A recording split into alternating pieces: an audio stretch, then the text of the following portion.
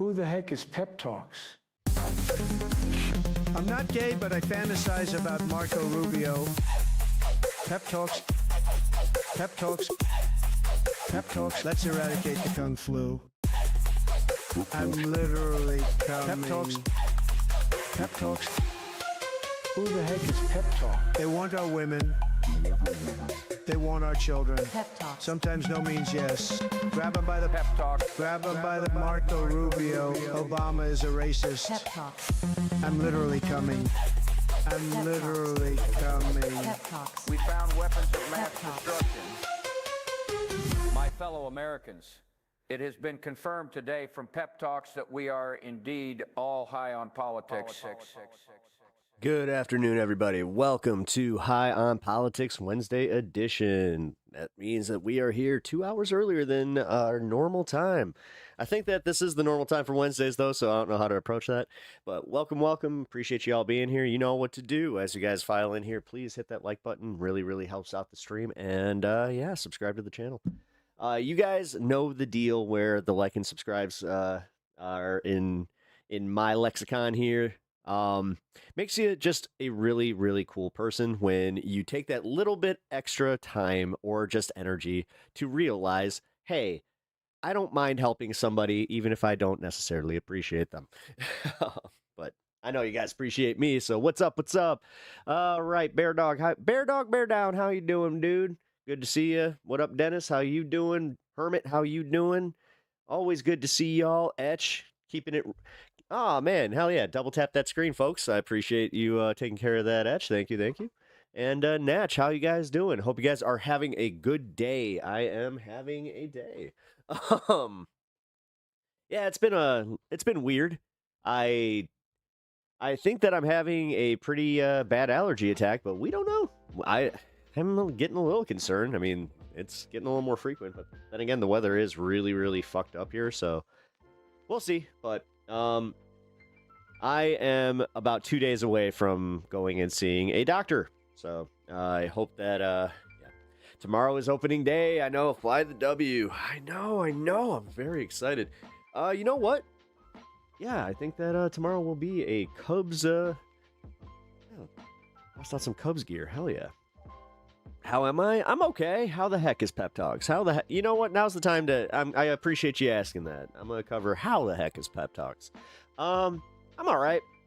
Like, I really am. Like, I'm starting to feel a little overwhelmed. Just with everything that's going on, and then, obviously, everything that was going on in my life. So, it's hitting. It's hitting a little bit, but... Hey, we prevail, right? I got asked yesterday what makes me happy, and I was able to actually tell people, or tell you guys, it's this. I enjoy doing this. I enjoy hanging with you guys. Warm down here.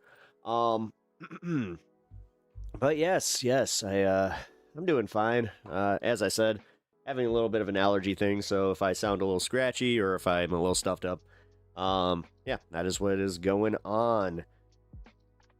Chicago weather is so weird. It was like 30 yesterday, and now it is 70. So, yeah. What am I thinking? That's as I'm talking about it, I'm like, that's exactly what it is. I'm one of those guys. Like, I always have really bad allergies at the start of a season. So, but yeah, as interesting as that is, I hope that y'all are keeping yourselves healthy. Dude, the mental health thing. Okay, so we're going to go pretty much right into the news today because there was breaking news right before I started doing my show prep. I got a little alert from CNN, and usually I don't even notice those. But for some reason, it was almost like the universe was telling me, hey, you really should look at that one. So I just kind of caught it out of the corner of my eye, and it said, Meta and Google held liable for a mental health decision in court. And I was like, what? So, yeah, I clicked the article, and it turns out that, yes, they lost a landmark case. And, dude, this was a jury trial. So we're going to be talking about this and going into some of the news with the Google and Meta thing, because I don't know how this is going to affect me. I'm going to be completely real. Obviously, Meta's not going to affect me, but the Google part, yeah, with the they're literally saying that the algorithm is designed to be addictive. So I'm wondering what they're gonna do with the algo. Like I'd be remiss to say that I'm a little worried. And I have to be real. Like, I think that this could affect the channel, but I hope not. It might be a good thing, though. That's kind of what I was thinking, too, because the way that, like, obviously we have some influx over on the shorts. I don't know, though. I don't know. We'll see. I'm not going to freak out about it yet, but I do want to discuss it a little bit as we go through the show here. I have a lot to get to on the show. Actually, here, let's just go into watch mode so you guys can just see. It's freaking I have so much to get to. Let's see. Let's go to the verdict. Where's the verdict? Come on, where's the verdict? I know I put this somewhere. Where the hell is it? No.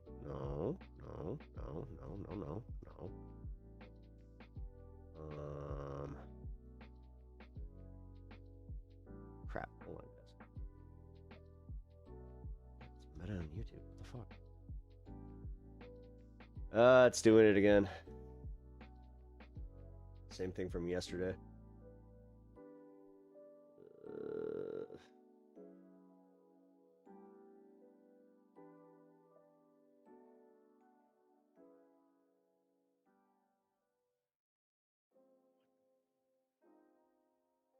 This is weird. Okay, well, I might have to reload this. Yo, Rango, what's up, dude? Good to see you. Also, did I miss anybody as you guys file in here? No, I think we're good. Man, I just take a moment to say thank you guys for supporting this show and just in general, being here day to day, making this a lot more enjoyable as far as just life. Man, life is rough. So I hope that we all can appreciate each other here and the value that we get from this. So hope you guys are also, you understand that. All right, where the fuck? Dude, this is crazy. Okay. It's happening again. I might have to do something different here. This really sucks. Let's pull this up. Here. There we go. Maybe now it'll find it.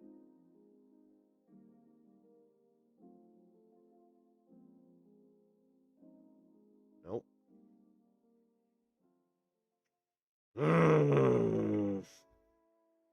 Whoa, what the fuck? It's quadrupling up now? You gotta be fucking kidding me. Jesus. Yeah, this is my fucking Twitch. Everybody say hello to Twitch. Maybe X? Discord media.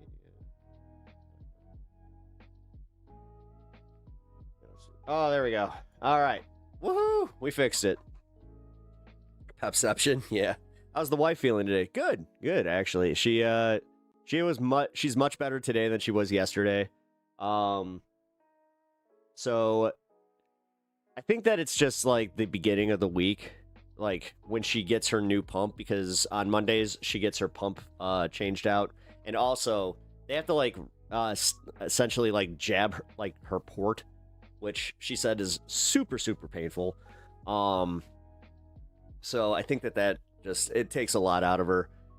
And then, yeah, by Wednesday, she starts to feel a little bit better. And then, yeah, I think that we'll have a pretty decent next few days, hopefully.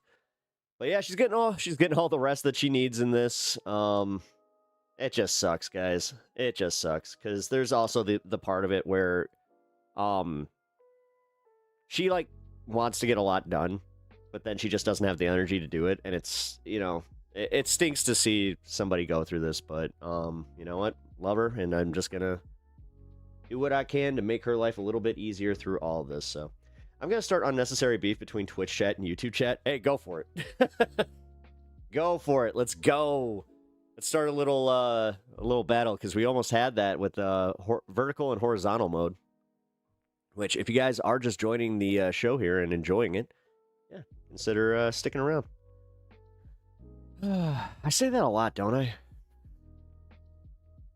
Sorry, I'm having speaking of meta, I'm having like a little meta moment myself. All right, here we go. Finally, got this thing working. The fund is closer than last. Yes, yeah. Also, real quick, yeah, thank you for everybody that has been contributing to the fund.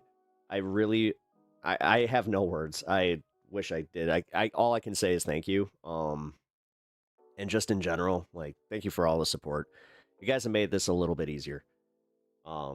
Despite the fact that this is so difficult. But oh wait, Lola on Twitch. Nice. Ricky Hearn, what up, dude? Good to see you. How you doing? Hope you're having a good day. I hope that you have hit that like button and are helping the stream along, because yeah, guys, with this new algo thing that's going to be happening, likely, although they were already kind of tweaking with the algorithm, I think that we've seen some of the results of that. But yeah, if you guys can just continue to kind of help out the show, that's that's honestly the most effective way. Obviously, outside of getting memberships and all that. Which, guys, just so you know, if you guys can all, if you want to become members, I am going to be kind of updating the perks a little bit. So, if you guys do become members here, I'm going to be doing some more exclusive member content. It's going to be more of the IRL stuff that I was kind of teasing before. So, yeah. If you guys are interested in that, you guys can get a Tier 1 membership. That will be included. If you guys want to go to the Tier 3 membership, where you guys can get my gaming codes, that is, yeah. Also, I think that's worth its weight in gold. Especially if you guys are interested. I don't really play games on stream. Oh, shit. 10 gifted memberships from Ricky Hearn. Holy shit. Let's go. Thank you, dude. I really, really appreciate that. Fucking A. Man, got a whole good handful of people there that got some gifted memberships. Thank you so much, dude. Like, see, thank you. Thank you. Fucking A, man. I'm blushing. Thank you, guys. Like, I'm a little mushy today. I hate to say it. I've been kind of going through, like, the emotional gambit. And, yeah, just realizing that there's a lot to be appreciative of. These are the things that keep me going and out of a deep, dark depression, which it's just so easy to fall into. So also, I saw something interesting. I was at a gas station today, which again, we'll talk about that. You're going to be hearing that for a second, by the way. So many bubbles. Yes, so many bubbles. But I saw something that really kind of hit me. There were like 4 people in line, right? And you could tell that they were either getting off work or they were just doing the thing where, you know, they might be kicking off the party a little early. But dude, seriously, like every single person in front of me had alcohol. Meanwhile, I also did too. So I don't know. I'm gonna just use it as my anecdotal evidence that it's like, yeah, I think people be drinking a little bit more. I think people be feeling this. So strange. I gifted myself a membership. That's crazy. That usually doesn't happen. Oh, wait a minute. Are they allowing? Okay. Wow. Now I kind of feel bad for Bandit because this was a thing. This has been a thing on the channel for quite some time where I always felt so bad that when they would gift memberships that they wouldn't be able to be included in their own. But thank you, dude. Seriously, thank you again, Ricky. I really, really appreciate that. It's gonna go to 420. Well, I mean, speaking of, I'm gonna be hitting the Dispo tomorrow.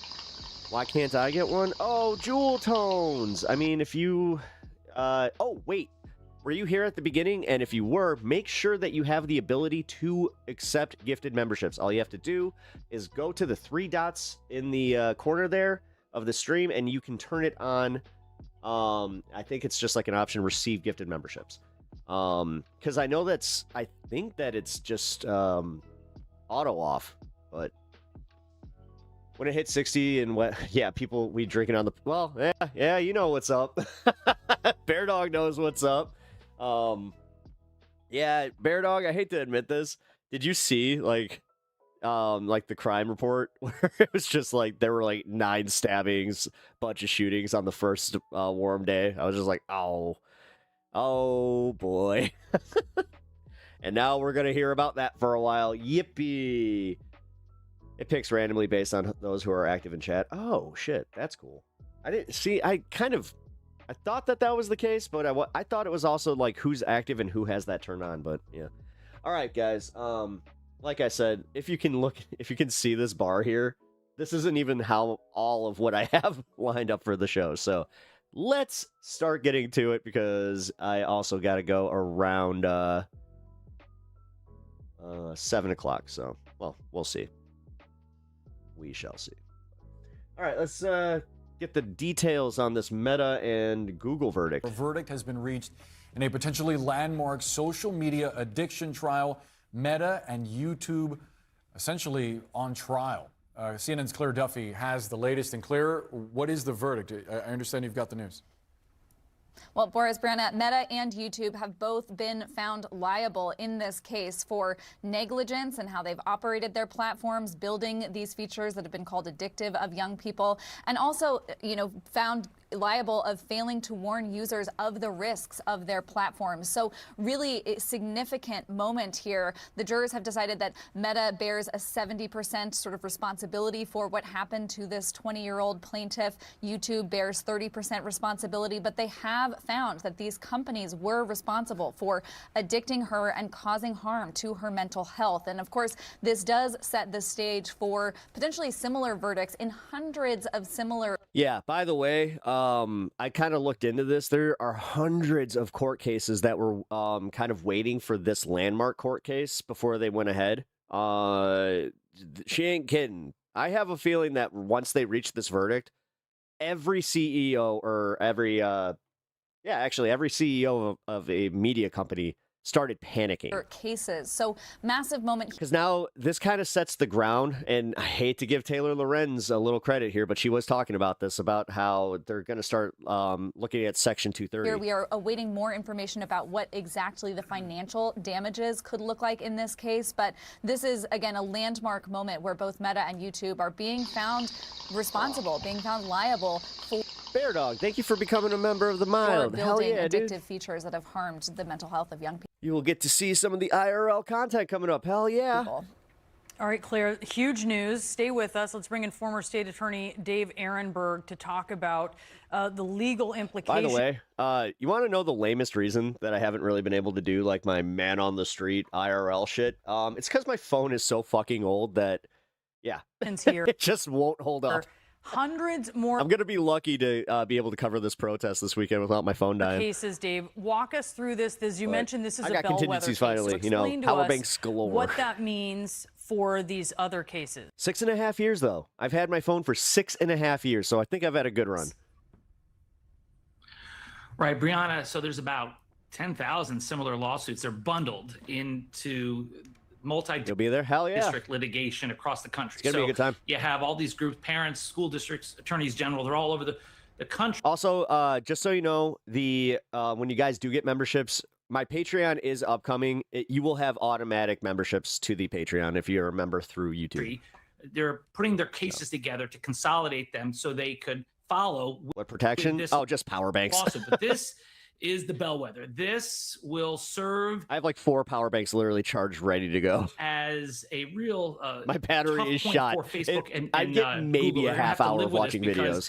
The outcome and the But it's not dead yet. damages will serve as the template for how the rest of these thousands of cases are litigated or settled. And I suspect they will settle. This is, remember, it was TikTok and Snapchat that settled with these plaintiffs before trial. You know what? Slugsworth? All right. Facebook and Google said, nah, we're going to take our chances, roll the dice. Well, they rolled the dice, and it came up snake eyes. Snake eyes indeed. We just got a statement from Meta saying, quote, we respectfully disagree with I'm going to hand crank that phone battery. verdict and are evaluating our legal options. To what Dave said just a moment ago, they are likely to appeal this decision. Let's bring in Brian Stelter, who's been tracking the latest on this news. Brian, what's your reaction? All right, here. That's right, and that statement from Meta coming moments ago from the company. This is the second verdict in a case against Meta in as many days. There was that New Mexico case yesterday, that jury finding Meta liable as well. That dollar figure, $375 million. Meta said it would appeal. Now you have Meta reacting again today. Yeah. And the company have been waiting, of course, for more than... Just remember that when you take something to, when you appeal something like this, there's no guarantee that it's going to work. In a week as these jury deliberations were going on. Thank you for the $5 super chat. B2P $5. Green heart Bloodstone. emoji. Falling leaf emoji. Happy Wednesday, Everpony slash. Falling leaf emoji. Everpony? In Hell yeah. LA, Falling leaf the company emoji. reacting to this. Sparkles This case saying yes, it's evaluating its legal options, TTS. I not hate when immediately TTS saying it will appeal.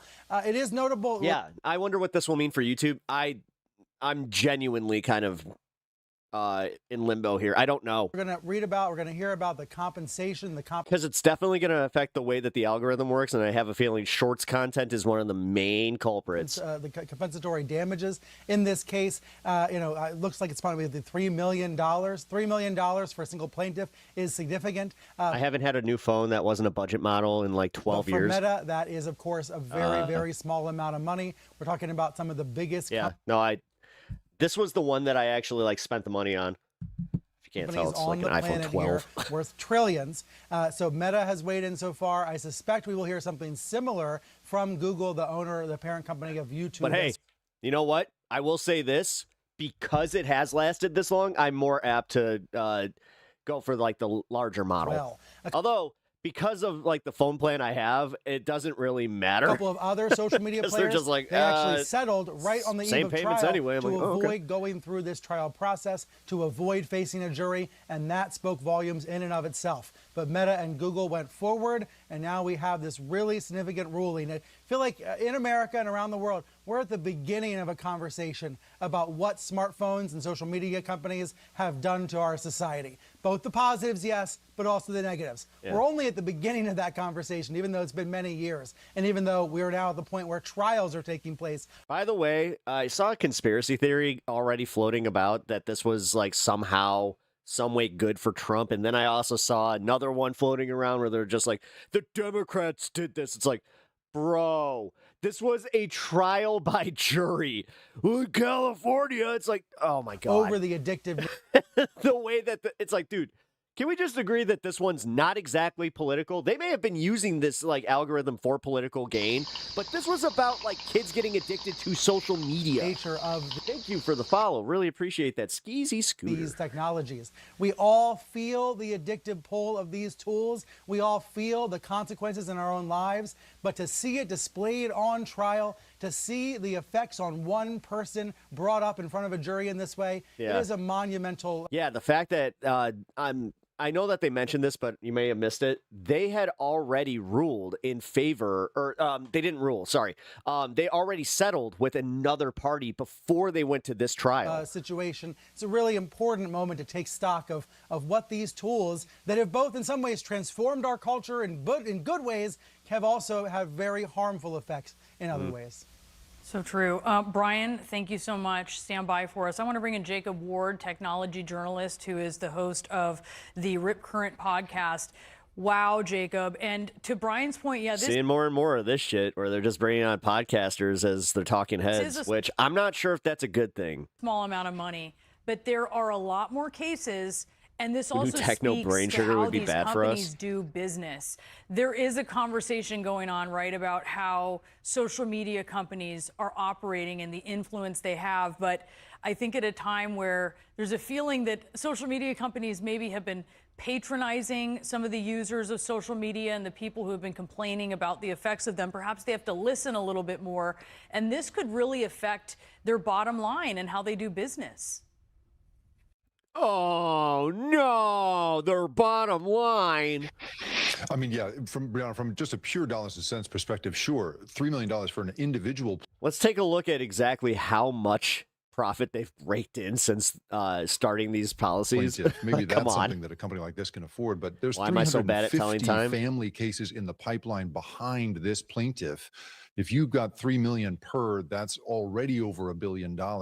Beyond that, you've got another 250 school districts lining up to sue. That's going to be, thousands more kids. Skeezy, for some reason, it auto-modded, and it did it enough times where I can't even allow it. So I'll just say it. AI is going to K 80% of white-collar jobs within 5 years. Just K it all with fire. Conceivably per school district, and then you're getting into some very large numbers very fast. But man, Twitch's new TOS does not play around. All of that aside, I mean, what this really says to me, what is such a big deal about this, is that we're really looking at harm in this whole new way, that the architecture of choice, the way in which these companies have built the experience of being together online has, in this case, the jury has found, caused damage to young people. And that idea. The thing is, though, like this, I'm surprised that they didn't argue this better about like AOL and like Time Warner technically being like the protosphere for that, because honestly, it started with that. That's where like these types of fucking communities came from. Yeah, which is who remembers ASL? I remember ASL, and I'm not talking American Sign Language. Beyond the sort of the general Tinkerbell, you remember that shit? Feeling we all have that something. We were at that age where technically I feel like people were, that's when we had to lie, right? Into this legal theory that oh, you can't say the K word too much. Don't worry about it, Skeezy. It's okay. Be pursued, thinking now in very concrete terms yeah, I know. about a behavioral harm AIM? at scale by design, and that is an entirely new world. We are literally sitting here. I think I had 2 girlfriends on AIM, like exclusively, like where I never saw them, but they were my online girlfriends. At the moment when we figured out that seatbelts in cars are the difference between danger and not, right? We're at the moment here. I think we're figuring out that there is a causal connection between cancer and cigarettes. It's that kind of legal theory that is suddenly in place here, and we're now. I think Brian's right there that we're at the beginning of an absolutely new era in thinking about how social media is really working on kids and the liability that companies have when they play around with kids' behavior for profit. Which, but the thing is, that's where I do agree with the verdict, where it's like, okay, the new TOS should literally like be limited. But hold on, because I just realized that this is going to lead to age verification and more of us having to sell our IDs and shit like that. Until now, or sell our IDs, but we'll have to like scan our IDs. Entirely legally acceptable, and now we're in an entirely Yahoo Chat was wild. Jewel, you remember? Yeah, it really is. Yahoo Chat, Jesus. Jacob, thank you so much. Everyone, thank you so much. What a huge moment as a jury has found Meta and Google liable. Damn it! I was gonna click on that next story because that was Zuckerberg's here. Let's find Zuckerberg's response.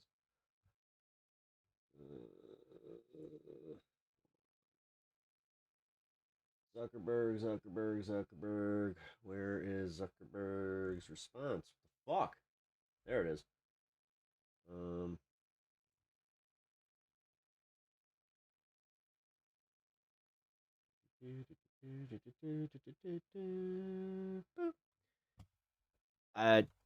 Did he not respond? Because hold on, guys. Fuck it. I'm gonna just go to Twitch or to Twitter. I was just like searching through CNN, like, what are you doing, guys?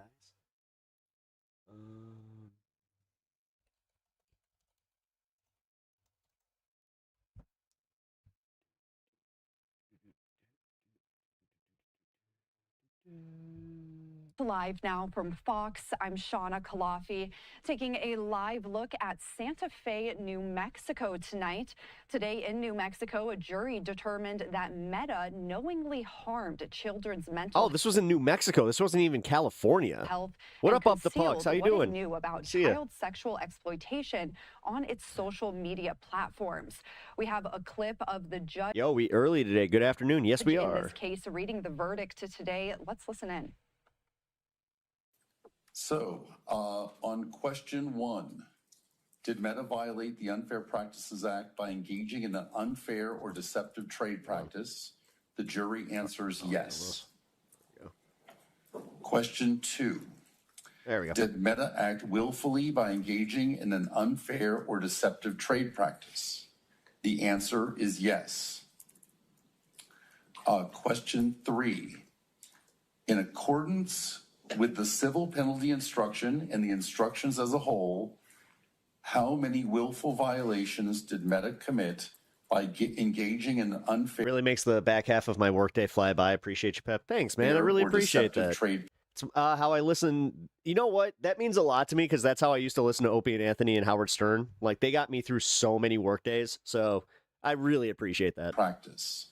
The jury's answer is 37,500.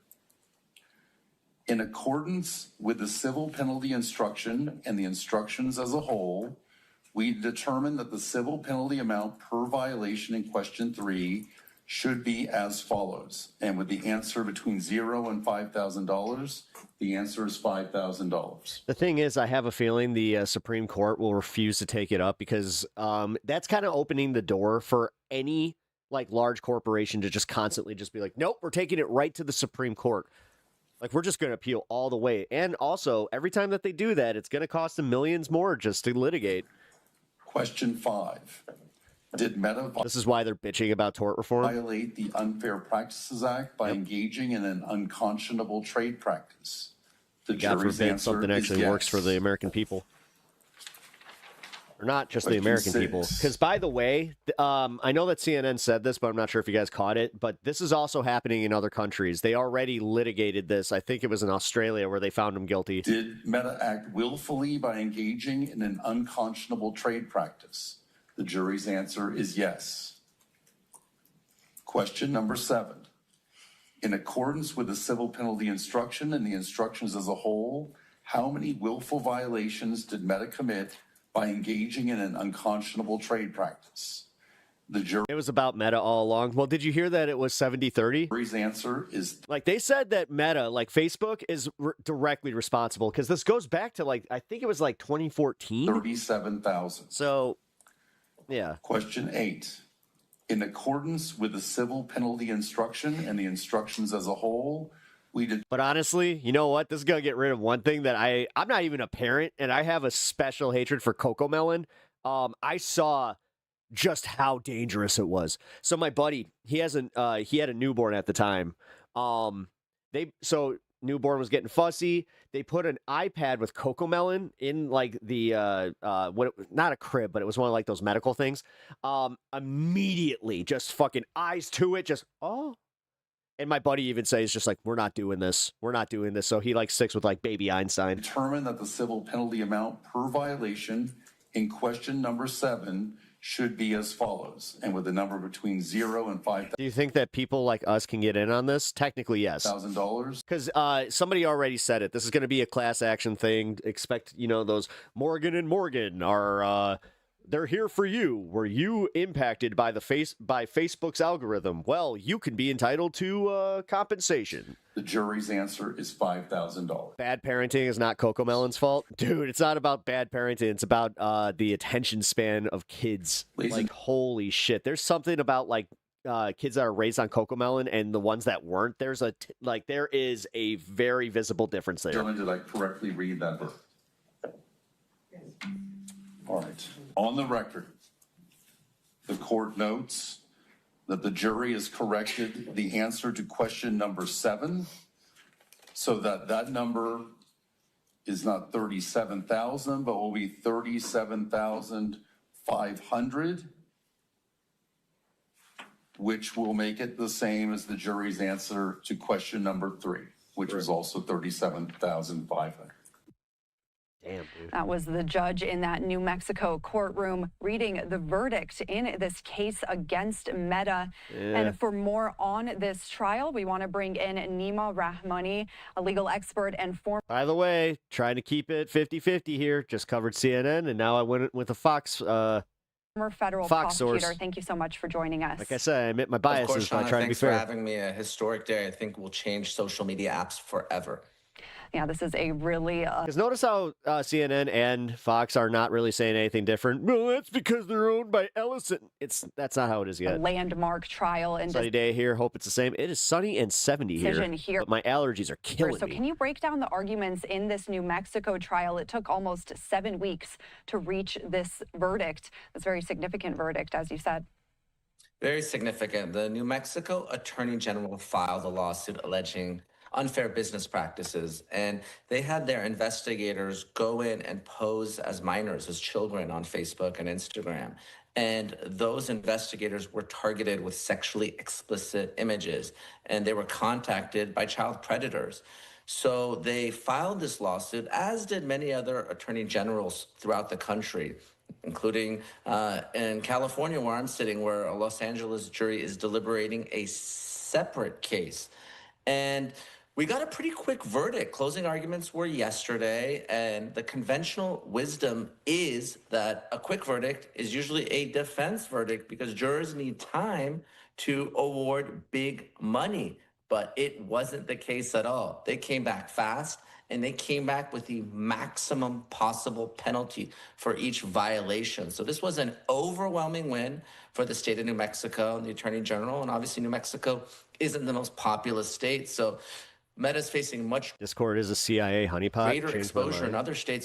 But importantly, Dude, they can use any of those apps. Why is one just being singled out? even in New Mexico, we're not out of the woods yet. Jurors, they can award money damages, but the AG there is also asking for an injunction in order for Meta to change its algorithm, change its practice. That's the part that's getting me, is the fact that they did that and Google is included in that. Is the way it does business and interacts with minors. That's going to be a separate Although with minor, because I'm not geared towards kids, because every time that I go live or I put a video up, I have to literally mark this is not made for children. So it's just like, I think that we shouldn't be lumped in with that. Like the second that it is like that you do hit that agreement, that it's just like, no, like I'll go trial before a judge. And now what it's gonna affect is those assholes that do like box ripping and it's all just geared towards kids so they can just get that ad revenue. I mean, listen, don't hate the player, hate the game kind of thing, but every once in a while you have to admit that the player's just a shady sack of shit. And to determine what changes that Meta has to make.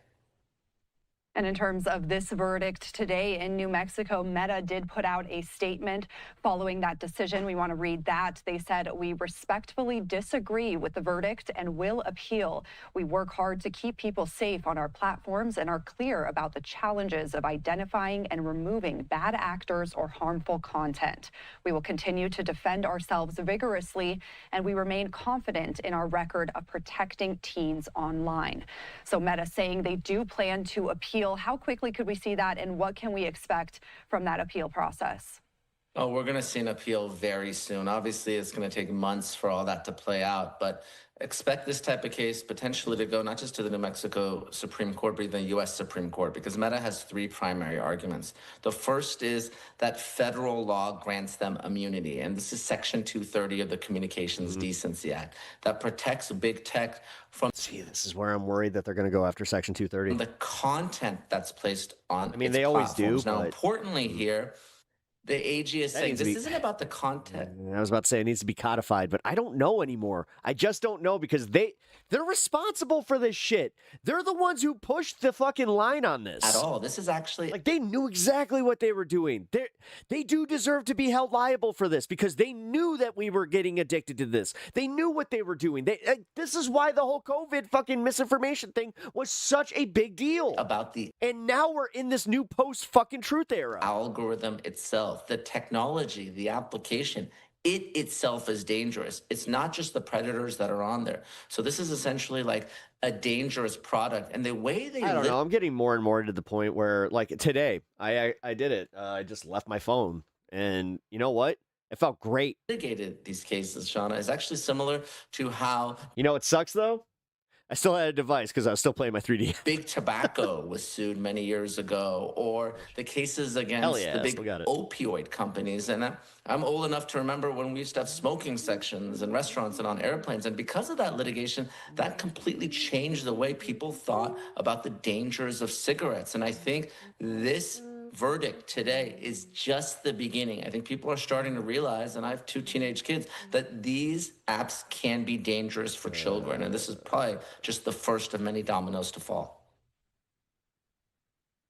And we do want to talk about that other trial in California, as you mentioned. I know you've been keeping your eye on that as well. This is a similar case happening in California. Jurors in a federal court have been deliberating on that for more than a week about whether Meta and YouTube should be liable. So what's the difference between these 2 trials and the significance of both of them happening at the same time? So the trial in California is a bellwether trial for an individual, a woman who said that she was harmed because of her addiction to social media apps. So it's a little bit different. It's not filed by an attorney general, it's filed by an individual plaintiff. But obviously, we know that there are many people, because of social media apps, that have developed depression, anxiety, all sorts of mental health issues. Some have just realized I didn't save my game. Even gone so far as to harm themselves or to harm others. So that is a different type of case, and there's many thousands of people who have sued these apps all over the country. So folks are watching. Meta and YouTube have spent a lot of time litigating this case. They've attacked this victim, saying that her mental health issues were related to issues at home, a traumatic divorce, and that the parents should be responsible for monitoring their children. So it's going to be an interesting case. Obviously, we have Meta and we have YouTube, and the jury in this case has had a tough time reaching a verdict. Now we're at day 10 of deliberations. So the question is, are they going to reach a verdict? Are they going to hang? Are they going to reach a verdict with respect to Meta, which arguably appears to maybe have more liability, or at least potential liability, than YouTube, which is a little bit more of a streaming service. So I think it's going to be a very telling case. If Meta and if YouTube lose this case as well, then they really have significant legal problems. Well, yeah, and it looks like they're going to, though. All throughout the country. And in terms of this verdict today in New Mexico, this really does signal a changing tide against tech companies, as well as the government's. I mean, if I was the attorneys for Google and Meta, I'd just be like, you guys, you better get your bank accounts ready, because you're going to be paying out for a while. Willingness to crack down on those tech companies. What kind of precedent does this decision set, and could this... dude, I have a feeling that because I put this in the title, I'm seeing a hit here. Lead to more widespread changes. I'm a little paranoid right now, where I'm like, oh no, don't talk about Google Daddy. Changes when it comes to these different social media platforms, not just Meta. Google Daddy, I'm just reporting on this. Like, don't be mad. I think we are going to start seeing significant changes, and really, obviously, you have Meta, a company that's worth hundreds of billions of dollars, but still, this is a significant hit to them, even if the judgment is reduced on appeal. I mean, the PR look is terrible. And I think what you might start to see, if not at the federal level, certainly at the states, are states that regulate social media apps just like they do tobacco and other drugs. I mean, to be fair, Texas kind of started that with the P-Hub. You can't be on, Meta or Snapchat or somehow sounds worse. TikTok, unless you're 16 years old or even 18 years old. We might start seeing those types of restrictions. If these companies can't regulate themselves, how it's all Trump and Piro right like there, and protect like they keep children using from the same predators and online porn, then you might see state legislatures and even the federal government step in to do so. So some big change. All right. Yes, some big change. All right, so this is a little bit different, but not sure if you guys saw this. I'm taking this one with a grain of salt until something actually happens, because they have said this a few times. But breaking, hacker group Anonymous claims to have a full copy of the unredacted Epstein files. Stay tuned. Lincoln Project is putting up some memes, so why don't they just release them? We've heard those claims from Anonymous, from Iranian hackers, from China, from Russia, and some have other shady figures. I don't believe it until I see it. Release them all right now. Yep. And that's where I'm at with it, where it's just like, yo, like, until you actually do it, I don't want to hear like just these, like, we might be doing it. We might be doing it. Like, I think that I had a pretty hard opinion about us Anonymous and what they were doing and how they've been kind of useless lately, where it is just like, dude, why now? Why not before the war? Like, what? Why wait? Like, what the hell? You guys claim to have all this power and to be able to like get into like any of these people's computers and shit, and like just I don't know, man. I don't know. Every time that I see that stupid fucking Guy Fawkes, Fox, Guy Fox mask, um, yeah, it's just annoying. I absolutely am convinced that Anonymous and Q are we're the same group. Yeah, yeah, no, it makes sense because like think about who like got hurt and who like look what happened with Julian Assange like that definitely I wonder, like, because did anybody ever like tie Julian Assange to the Epstein files at all? Like, wouldn't be surprised, but makes sense. Yeah, dude, I feel like I need to actually, you know what? Fuck it, I'm gonna do it. I'm going to change the title because this is kind of crazy. I am literally seeing the algorithm fucking doing this really weird thing. All right, you know what? I'm gonna keep the title for about half the stream, but once I hit like 3:30, if it's still doing the same thing, I think I know what's going on. A little paranoid, like I said, but holy shit, if that's what's happening, that's even more disturbing. The fact that a company would do some shady stuff like that, where it's just like, oh. What is the title? The title of my stream right now is Iran rejects Trump, Meta and Google liable in mental health case. So, I don't know. Honestly, I hate the title. Like, I hate the fact that, like, I got to play these fucking clickbaity games. I kind of wish I could just put, hi on politics, and they just put this out there, and it's like, are you interested in politics? Well, here you go. But yeah.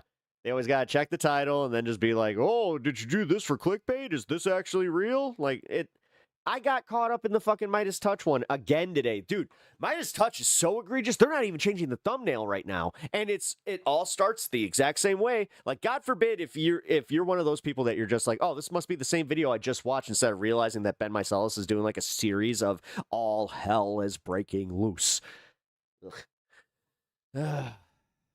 Put the other title in the description. Yeah, you know what? Here, I'll do that. That's a good idea. Midas Touch is out of touch. They really are.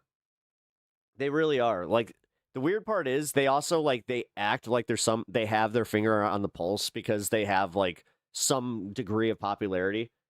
But I think that they mistake the numbers on their YouTube with, like, actual trends because they don't recognize that their audience is essentially like the same age that's going to keep them in the old trend book. Like, just look at the way that some of these assholes like on CNN and all these guys are doing the podcast aesthetic. And then some of these guys are just, I brought this up yesterday about how some of them are just wearing hoodies. Like, they're getting out because Adam Mockler did kind of call it, where it's like, yeah, people kind of trust people that just, break the news like from them. Like, they don't like this whole polished way of getting the news. And yeah, it's Pep. Just watch the show. I mean, listen, I want to get to that point where it is just like all personality based. I don't have to worry about a fucking stupid algo push. But you know what?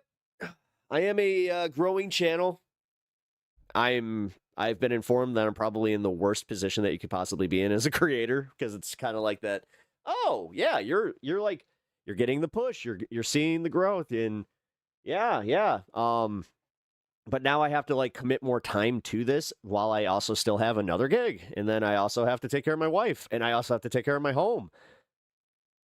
It's a lot, So I do as I said, I appreciate y'all appreciating it, because a lot goes into this. So yeah, I'm one of those dipshits that actually does like show prep too. Weird. Alrighty, let's instead of talking about that, hold on. I wanted to let's do this. Meta and Google case. And then let's do this. Hasan, Cuba, cancellation. Cancel. Cuba trip. There we go.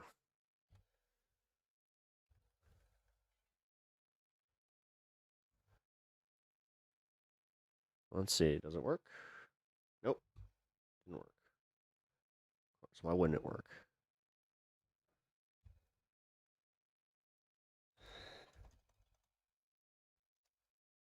Oh, no.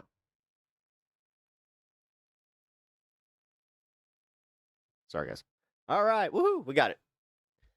You can do it. No, I got it. Midas got their gold, and that's all they wanted. Well, the thing is, they were always like they were all like semi-successful attorneys, like that had upper middle class lives. Like they were doing really well, but then they all did like I saw it happen where all of a sudden Ben Meiselas and his brothers moved to Pasadena, get McMansions in like the same neighborhood, which is, the dream, I guess, or whatever. And if they didn't get them in the same neighborhood, I'm actually floored by that because they all have the same exact setup. Yeah. I just saw how many tabs you have. My goodness. Yeah, I know. Yeah, like I said, I did some prep for today's show. That's why I was like, yeah, we're not going to do like the whole hour where I break down my life because I got a lot to get to. Speaking of, I should probably get to these stories, so let's do it. They live in the same wait. You thought that they lived in the same house? No, they don't live in the same house. Tabmaster. I mean, I think that I have like a normal amount of tabs. When I watch the Surfs and those guys, like, yeah. For the people that like show the tabs, like I'll be honest, the only reason I wasn't showing tabs is because before I had my settings kind of wrong.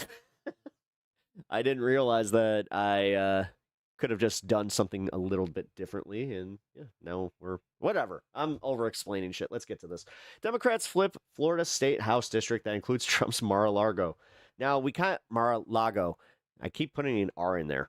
But yeah, guys, we covered this last night a little bit, but this is a really big deal. As far as watching Trump amp up his calls for the SAVE Act and just the panicking over the election, because, dude, for him to lose his district, it's kind of fucking crazy. And you got some Fox News cope going out there that they're just like, this doesn't mean a thing. It's like, yeah, it does. Avoid showing tabs to avoid a Vosh situation. I don't think that happened because of tabs, did it? Also, like, yeah, whatever. I'm not like Vosh. Honestly, like I could have pretty much everything on my screen, and I'm very milquetoast.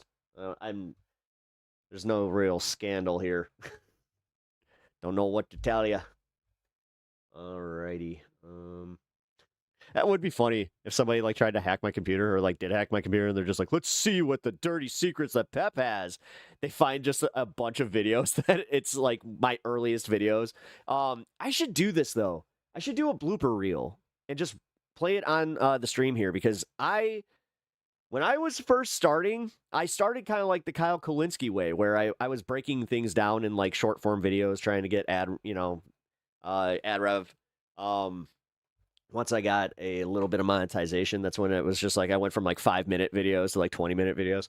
And then once I got to go live, I was like, yes, that's what I really wanted to do. I wanted to live stream.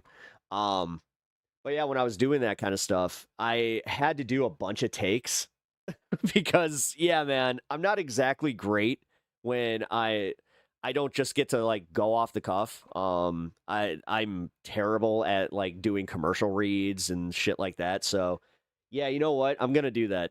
That'll be something special for you guys. I'll make sure to put that together because I'm gonna have to do a little production on that one. But yeah, I think I'll set it up. I'm gonna do it. All right, because I probably have a good solid half hour of just me fucking up, just doing a bunch of ad reads and just in general like trying to do scripts. But Why does this guy have this page open in 12 windows? Hackers freaking out about the process, probably. You see this in other niche hobby YouTube communities. The people who come from money have a lot easier time making money at YouTube because they have more time and resources to invest up front.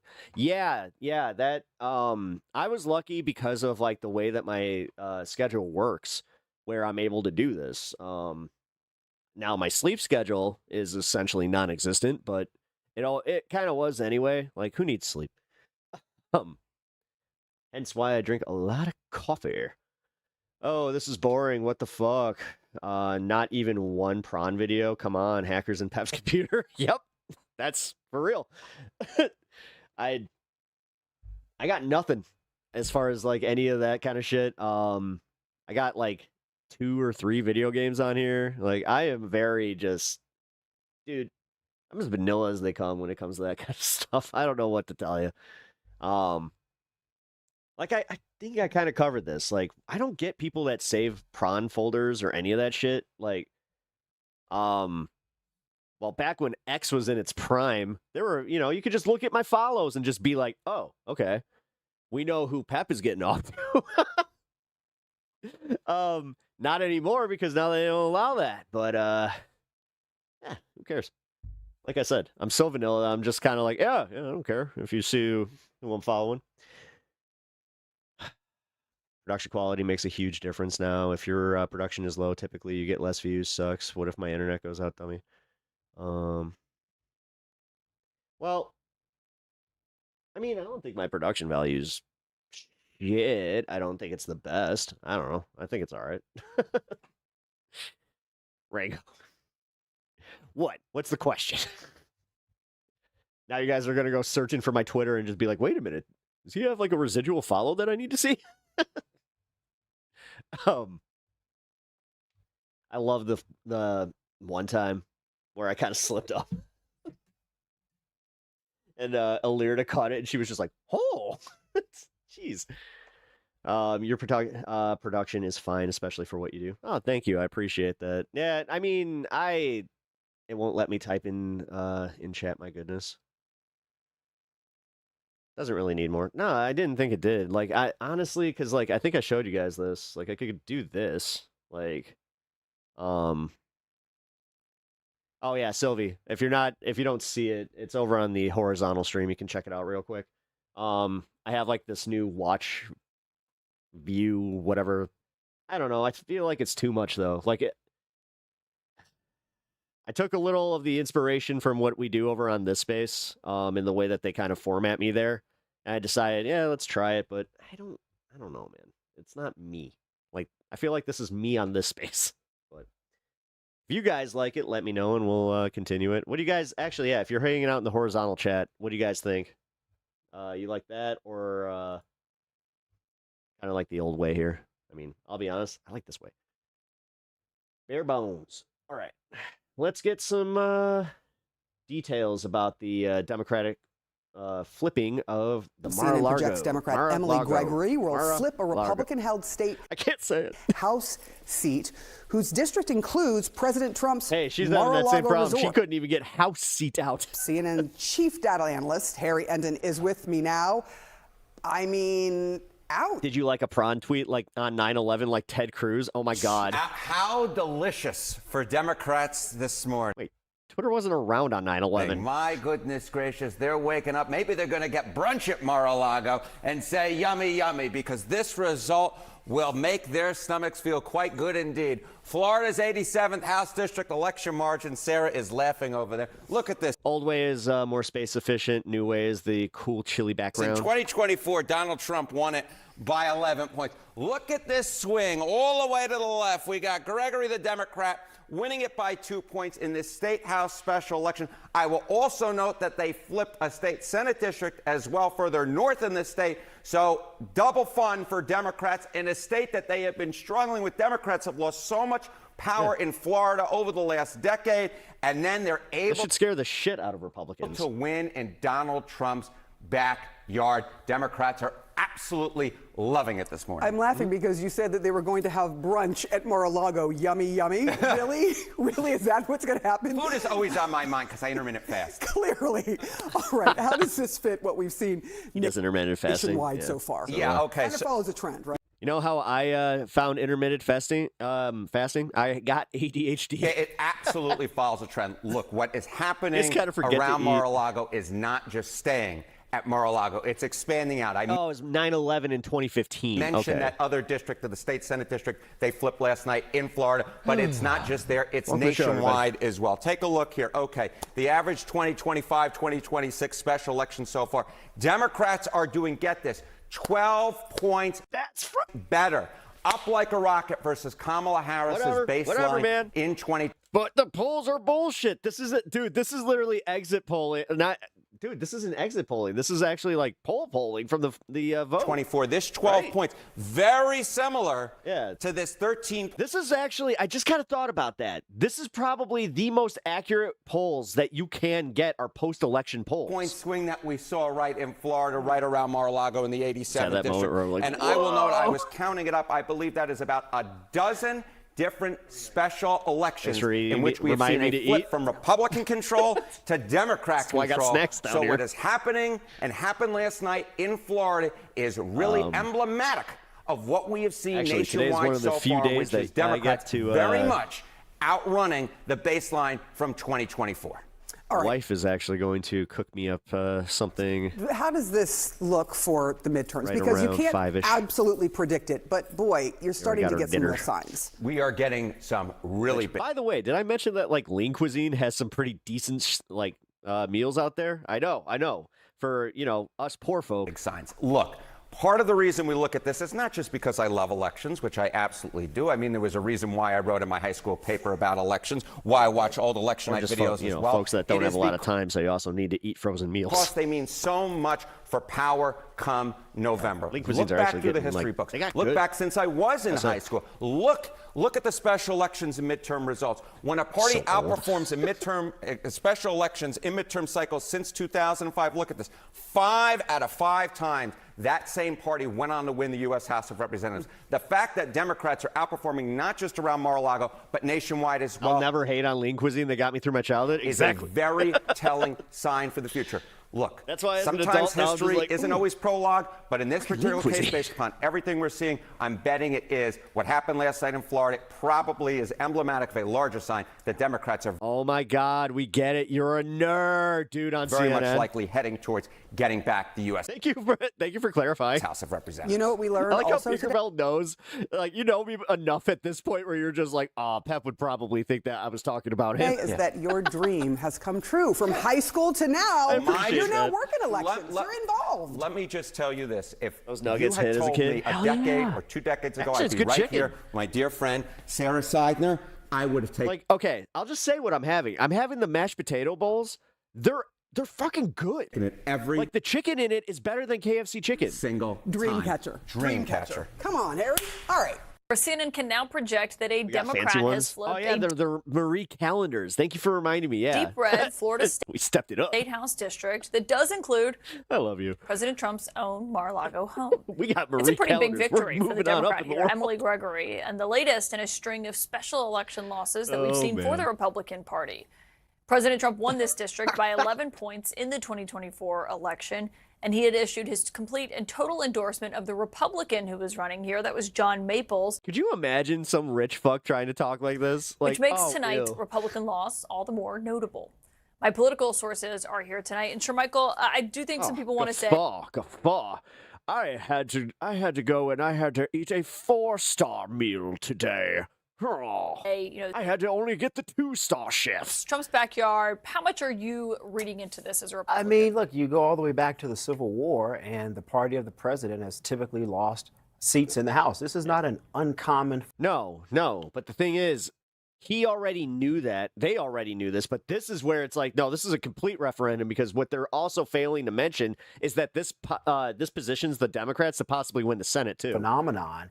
And you look at Bill Clinton, you look at It's a lot President harder, Obama, but we'll see. you look at the first Trump term. You saw consistent losses, including in some congressional districts where the president won sometimes by 15 to 18 points give or take. So this isn't necessarily Decorum is the voice of the oppressors. a surprise to me that Democrats are effective in their ability to win some of these special elections. You call this a thermostatic effect. That's what political scientists refer to it as. Those of us who do this type of strategy work, at this point, you start to account for what the losses could be and how do you mitigate them as much as possible for your side. And so for me as a strategist and a Republican, I'm looking at what some of these Democrats are talking about, what the messaging is to those voters, specifically independents, and how do we counteract them on cost of living, gas prices, affordability, housing. And if you actually do a good job with when you're in power, dude. we can do that. This is my favorite part about watching strategists not have power. Like, I love this shit. And honestly, this is why we need to learn from jackasses like this, where we cannot let the consulting class ruin another fucking election for the Democrats. And I think you diminish. Like, stop. These are the assholes you all need to stop listening to. Some of what could be big gains. It's my job. I'm out there and I just see the writing on the wall and how it works. It's like, no, you're reading bathroom stalls, dude. November. Yeah, what are Democrats reading into this tonight? Well, I think a lot, Because all of your recommendations are shit. a lot of what Michael said was right, but the one consternation I have is that this is Trump's backyard. We're talking about Mar-a-Lago. Yes, Democrats are poised to take the House back, but Trump's backyard is an entirely different place. Yep. And it was a candidate who ran on affordability, the exact same issues that people are running on across this country, Democrats. And, the White House has no answer for it. Everything that this president has done has actually increased costs. We know that the war in Iran is causing gas to go up. We know that it is. But it's just a little bit. Come on, guys, just wait a little bit. In the markets, we know that the cost of living has continued to rise, housing, food, you name it. And don't that exactly message do plays anything well. to help regular people either. Like, this country is wildly flipping back and forth through options, wishing something would work. Even in a place like Mar-a-Lago, when people think opulence and superstar parties, at the end of the day, people want to be able to have an America where they felt like, pre-pandemic, they were able to afford things. They had best wishes for their children who graduated college. Now those same folks are still at home because they can't find jobs. Like the America they didn't get during the Biden administration. I get it. Those are all good. No, honestly, the thing is, though, we did. Like, and it was going towards that. Like, this is what I hate about these disingenuous assholes, is the fact that they've poisoned the discourse so much that you can't even talk about the actual shit that happened during Biden. Like you want to talk about Biden derangement syndrome? That's it. Not being able to recognize that it was moving in the right direction, that he brought inflation down, that we were going again, I can only say the right direction so many times, but we were. And now we all have the evidence. We're in the second year and it's all just fucking cascading in the wrong direction. Those are all White good House, points. he has the House, Those he are all has good the points. Senate, But I will say this. These special elections and these career consultants get too disconnected and illogical, never apply Occam's razor. Are not indicative of where the entire Democratic Party is. And I think you would even acknowledge that the party as a whole is still struggling to figure out what its national message is. Let's talk more about this with T.W. Arrighi, former senior communications aide to Lindsey Graham and host of a new podcast along with his co-host Bill Evangelakis called What's Your Take? And Herbie's Look at these dorks. Former White House Principal Deputy Communications Director under President Biden. Good to have both of you here. TW, I'll begin with you since you've got this new podcast. What does it say?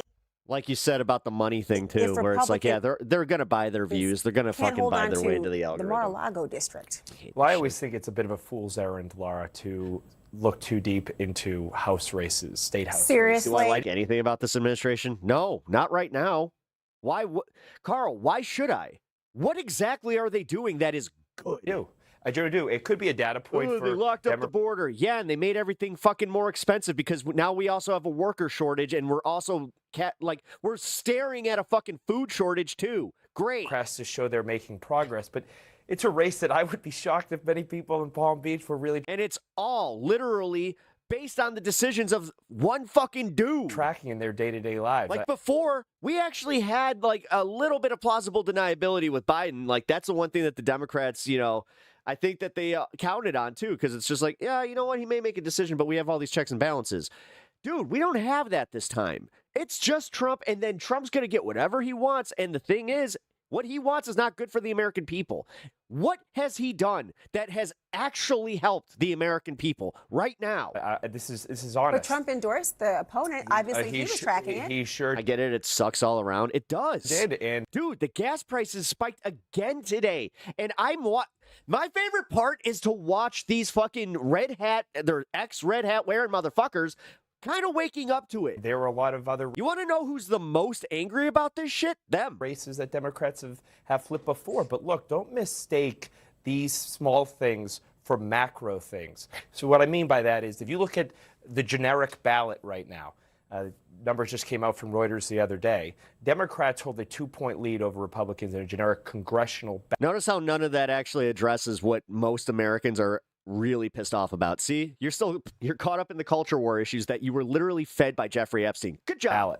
When you talk about literally fucking, you are dog walked by the fucking Epstein class. 2018, the last it's embarrassing. Big Democratic wave. This time they were up 9 points. That is a massive. That's like the first goober we've gotten. Voters still believe that the Democrats have a massive brand problem. So I don't want to confuse perhaps Trump's dip in unpopularity with Democratic popularity. The energy's on the Democratic side, but we're a long way from Election Day 2026. What do you think, Herbie? I think this is a flashing bright red light for the Republican Party. This is a seat that the Republican in 2024 won by 19 points. And the Republicans. I like how these dweebs are trying to fucking take Sagar and Crystal's shtick, where it's just like, oh, I was in Biden's camp, and this guy is Lindsey Graham's guy. Just lost this seat. And it's not one data point. But we it's could have over an 25 agreement to data talk. points, over 24 races nationally in swing districts and Republican seats that Democrats have won since 2024. And it shows. The president has 35% approval. He's deeply unpopular. This week, he's focused on paving the West Wing colonnade with black asphalt. He's not focused on lowering prices, the number one issue, and it's starting to hurt Republicans down ballot, and it's going to become a bigger and bigger problem for Republicans in a few months. Okay.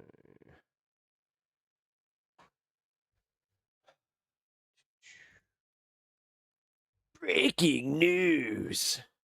Following a major upset in President Trump's own backyard, Democrat Emily Gregory defeated her Republican opponent in a special election last night for a Florida state House seat. And that seat includes Trump's Mar-a-Lago, a district a Republican won by 19 points just 2 years ago. And joining us now is Democratic National Committee Chairman Ken Martin. Mr. Chairman, good to have you here. What do you make of these wins? And what does it say about the state of the party? I just saw it on my channel. They're definitely burying this feed. Well, look, I mean, That's obviously weird. we're really excited for Representative-elect Gregory on her big win last night. As you said, this is remarkable in the sense that it's in Donald Trump's backyard. As I've said all along, when you organize everywhere, you can win anywhere, including in Ruby Red Palm Beach there in the home of Mar-a-Lago. And so this was a 13% overperformance for the Democratic It does, though. Party. Because it speaks, dude, I understand that this is like coping for you, but you guys have said this about all the elections that have happened since Trump took office. And of course, our candidate there. And it continues a trend that we've seen throughout the whole last year. This is our 29th legislative flip. Instead of just recognizing that you guys don't have the turnout because people like this, listen, keep ignoring reality to your detriment. You know how many flips? Just when you start crying about the election fraud, we're all going to be ignoring you. Some Republicans have had in the last year. Because guess what? Nobody buys it anymore. Nobody even buys Donald Trump's bullshit about, I won 2020. Because most people woke up to like, okay, then why didn't you complain about 2024? Zero. So as we continue to rack up It was that wins, simple, by the way. It was staring everybody in the fucking face. I think it bodes well for the Democratic Party for sure. We have a lot of wind at our back. We have positive momentum as we head into these Trump final is not going to be happy. 223 Yeah, apparently days left. threw some ketchup. And again, it continues a slate of wins for the Democratic Party where we've threw won his over fucking 90% meatloaf. of the elections on the ballot over the last year with a historic overperformance on average of about 14 percentage points. So is Florida back on your map now? I mean, Florida has a slew of elections this November. Every House seat, Senate seat, the 3 top jobs in state government. Of course, the Sunshine State has become more and more red over the past decade, particularly when you look We're at being the held hostage by a small handful of people getting rich off the status quo. Yep. presidential elections. But are yesterday's Democratic wins making you consider investing more in Florida now?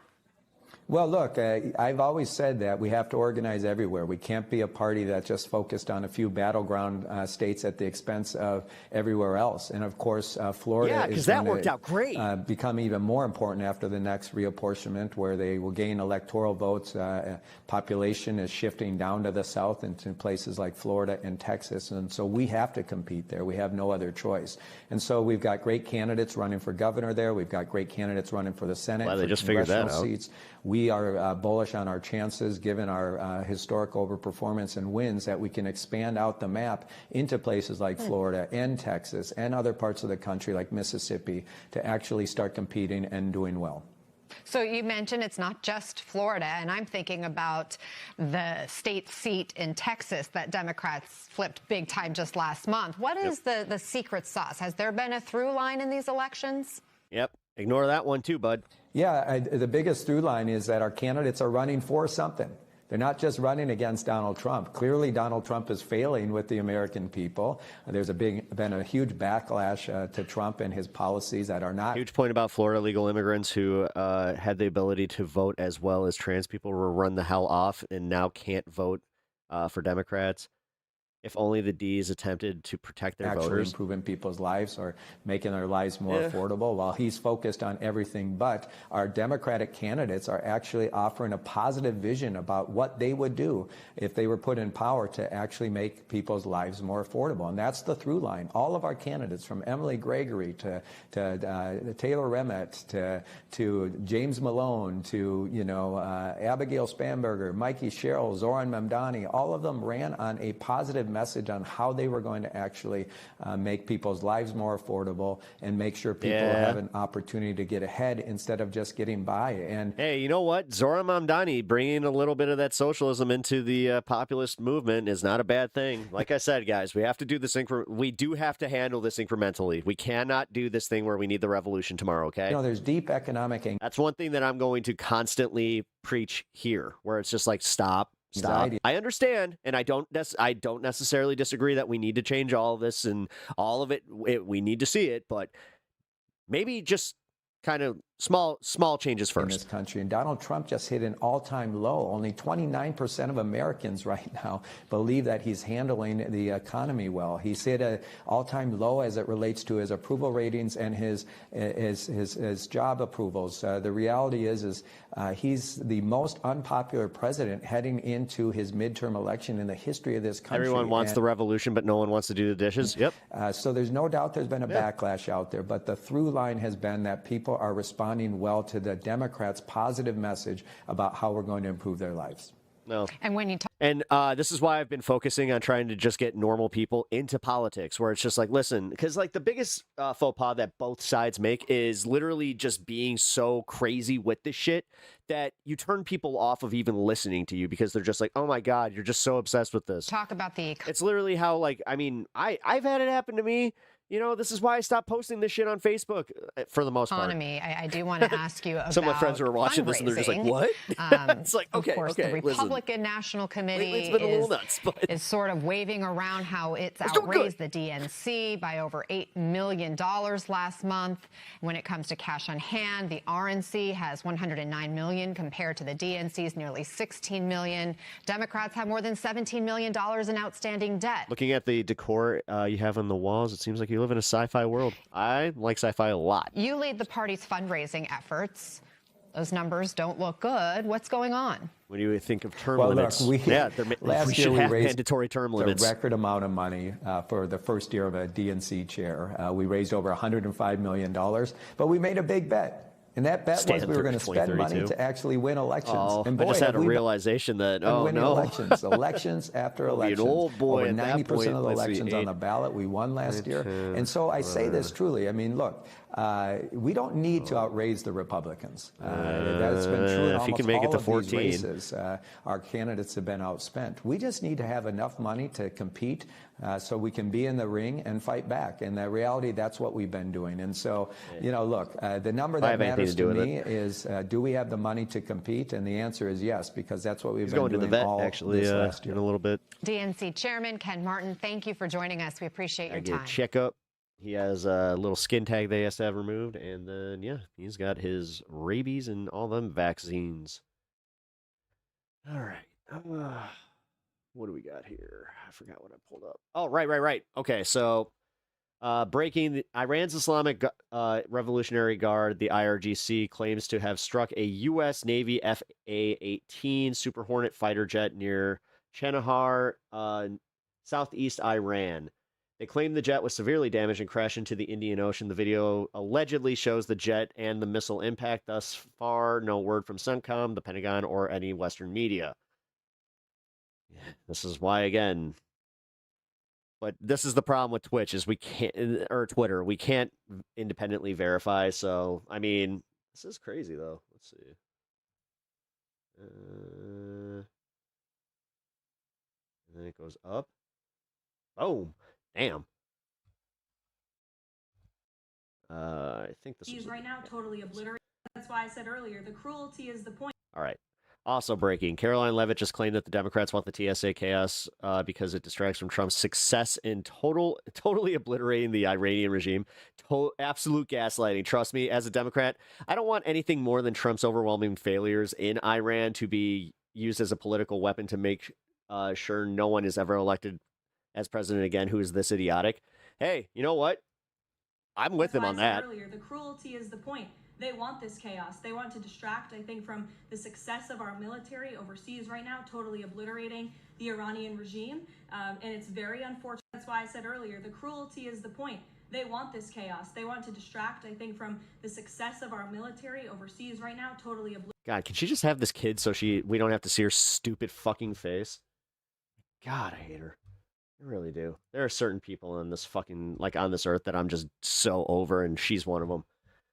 Iran rejects. Although you guys remember Sean Spicer, I had the same thing with him for a while there, and then Kayla McEnany, you remember her too? All of them. Like God, Iran rejects U.S. 15-point ceasefire plan, issues its own demands as strikes land across the Middle East. Yeah. By the way, they're also not really reporting from the White House about these strikes again. You know, like how it kind of flies in the face of their whole narrative that they destroyed everything in Iran. Ugh. I can't believe how many people have actually been fighting, like, on social media, where they're just like, nah, we're winning this, and you know what? That's all Iranian propaganda. I love America, and America can't do bad. Nah. Posting anything political on Facebook is a social death sentence. It really is. It is. And IDD paid sir. Welcome to the show. Appreciate you being here. No, but it is. It's a social death sentence. You know what? I have the option to do this. I think what I'm going to do is I'm going to take all of my politics and I'm going to put it on my Pep Talks page. And then from now on, I'm not going to share it to my friends. Like, I'm just done. I'm done using Facebook as far as like trying to convince my friends that they need to get involved. Because I figured out that I was like literally doing this where I was like catering to one person, trying to get them to fucking pay attention because all of a sudden they cared about IVF. You know, when IVF was brought up, it became their main issue. They got duped into voting for Trump, and all of a sudden, when he just abandoned it, they were just like, wait, what about us? And then he was just like, sorry. And then, sure as shit, disappeared. And then turned into I don't want to be informed crowd. Like, fuck this, why be informed? It's like, you have 3 fucking kids. Like, if you have children and your first response to political news is, I can't do this. I'm sorry if I don't feel fucking bad when all of a sudden it hits you in the fucking face. I'm sorry. Am I supposed to care when you lose your job because you're not paying attention to the economy? I'm sorry. Am I supposed to care when the AI is literally warping your fucking kids' brains? You know what? Am I supposed to really fucking care? Oy, oy, oy. Happy, yeah. Well, no, I mean, for real, though. Like, how annoying is that shit? Like, I'm sure that you all deal with this. You know what? Whether you're on MAGA side, or you're just anybody who is into politics, who has to deal with this shit, where they're just like, why are you so obsessed with this? It's like, you know what? It's because this affects all of us. Well, you can't really change any of it. It's like, yeah, you can. Yes, you can. That's the thing. You're already playing into this system of fucking complacence. You pop up on my FYP every day. Hey, you know what? That's kind of funny. Cool. How much is fuel where I fill up? It was $4.49. So yeah. Yeah. There was a gas station that I saw though that had 407. And I was like, how in the fuck is there a 40-cent discrepancy? And they were just like cash only. I was like, oh. Yeah. Shady. But I do concrete and my bids have to change over fuel change for fuel. You do concrete? No shit. Huh. Okay. Yeah, I know that this might not be in your wheelhouse, but you might be paying attention to it more than the average person. How is lumber right now? Because I got to rebuild a deck, and my insurance decided that, well, I mean, I should have just known this, that it was an extension to my house, and they were just like, oh, that's not covered. I was like, what? But I have massive damage from a storm that came through, so... Did you hear they are raising the draft age to 42? It's not that, well, yes, technically it's the draft age, but no, they're raising the age of enlistment. So that, listen, I'm not trying to do the fear-mongering right now, but yes, that does mean technically if they were to institute a draft, that would count for that. And also they got rid of the whole, if you've ever smoked weed contingent. But one thing they didn't plan on is the fact that it's like, yeah, you know what? I got some medical stuff that will already... You don't want me out there. Trust me. Because it effing matters. You're right. It pisses me off, too. People are literally being poisoned to death and they don't care. Yeah.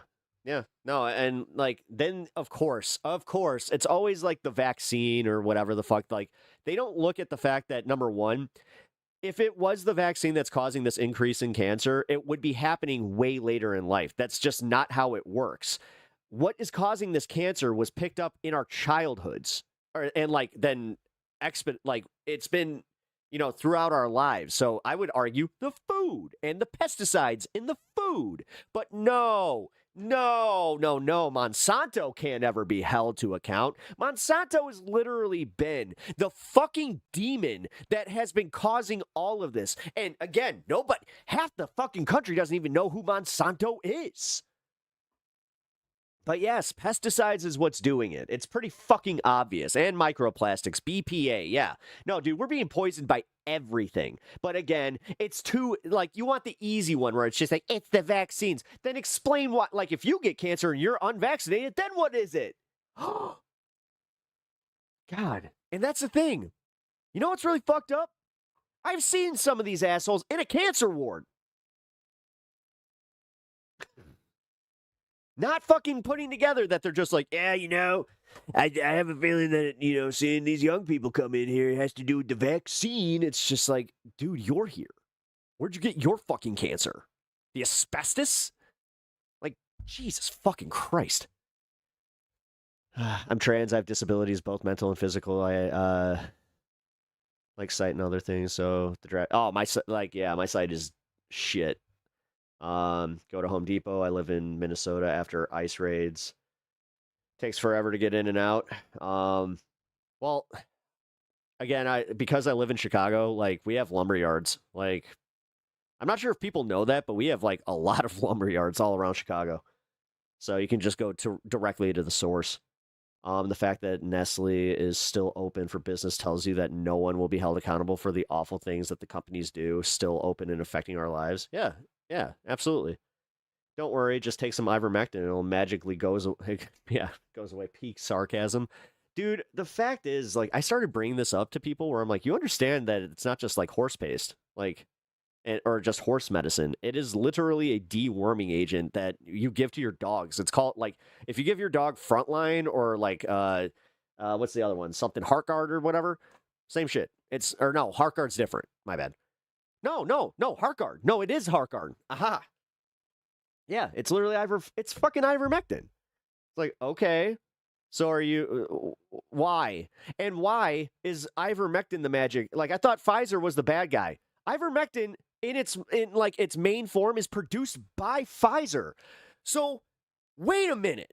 If it's Big Pharma, why do you still trust Big Pharma? It's because they found it. It's because, dude, the way that anti-science, anti-intellectualism is becoming, like, prevalent in America, really is kind of like why I'm glad, again, I don't have kids. I'm glad that I'm not going to have to fucking worry about this because that's the world that they're inheriting. And trust me, some of your kids statistically are going to be shitheads that fall for this.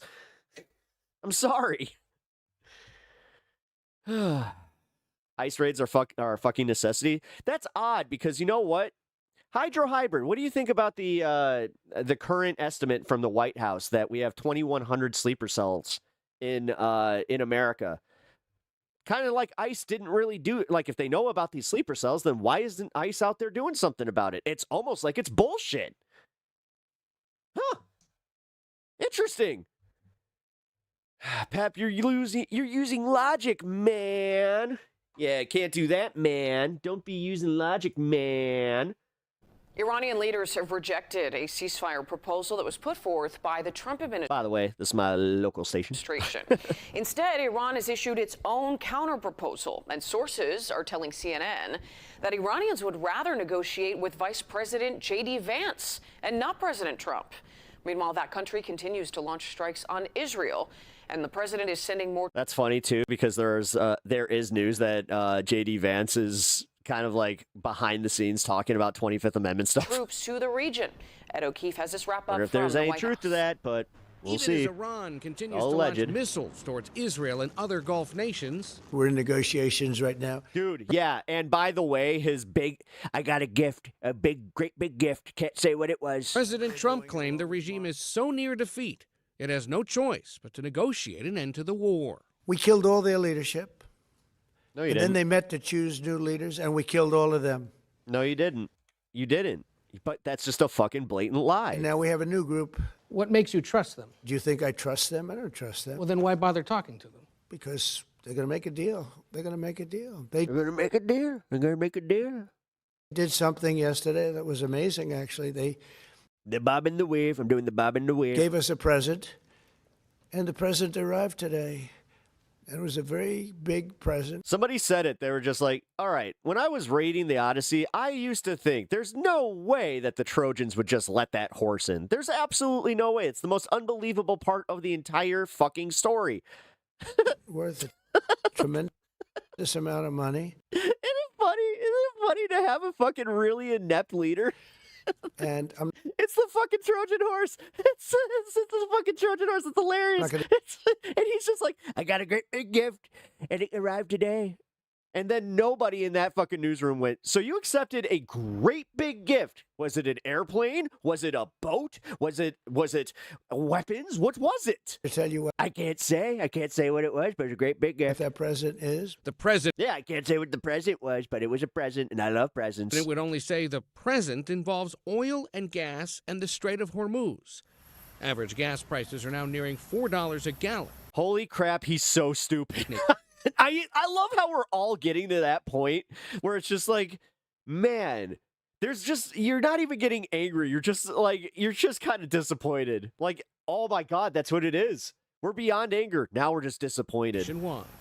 But even as indirect negotiations continue, the U.S. is preparing to send about 1,000 members of the Army's 82nd Airborne. I think you got some cope there, my guy. Division. We just watched a special election fucking wipe out Mar-a-Lago. As far as like the district, that's insane.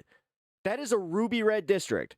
But yeah, special elections don't matter. Who specialize in parachuting and Dude, I don't think you understand that your base isn't exactly as jazzed up as you are. You're the only, dude, seriously, you're the only one left on the Titanic. Territory. Like, you got a cello? Is that what's going on? Also on the way, about 5,000 U.S. Marines, adding to more than 50,000 American troops already. All right, boys, I need you to play my favorite song, the YMCA. In the region. Possible targets, Karg Island, Iran's key oil shipping depot, or even the Iranian coastline to help secure the strait. But even some Republicans have called on the president to clarify his plans. The White House really does need to articulate the plan so that people aren't reacting to their own hypothetical deployment of what troops on the ground looks like. Despite the skepticism, the Senate failed for. Yeah, I agree. The criminal element of undocumented should be deported, but the ones who are working, why? Yeah, see, Carl, the thing is, it's almost like you agree with us. And it's almost like you're buying into this narrative that all of us just think because we say abolish ICE, it's like.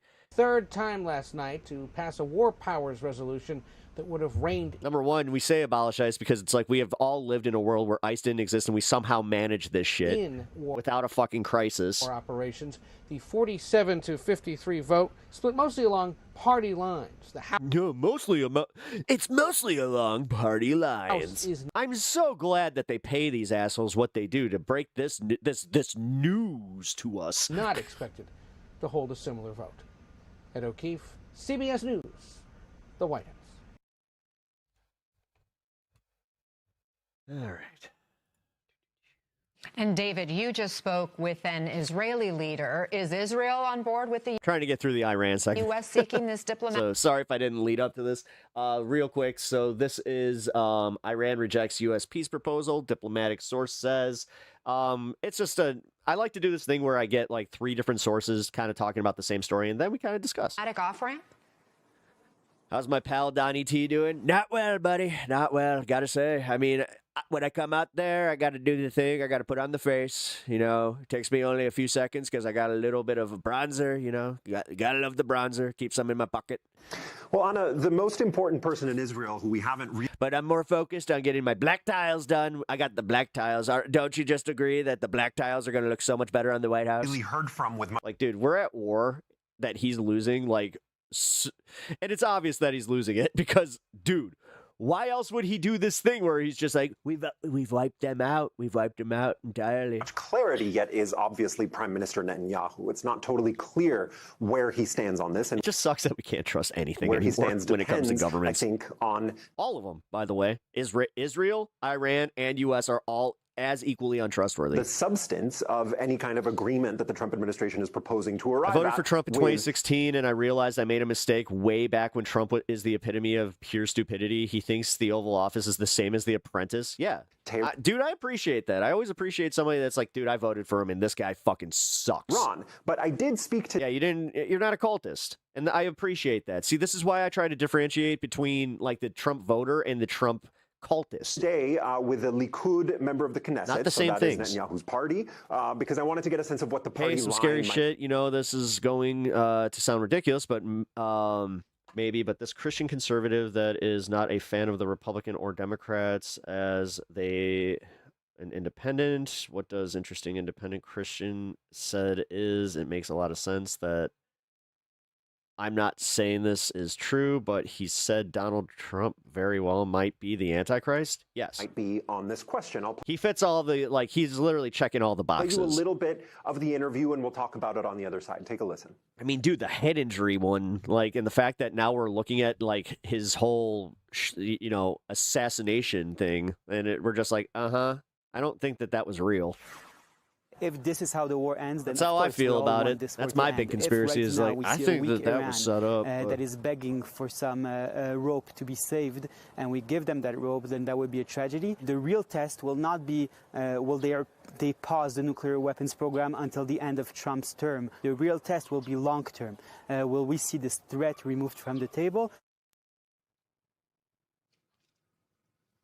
From the perspective of many Israeli officials, this war is not over until the regime in Tehran has fallen completely. They are highly skeptical of the notion that Tehran will abide by any kind of agreement that it makes with Trump regarding its nuclear weapons program, regarding its ballistic missiles program. But at the same time, another thing that MK Iluz, that member of the Knesset that you just heard from, told me is that they are also trying their best to trust Donald Trump in this arrangement. They realize that they need the United States in this war, so they're having to walk this relatively thin line between expressing skepticism of any kind of premature ending to the war, what they would describe as a premature ending to the war. No, it sounds like you're just kind of racist, dude. Like, why do you care so much? Also being deferential to the United What has an illegal done to you?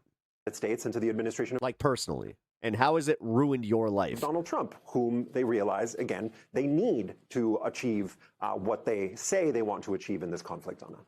David Noriega and Inzamam Rashid, thank you both for your reporting.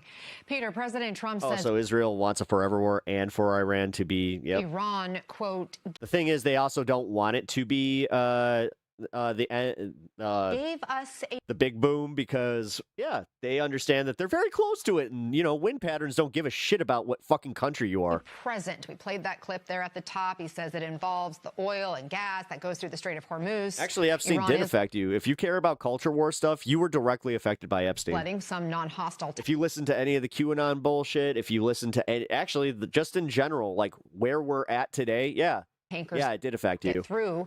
So could that be the gift that Iran gave to the U.S. that the president was referring to? What do you know? It could be. Look, President Trump is looking for an off-ramp here. He's willing to characterize things in a way that will seem most advantageous to him so he can take a relatively minor concession, describe it as a really big gift in order to justify any potential peace deal if he decides to make one. We don't know they're going to make one. We don't know that that's where he's heading, but he certainly has a lot of incentive at this point to try to find a way to wrap this up domestically. This has been a real problem for him. Economically, it's been a real problem for him. And the end goals are still relatively, unclear. So I think we Your take first everything war, you're very nervous. You should he be. says at this point in the context Especially if you're young, like if you're younger than 20, dude, yeah, you're on the chopping block here. of the negotiation and recognize that we don't really know everything that's going on right now. If I mean, so am I. Like, the fact is, they raised the age to 42. The U.S. is and that was for conscription, too. trying to wrap this up, some of I the did look into actions it. seem to point the other direction, General. We've learned the 82nd Airborne is now being called up. That's on top of all the Marines that we've reported on that have been deployed. Do you deploy a force like this 82nd Airborne Division as a contingency plan, or only if you plan to use them?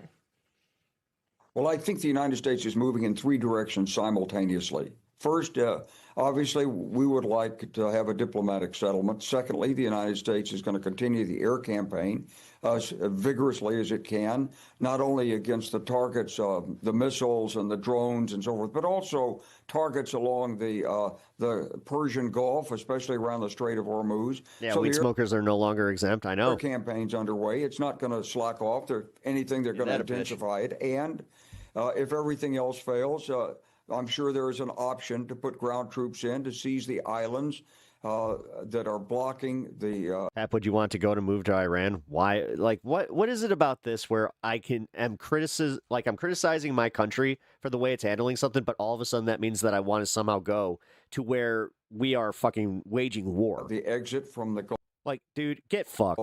Seriously, Teddy, get fucked. If you're gonna play that fucking game, I'm not going back to 2003 with you. The Strait of Hormuz. We had a 21-year fucking war in two different fucking countries.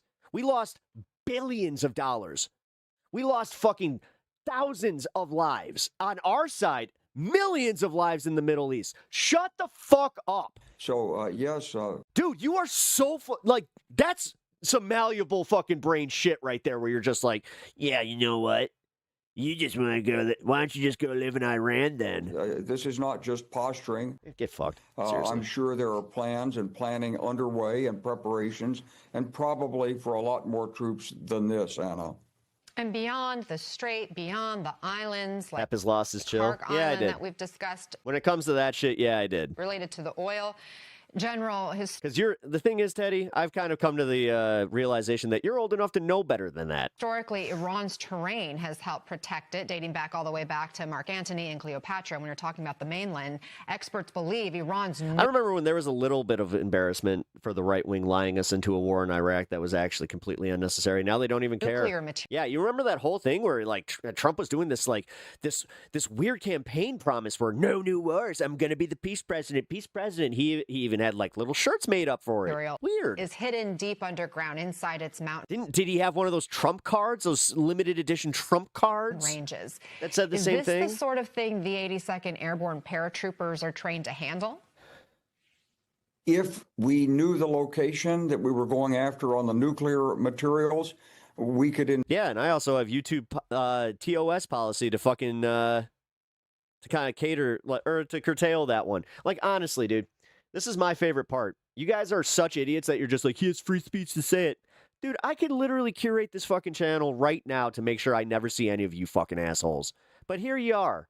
Proving why most left-wing content creators are kind of right in banning you shitheads. Insert some elements of the 82nd in to form a security perimeter. It's shit like that. So special forces could You're have just the going to time fucking and play the exact same game using the exact same talking points as fucking Donald Rumsfeld in the fucking Bush administration. the freedom Yeah, Teddy's fucking brainwashed as fuck, man. of action to actually Fucking excavate crazy. and get The this nuclear scientists didn't even have to fucking do anything with him. The craziest part is I think Teddy's not even religious. material out. So Yeah, Teddy just wants to troll. The thing is, I understand that. I understand that a lot of these people are trolls, but if that's like honest, like they could be fuck doing it, it's that. not even worth They it. could also be working on the plans to clear the strait of it. Dude, I don't hate Trump because others do. I hate Trump because he's just objectively a fucking horrible president and a horrible person. I'm sorry that you can't see that. I'm sorry that you honestly bought into this shit. Missile launchers and But keep going, torpedo dude. boats and everything else that Iran has put in there, and sometimes in underground We storage already know that you're never gonna fucking pivot. That's and why, so forth. honestly, So I don't it's care. there's a lot. You can hang here, but fucking lot hey, of man. military- Just know that I genuinely don't fucking value anything about your opinion. Objectives out there. I think this brigade. There's a of the few people in 82nd here is, that are a little bit different because they've admitted their folly, and they also admit that they're like, yeah, you know what, this is kind of fucked up. But you're one of these shitheads that's just like, nah, things aren't that bad. start of something. But It Biden. is a fallback. The United States doesn't want to use it, but the Iranians have to understand that the hammer is there if necessary. Peter, Pakistan appears to be emerging with this key role in possible talks. The U.S. relied on Pakistan during the war on terror, but then again, bin Laden was able to live there undetected. Yeah, things are great. That's why every Christian fucking organization all across the country thinks that it's the end times. What's the But yeah, it's great. level of trust now between the U.S. Whatever, and man. Pakistan, especially since the U.S. has no trust in Iran? Yeah, it's curious because, of course, in fact, President Trump in his first term made a real point of saying that we can't trust Pakistan, made a point of trying to cut I hope you know this one. The rapture is going to fuck up your 401k. off aid to Pakistan, made a point of saying they're not our ally when it comes to the war on terror, which a lot of people might agree with. They have obviously played both sides of that war for a long time, and there's been a constant, uncertainty on the part of multiple administrations about how exactly to treat Pakistan, given its sort of, very, very murky position in that region. But now it looks like that Pakistan is emerging. Modern conservatives in America worship power above all else. Yep. As an interlocutor, one that both sides at least can. Yeah, nothing's more unchristian than a fucking MAGA Christian. Trust may be a strong word, but at least rely on for. The ones praying for the death of James Tellerico. Nothing. Yeah, it's super Christian. Intermediaries, as intermediaries. That whole pray for your enemies and love thy neighbor kind of thing, and you're actually supposed to love your enemy and understand them and like pity them. Nah, fuck that shit. That's for fucking homos. I think that the president is, of course, very flexible when it comes to deciding who is his friend and who is not. When somebody acts in what he sees as his favor, he's willing to consider them to be an ally. What would it take to get a diplomatic summit on the books, Peter? Well, that's a really good question, right? Pakistan's offering to host talks there on its territory. There's some discussion as to whether or not, we'll see some visit by Pakistani officials here. But, it really depends. I mean, the president has been willing to have talks. He says he's already having talks that the Iranians deny. Steve Witkoff, his friend and negotiator, along with Jared Kushner's son-in-law, have been major, figures in trying in the past to broker a deal. It wouldn't be surprising to see them involved in something with Pakistan going forward. General, the Pentagon has roughly 50,000 troops stationed across the Mideast, add in the 5,000 Marines on their way, plus the 82nd Airborne, and you're still talking about numbers less than 20% of the initial force used in the 2003 Iraq invasion. Fundamentally, how different could a ground campaign be this time if President Trump gives the go-ahead? Well, this would be a very different campaign. I think well, if Horizontal had that fucking algo push, that'd be nice. I think there's a lot of discussion of Karg Island, but I don't see that actually figuring in a real campaign because it doesn't lead to the opening of the strait. It's just a bargaining tool, and we already have. No, actually, you know what's really weird? I could probably actually make arguments about like the whole mental health thing, where it's like, yeah, you know what? YouTube does kind of fucking pick and choose. Like, I think that they do.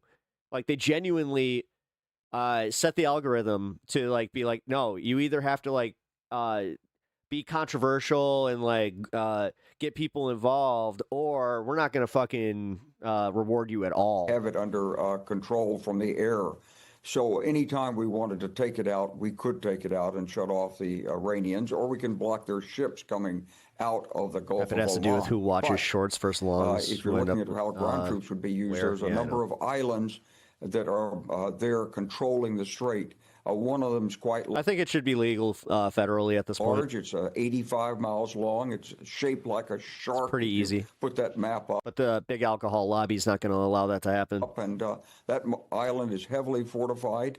It's got to be taken care of. Whatever lobby has more money is going to be the one that gets the fucking narrative out there. So trust me, when they are going to start trying to push for state, like repealing the state legalizations. It's called Keshem. And behind that is a city of... This is what I hope you understand. Things are not better. Things are only getting worse. And eventually they're going to take something from you that you care about. 100,000 people called Bandar Abbas. That's my prediction for the 2028 presidency. We're going to be lucky if we even have an election. And overlooking all that are some... If he's in good health and if he's in good health, but in like his presidency is going even poorer than it already is, oh, we're not having an election. He's going to declare a state of emergency. Then we're going to have fucking riots. Like, it's going to be bad. 1,000-foot mountain ranges. And so you've got the mountain. And when I say riots, I'm not talking like BLM riots. I'm talking like you just took our fucking rights riots. Like, trust me, once you get the normies out there, that's when you kind of lost. Mountains. That's why these No Kings protests scared the shit out of Trump. And most, like, any Republican commentator is shitting their fucking pants because everybody knows somebody that's going to these fucking protests. And usually they wouldn't even go. I have people in my life that are planning to go to these protests that have never been to a protest before because they are sick of this shit. They're sick of waking up every goddamn day and thinking about, oh, what did Donald Trump do now to fuck up my life? You've got a city of 500. Now a bunch of people, again, this was his detriment. He made the fucking, like, he made gas cheap. Great. Most people were on board with that. Most people were kind of doing the thing where they're like, you know what? These lefties are just kind of fucking, I'm going to stop listening to them because things are going kind of well. The economy, I don't really feel the inflation as much. Then he did this and immediately everybody was just like, oh, that's stupid fuck. 100,000 or more people. You've got the Keshem Island, which is heavily fortified, and several other smaller islands that are fortified as well. So you have to go after the islands. You have to maintain, obviously. See, I'm under no illusion that the people, like the mass majority of this country, don't vote. Priority.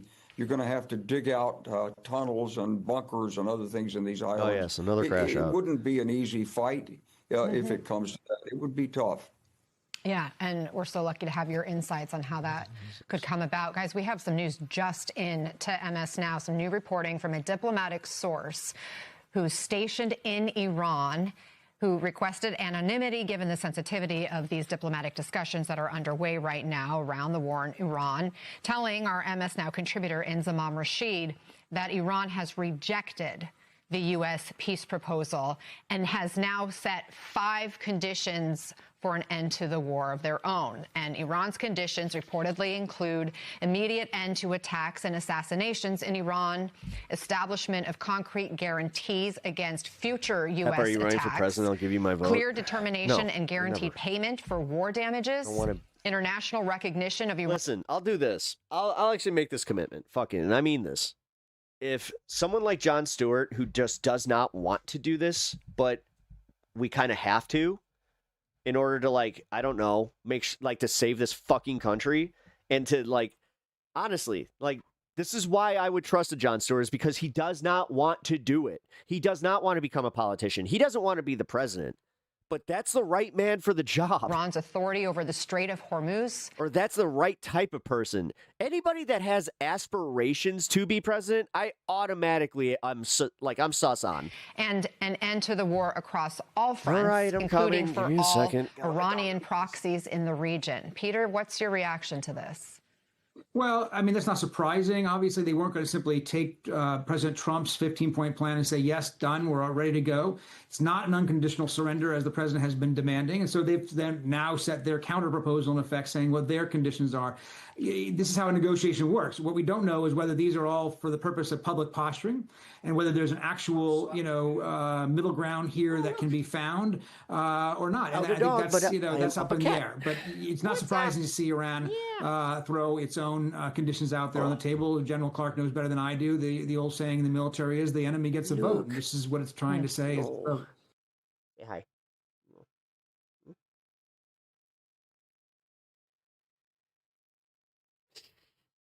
Where are you going? All right, there you go. All right. Skull and Bones, Skull and Key Lunatics. Catzilla. Yeah, Catzilla's here. All right. More news. What do we got? Next story. Pentagon confirms elements from this 82nd Airborne Division to deploy to the Middle East. If you guys do not know, the 82nd Airborne Division is one of the ones that first showed up in Iraq. And if you know anything about the Airborne Division, they're airborne because they parachute in. So that what happens when you parachute in? Ground troops. So we officially are talking boots on the ground. But you guys are still being told that that's not going to happen. So, and I say you guys because we all don't believe a word this motherfucker says about this.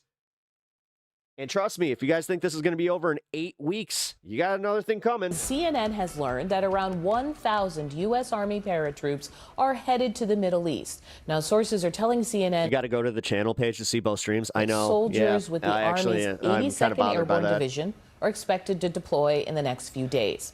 Now, here's another question. Why are troops being deployed when President Trump insists talks with Ricky, Iran are progressing? Now, CNN's chief national security analyst and anchor, Jim Sciutto, is actually on the ground in Tel Aviv. He joins me live. First, can you tell me a little bit about this deployment of troops that we're hearing about? Yeah. Well, Audie, whatever the president ultimately decides about a ground operation in Iran, all the pieces are now in the region to carry one out. And it's not just the 1,000 paratroopers. Yeah. You have like Marines deployed to the region. And then... And this is... if you don't think that Iran looked at the news and saw that not only did he manipulate the markets, but he did the thing where he's like, we're making a deal. We're making some peace deals. We got deals galore. They're not buying any of that shit. They saw exactly what's happening, and they're planning for this ground invasion. The thing is, this ground invasion is where we're really going to get fucked. And all the forces... Like, dude, he is overestimating his fucking power in this, and this is dangerous. The air transport, etc., that one would require to put troops on the ground, whether that be... We don't learn lessons in America. Karg Island, which is so central to Iran's... We don't teach our fucking kids history. Energy industry, or perhaps along the shores of the Strait of Hormuz to secure the Strait of Hormuz. We don't know, and ultimately it's up to the president, but at least the pieces are in place. So we're left in a situation not unlike where we were 4 weeks ago before the start of the war, where you have... I voted for Trump both times. I believed he was going to release the Epstein files. He's a liar. Two tracks at the same time. You have diplomatic discussions with Iran, or at least now laying the groundwork for those discussions with an enormous military... Yeah, some of the... I do pre-watch a lot of, like, the news stories to get these out to you guys. Sometimes, like, if I don't... Well, most of the time, if I don't, I'll let you guys know. Build up. I do have a bunch of stuff that I haven't watched today. Ago. So the president chose the military option, saying that the talks weren't going anywhere. So we're left in that situation again. Like Will the president decide that... I do most of my pre-show while I'm, like, doing... The talks aren't going anywhere in his view, and then deploy further military action up to and including ground forces? We don't know. I will tell you from here in Israel, there's a great deal of skepticism as to whether there is actual potential for real peace negotiations right now. Well, I'm joined now by Malcolm Nunts. He's a retired U.S. Naval Intelligence officer and a national security expert. Good to have you this morning, Malcolm. Thank you. Two sources tell CNN that approximately 1,000 U.S. soldiers now preparing to... We don't value intelligence very much. No, not at all. To be available for Iran operations. No, and then, you know what's really funny? I noticed this trend in dating where it's just like watching like those clavicular assholes and just like all these people. I watch them. I watch how like who they're dating and just like all these dumb OF girls that fucking just like kind of they're all airheads. Like every single one of them. I'm not talking about just the women. I'm talking about every single one of these people are airheads. But they eventually hit a point where they realize that they're aging and like things are a little bit more serious. And then they'll either do like the lifestyle pivot. Like I've seen this with plenty of like ex-prawn stars where they're just like, can you just like delete all of my online history? It's like, sorry, that's not how that works. But in general, like you start seeing it hit them where they're just like, oh, I wasn't paying attention. And honestly, I kind of wish I was. As it were. And you've listed some of the units and hardware that make up the Manosphere. I watched that documentary yesterday. Yeah, I need to check that out. This force, saying, quote, this force is not leverage. This is Maybe I'll watch that on Twitch. A commitment. Ricky, where is that? Is that one on HBO Max? Because, yeah, I need to be careful with any of that stuff that's like on streaming services. Take action. What action do you expect at this point? Well, we're talking about the 82nd Airborne Brigade sending out 1,000 troops out there. They are paratroopers, or they're soldiers who are going to be hella lifted into whatever their objective are. The issue that's not being talked about is the 5 or 100 or my buddy Pat. Rest in peace. You know what? I don't talk about him enough. My buddy Pat was actually part of the 82nd. More special operations soldiers that are being stationed. Lost him a few weeks into the Iraq conflict. In Jordan and Israel right now, who are an elite assault. That's what radicalized me. Force. That's what'll do it. You start losing your fucking friends that, honestly, he was there because he wanted his college paid for. Whatever the Trump administration had. He didn't even get to go to college. Planned. God. It is offensive. Oh. It is not defensive at all. I haven't thought about this in a long time, but God damn it, every time. A backup force for the spear tip units like Delta Force and... Oh, trust me, my wife works in mental health. The shit is bad. SEAL Team 6. That my own therapist said that there's an influx of clients, and she's seen them from all walks of life. Objectives like Karg Island are just too small for that. That's something that one Special Forces unit can do. But they're bringing in Rangers. They're bringing in others. Even taking the islands in the... Yeah, very unlikely that the paratroopers are going to... Strait of Hormuz. Yeah, the thing is, as I said... Larak, Hormuz, Kishem, Hengam, Lesser... My buddy, he at least got a dignified transfer with fucking President dipshit Bush. To Abu Musa, Kish, and Siri. That is still a massive Still pissed force. Because his mom actually like took that as like, she's a lifelong Republican. I still see her posts because like she's a Trumper. She thinks that like she literally like that Pat died doing something so honorable for his country. Whereas like, this is my problem with some parents is like, especially of teens, you barely know your kid. For this. Like, his friends knew him way better than you did. And no, if you heard him talk about the military the way he did, it wasn't because of the honor. So the question is, do they have He used to talk about how he was going to fucking finally buy his WRX with his his first big paycheck, and how he was going to go into college and he was going to get a decent job because of the fucking military, and he was only going to do one tour. Intent here, take the Strait of Hormuz Islands, take Karg Island. No, as I said, I don't talk about him enough. I don't care how many fucking people I lose in the stream right now. Yeah, no, it sucks.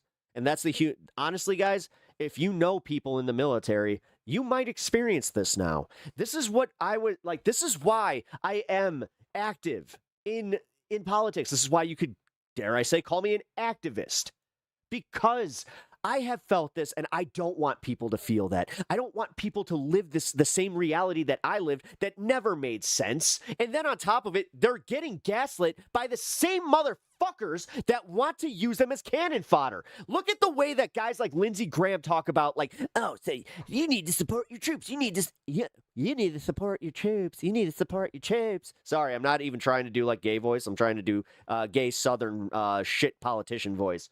And, then he's going out there. He's just like, it's only going to be a few of them. It's only going to be, you know what? These are sacrifices that Americans are willing to make. And then possibly a land operation. What a fucking ghoul. Somewhere in Iran. That's what this spells out. But it's really up to the White House to make clear why they need this force there if they're in end state negotiations.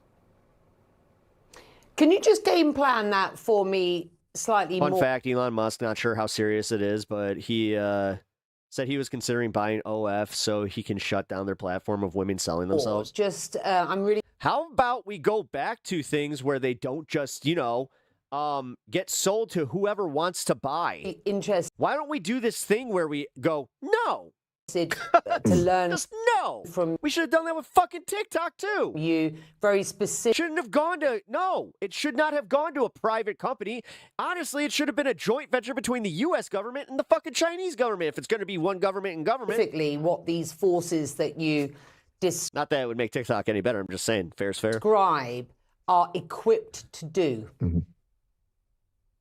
Right.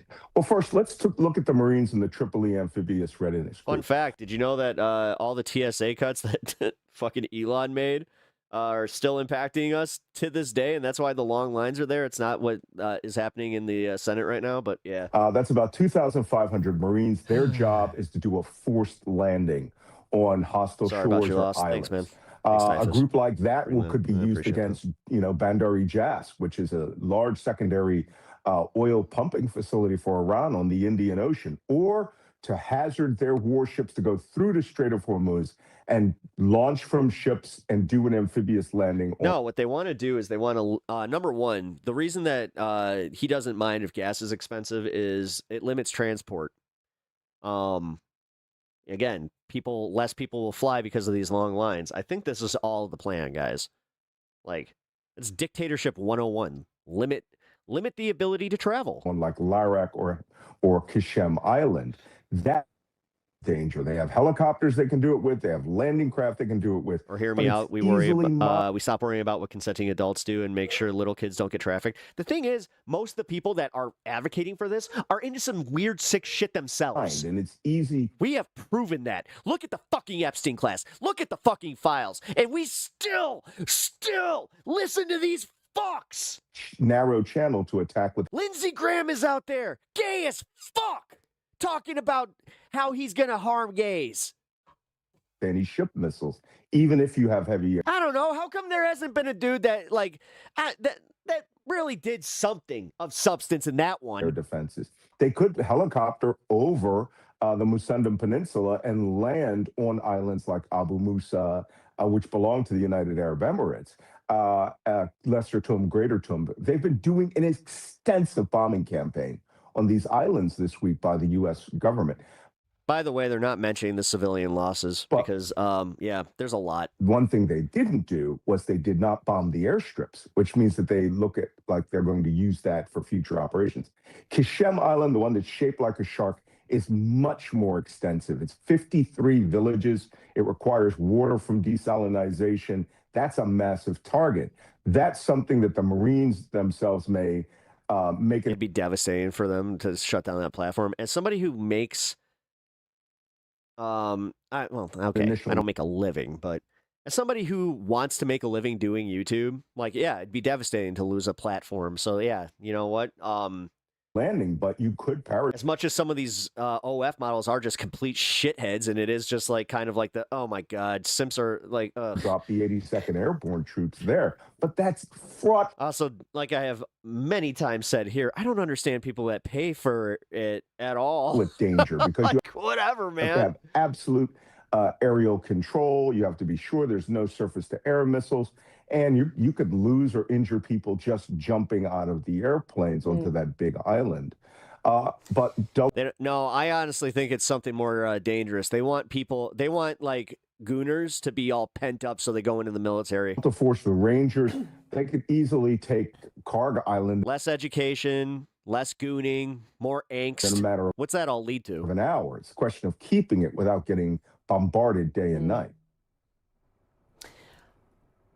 I wonder whether you believe that... Sorry about your friend, though. The deployment of these troops... I mean, I can't change... ...has been part of the long... I mean, goddamn. That was 26 years ago. ...term planning and strategy, or whether this is a U.S. administration...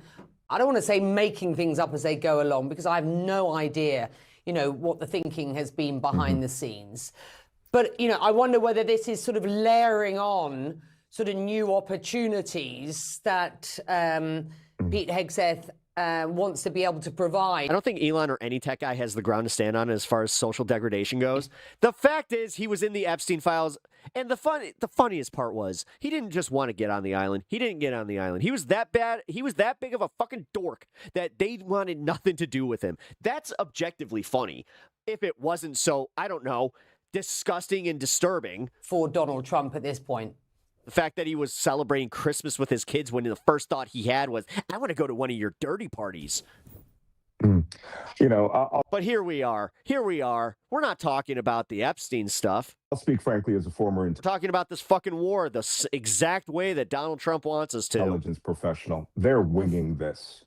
Every military activity that we see does not show phased planning that was part of a strategic campaign in the pre-war, where the Pentagon thought... Dude, the CIA, stop with the fucking idea that the CIA is behind all this shit. You do understand that the CIA is pretty fucking, like, pathetic at their jobs. About it, prepared it, and had it ready. None of these forces were There's ready. one thing that I'm convinced of, that like this whole myth of intelligence in our fucking intelligence communities.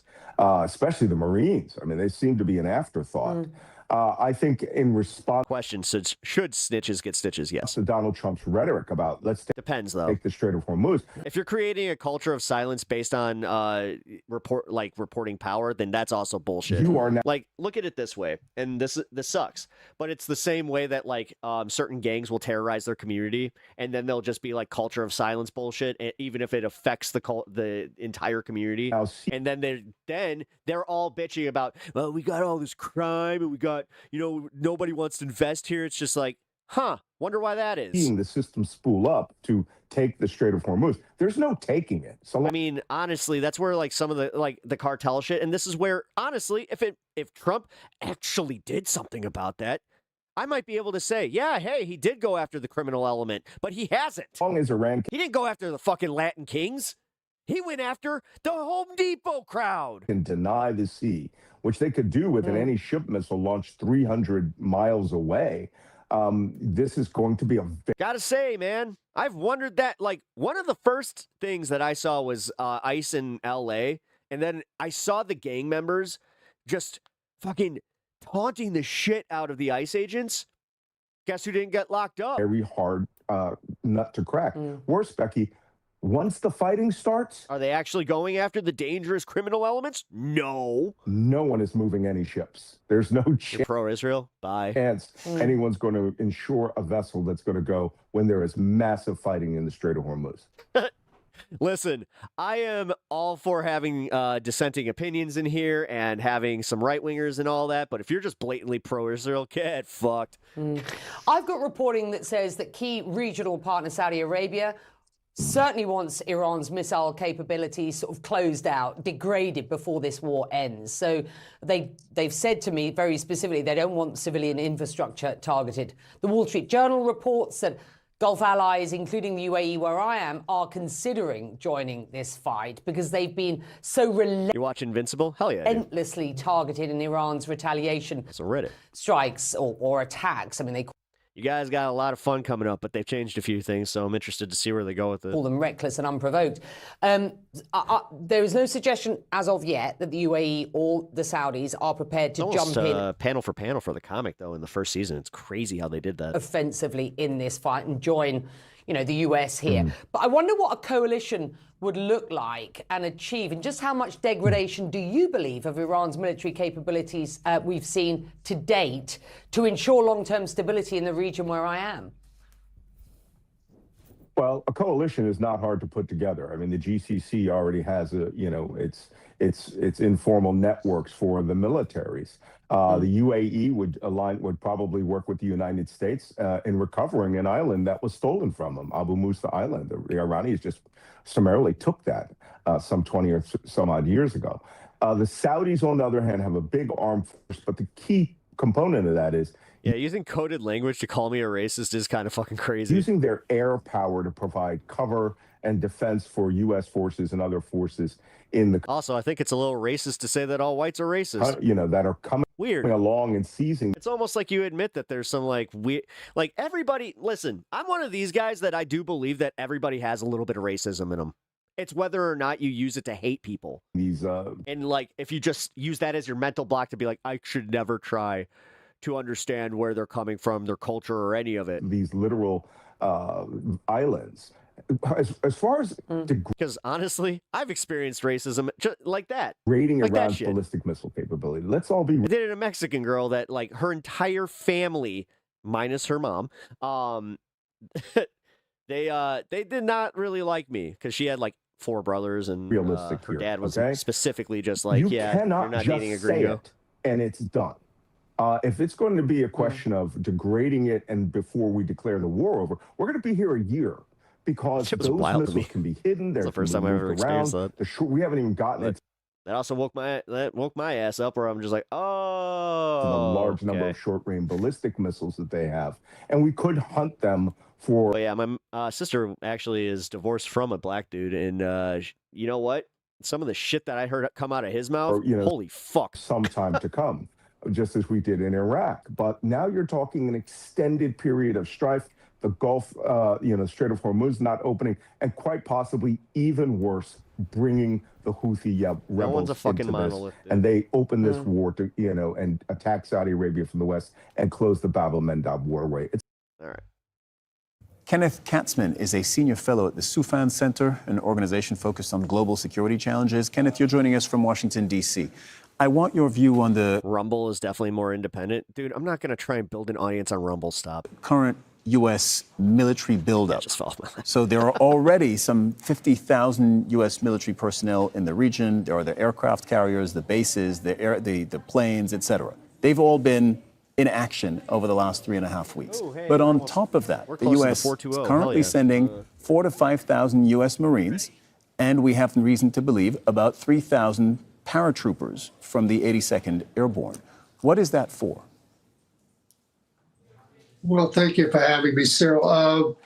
Well, I think you're going to see more forces than that going in pretty soon because Iran's demands are obviously outrageous for a ceasefire or a permanent deal.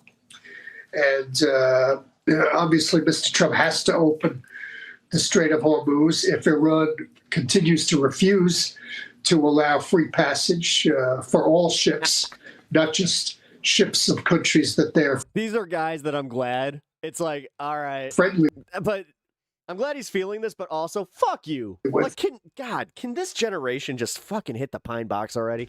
But all ships, then I think we're probably looking at some sort of U.S. ground offensive, which the worst of the boomers are living too long. Iran is not. Iran's forces are not well positioned to resist a U.S. ground offensive. That was definitely the most millennial coded shit I think I've ever said on the street. The U.S. has used air power so far. Air power, as we know, has limits. I don't mean it. It's sorry. accomplished a lot, but it has limits. But ground forces are a force that Iran, in my estimate, cannot handle. When you say ground offensive, what are they adding to the world? Nothing. do you have They're just takers. You want to talk about takers? in mind? Because I took away Fucking from Christ. previous interviews You ruined the planet. And now you're just sitting there with your Social Security and fucking that with hoarding the housing.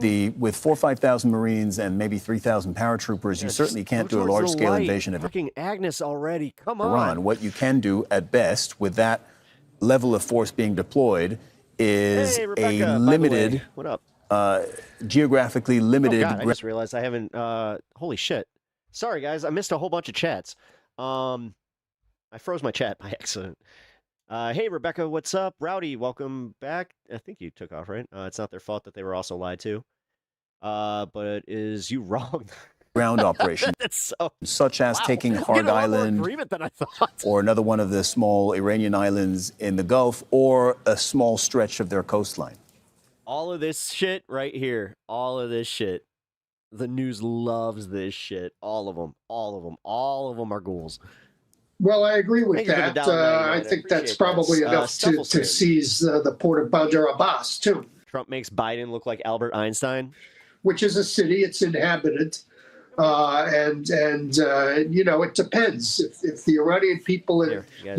let's say there is an offensive on Bandar Abbas, and the people living there, they were part of the uprising in January. If they rise up and the regime forces flee, then you could see a broad collapse of the Iranian regime. So it's very possible that the U.S. can stimulate a very, very sharp blow to the Iranian regime, even with a by the way, if you can't see, the kitty is getting his treats on the dog bed there. small force. Even seizing the Thank you for all the kind donations today. I gave him a little backlog too. island is, for example, Keshem Island. For example, Also, thank you for becoming members. Seriously. Karg Island. Once U.S. forces, ground forces, beyond start humbled seizing by this Iranian fucking support, guys. territory, Like, I've been having, I've been having some, lack of a better term, mushy moments where I'm just like, oh, guys. the thank you regime's so calculation, about, as I've argued on this show and other shows, starts changing, because a U.S. ground offensive does have the ability to remove the regime from power. Air power does not. No, they don't. Because when's it work? When's it work, motherfucker? When did it work? What happened to Libya? So I'm not Fuck. Gaddafi got a bayonet up the shooter, and guess what? sure if Nothing changed. you caught any of the previous interviews in this program, but I hate these ghouls. No, dude. Walk towards the light, motherfucker. Go. things I'm hearing, not just once, is that Iran right now actually feels that it has more leverage and that it has a stronger hand to play than it did before the war. Why? Because it has shown that it could not only resist air raids from the largest. Living in Chicago kind of made me realize this, because I was walking to a concert with my one of my friends who's he's Black Puerto Rican, and there was like a obviously a criminal element walking towards us, and he just was just like, nope. And I was like, what? And he was just like, I don't play that fun. He's like, don't ever feel like you're a racist for walking away from something like that. I was just like, oh. Power in the world, but it actually had leverage over the global economy, and that gives Iran. Trust me, I have seen the opposite of that, where a bunch of white dudes were trying, white liberals were trying just not to seem like they were racist. They got robbed. More power now than we thought it might have. And, you know, in that context, I don't know if you even agree with that premise, but in that context, if that is true, then Iran doesn't have an incentive, particularly, to negotiate with the U.S. right now. I agree. I largely agree with it. I wouldn't say they have resisted. They have not shot down any U.S. aircraft. They haven't protected any of their targets. Their targets have been eliminated. So they didn't resist. They've survived. They've been able to keep fighting despite the destruction. I wouldn't call that resisting. Resisting means that the U.S. has not hit any targets, and that's clearly not happened. So I wouldn't call it resisting necessarily. But this is why I've said I think Mr. Trump is likely to have some I like that. A small sort of ground offensive, even if it starts out very limited, because that is a strategy, a tactic, an operation that Iran is not positioned to fend off. And as I've argued, once the U.S. starts capturing territory in Iran, all bets are off for the regime. They have to completely change their calculation. Yo, gotta chill for now. Pep and Chad, have a good one. Natch, I'll catch you later. Kenneth Katzman. Natch, I realized how late you were staying up with us, by the way, for consistently. Holy shit. The Soufan Center. Thank you very much for joining us. Thank you. Thank you. Yeah, Kevin. Hey, Kenneth. Get fucked, old man. Anyway, oh yeah, I forgot. This was this kind of under the radar thing. Back in March, Trump claimed that the U.S. blew up a drug trafficking training camp in Ecuador and released the video of the attack. Today, we found out, thanks to the New York Times, that it was actually a dairy farm.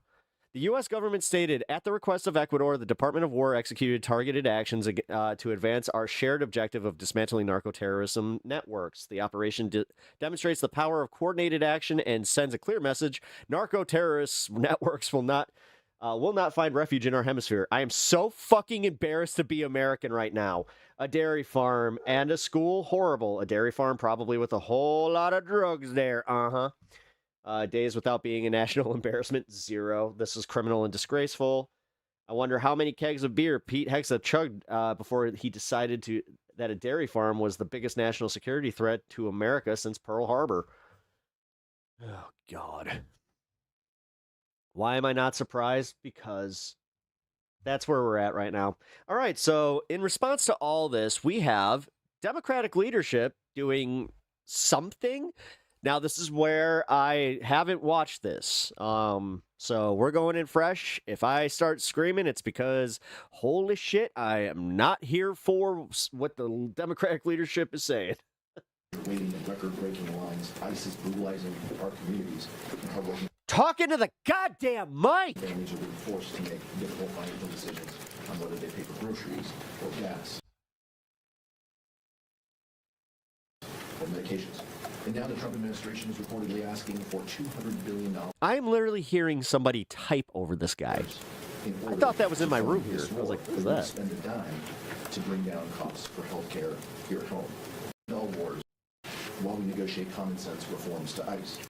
And Homeland Security, those are the important pieces that should be funded. Democrats have supported great. that. The spikes are coming back. I've fitted this podium for months, for weeks, and told all that to say. All right, fuck it. I can't with this. Sorry. Probably should have watched it a little bit. Good afternoon, everyone. House Democrats continue to focus on making life better for the American people, to drive down the high cost of living, to fix our broken healthcare system, to make sure that immigration in this country is fair. I'm not watching this whole thing, but I got to see just what this feckless asshole has to say. And humane, to ensure that TSA agents are paid as opposed to being forced to work without pay, so that Republicans can continue to prevent ICE from being reined in. Yeah. Okay. Don't have a lot of faith that they're going to actually do anything. Hey, by the way, so I was going to play this yesterday, but I couldn't find it. Thank God that this went around Twitter just today. So here we go. These protests have been growing. Last June, more than 5 million people turned out nationwide. We saw 7 million in the fall. What's the expectation this time around? 2 days ago. Oh, that's why I couldn't find it. I was looking at the wrong day. I mean, I hope it's bigger and, better than the previous two. I mean, unfortunately, in order to gain people's attention and refocus Americans in a time where people are so easily distracted by their everyday lives, we need to refocus on this administration's illegal, unconstitutional, and immoral conduct so that we can defeat. This is going to do it, by the way. Like, this is going to get a lot of people's attention. Like I said, man. And also, my favorite part is the assholes that are going to try to roll coal. Like, I want it. Oh, shit. Oop, my bad. I kind of want it to happen. Like, I want to see these guys waste, a couple bucks rolling some coal. It's probably, what, $20 per fucking roll? Which also is, it's a major criminal offense. It's actually being taken as a criminal offense, and they will get pulled over by the police. All right, folks. Also, if you didn't know, this Saturday is No King's Day. So if you guys have not already looked into a protest near you, consider doing so at indivisible.com. Go out with your community. Go meet some like-minded people. Honestly, it's great for the soul. It is. There's nothing like going to one of these protests and just feeling the vibe of everybody else being just as upset as you. Also, I go to make people laugh, so I hope you guys tune in on Saturday if you aren't going to your own protest, because I am going out with my comedy signs and I'm going to be interviewing some people. I'm going to try and hit 3 protests, but I'm guaranteed to hit 2. So I will be in the Chicago suburbs. The audacity beyond your... It's going to be interesting because, the Grant Park one is way, dude, I saw how many people have already registered to be there. There's guaranteed to be over 100,000 people in that park. I ain't fucking with that. Let's move on to Lebanon, Ryan. Plus, we got baseball this weekend on top of a fucking convention. New developments, we can start rolling B1. Get the fuck out of the city. This is footage from Tyre, and man, We're looking at civilian neighborhoods here. If you're listening, Not going to a PSYOP non-grassroots protest? the- Well, it is grassroots. Like, you do understand that Indivisible is just kind of helping organize with, certain communities. That's how that works. you're just It's one of the benefits of having all of these, social networks. seeing smoke rise from what does clearly appear to be 5,000-year-old city. Yeah, it does clearly appear to Yeah, be I agree with a that. civilian Like J6? No. neighborhood. J6 was literally like, you do understand the difference, right? This is the difference between calling leftist cultists and MAGA. MAGA is behind a central figure. You can't say that against the left. The left doesn't have a central figure that they're trying to fucking prop up. Right in the middle of what I don't think you understand what a cult is if you think that the leftists are cults or cult members. Like, I'm dead serious. Like houses and office buildings and the like. Well, what we learned yesterday, B2. Also, oh shit, yeah, thank you for the $1.99 for boycott the Nestle Corporation. Is that, Israel's defense minister said the military will occupy southern Lebanon up to the Litani River, marking Yeah, I'm not going to any major events where people congregate during a wartime. Yeah, the first well, clear statement of intent to seize the territory. I kind of thought that, but also I'm not going to let the regime win with the fear that something might happen. Because also, that would look really bad on them. Reuters right? reported. Ryan, what does that mean? What are we looking at here as the Iran operation continues? Lebanon being in the shadow of that, I suppose. So ICE at airports, why? Israel feels optics. It was Trump's idea. Though it's Dude, if you guys haven't seen the here, I'm gonna link it actually. It's the time. This is right important. to I move can't in. play it here, Well, but quote it's very unquote important. Greater It's Israel the has Daily Show always with Jon included Stewart at a bare from Monday. minimum all of this Lebanese land segment, up to the Litani River. Breakdown on this and for was many, fucking great. Much beyond that as well. Here we go. It is, it's just preposterous. Like, it's 2026. Like, the world has kind of moved, we thought, beyond this kind of thing, where you just take what you can. We are constantly Holy shit, told guys. Israel has a Thank you for the for sticking with the stream so long. Holy shit, just saw my average view duration. right to exist. Don't you believe Israel has a right to exist? Does Lebanon have a right to exist? Does it, like, Syria have a right to exist? Like, or is... Oh, no? What's up, Uni? It's not just that Israel, like every other country, has a right to exist. Israel, unique among all other countries, has a right to exist. And the rest of your existence Everything good? is negotiable based on I like how I have to talk to my wife through my stream. Israeli impulses. Now, the problem, when you put up B3 here, the problem for Oh, from the Jon Stewart thing. Oh, no. Israel Oh, yeah. is You should have put quotes around it. I was like, what happened? people don't want them there. It's the Lebanese Got me worried. are still resisting them. So there's this quote that was circulating. How can we as Christians in this area not be with Hezbollah? Yeah, this was from the Telegraph. Yeah. Had this. I thought ICE was in the airports because of Project 2025. I think they are, but I'm not. Listen, I'm not going to go into the conspiracy stuff that I don't need to. Like, if they go one more step and say, you know what, we can't get a deal, time to just train ICE for the airports, then I'll just be like, okay, this is the Project 2025 stuff. Telegraph had an article that was actually titled "Christians and Hezbollah Unite Against quote Epstein Empire." And southern Lebanon is mostly Shia territory, right, Ryan? Epstein Empire. That's even better than Epstein class. Well, they're taking straight from Iran, the Epstein Empire, Epstein class, Epstein propaganda. Although this one is sort of a gimme. Yeah. Sort of a gimme as far as just sitting propaganda right goes. But Christians, and I mean, well, actually, I'm sure it's true of a lot of Muslims in Lebanon as well. There's previously this tension, or not previously, but kind of always the simmering tension where even if you're Shia, or you're Lebanese Christian, It's really pissing me off what they're doing to have Lebanon. a little, like, there's. I mean, this is their Project 2025. The problem is, we knew this was coming. They tried to do it already, and then they had to walk back. Hezbollah, among a lot of Lebanese who say you're being controlled. But meanwhile, you got fucking report after report now coming out showing the devastation in Israel. By Iran, you're a puppet. See that one guy crying at the buildings, and he was saying, "This is a war crime." Get out of here. Iran. Well, guess what happens when That's what my mom used to say. Get out of here. these attacks start ratcheting Mhm. up? You once again risk driving people closer to Hezbollah, and I guess as an effect of that, closer to Iran, to the extent that Hezbollah and Iran are connected. Yeah, and so far, the Israelis have found southern Israel a little bit more difficult to take. Southern Lebanon. I'm sorry, southern Lebanon, northern Israel, as they would like to see it. A little more difficult to take than they thought. You know, they thought that they had completely annihilated Hezbollah. It's one more blow to their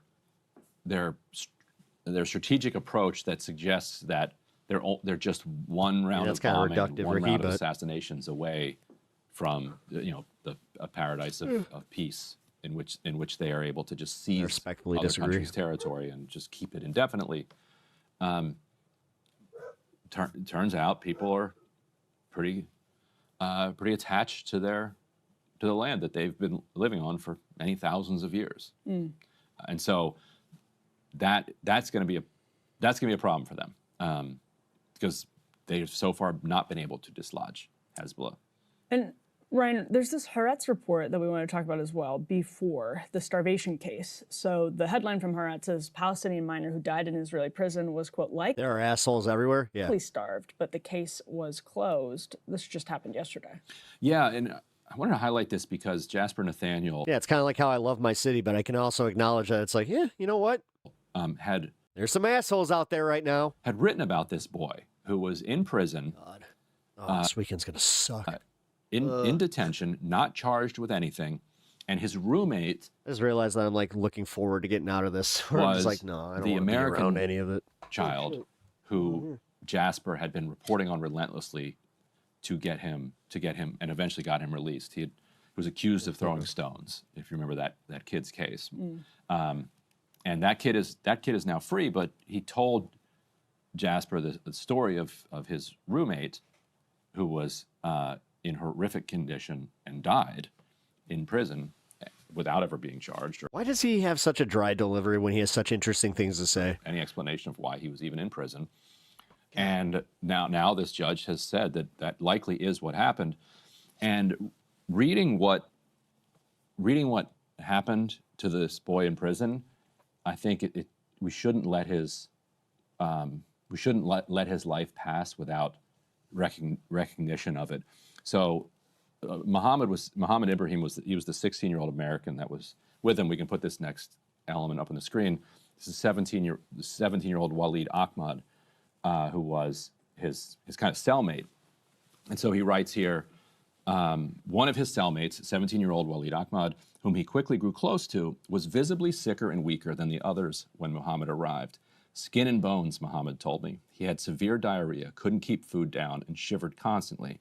His skin was covered in scabies, which was ripping through the prison, leaving all the boys infested and scratching themselves raw.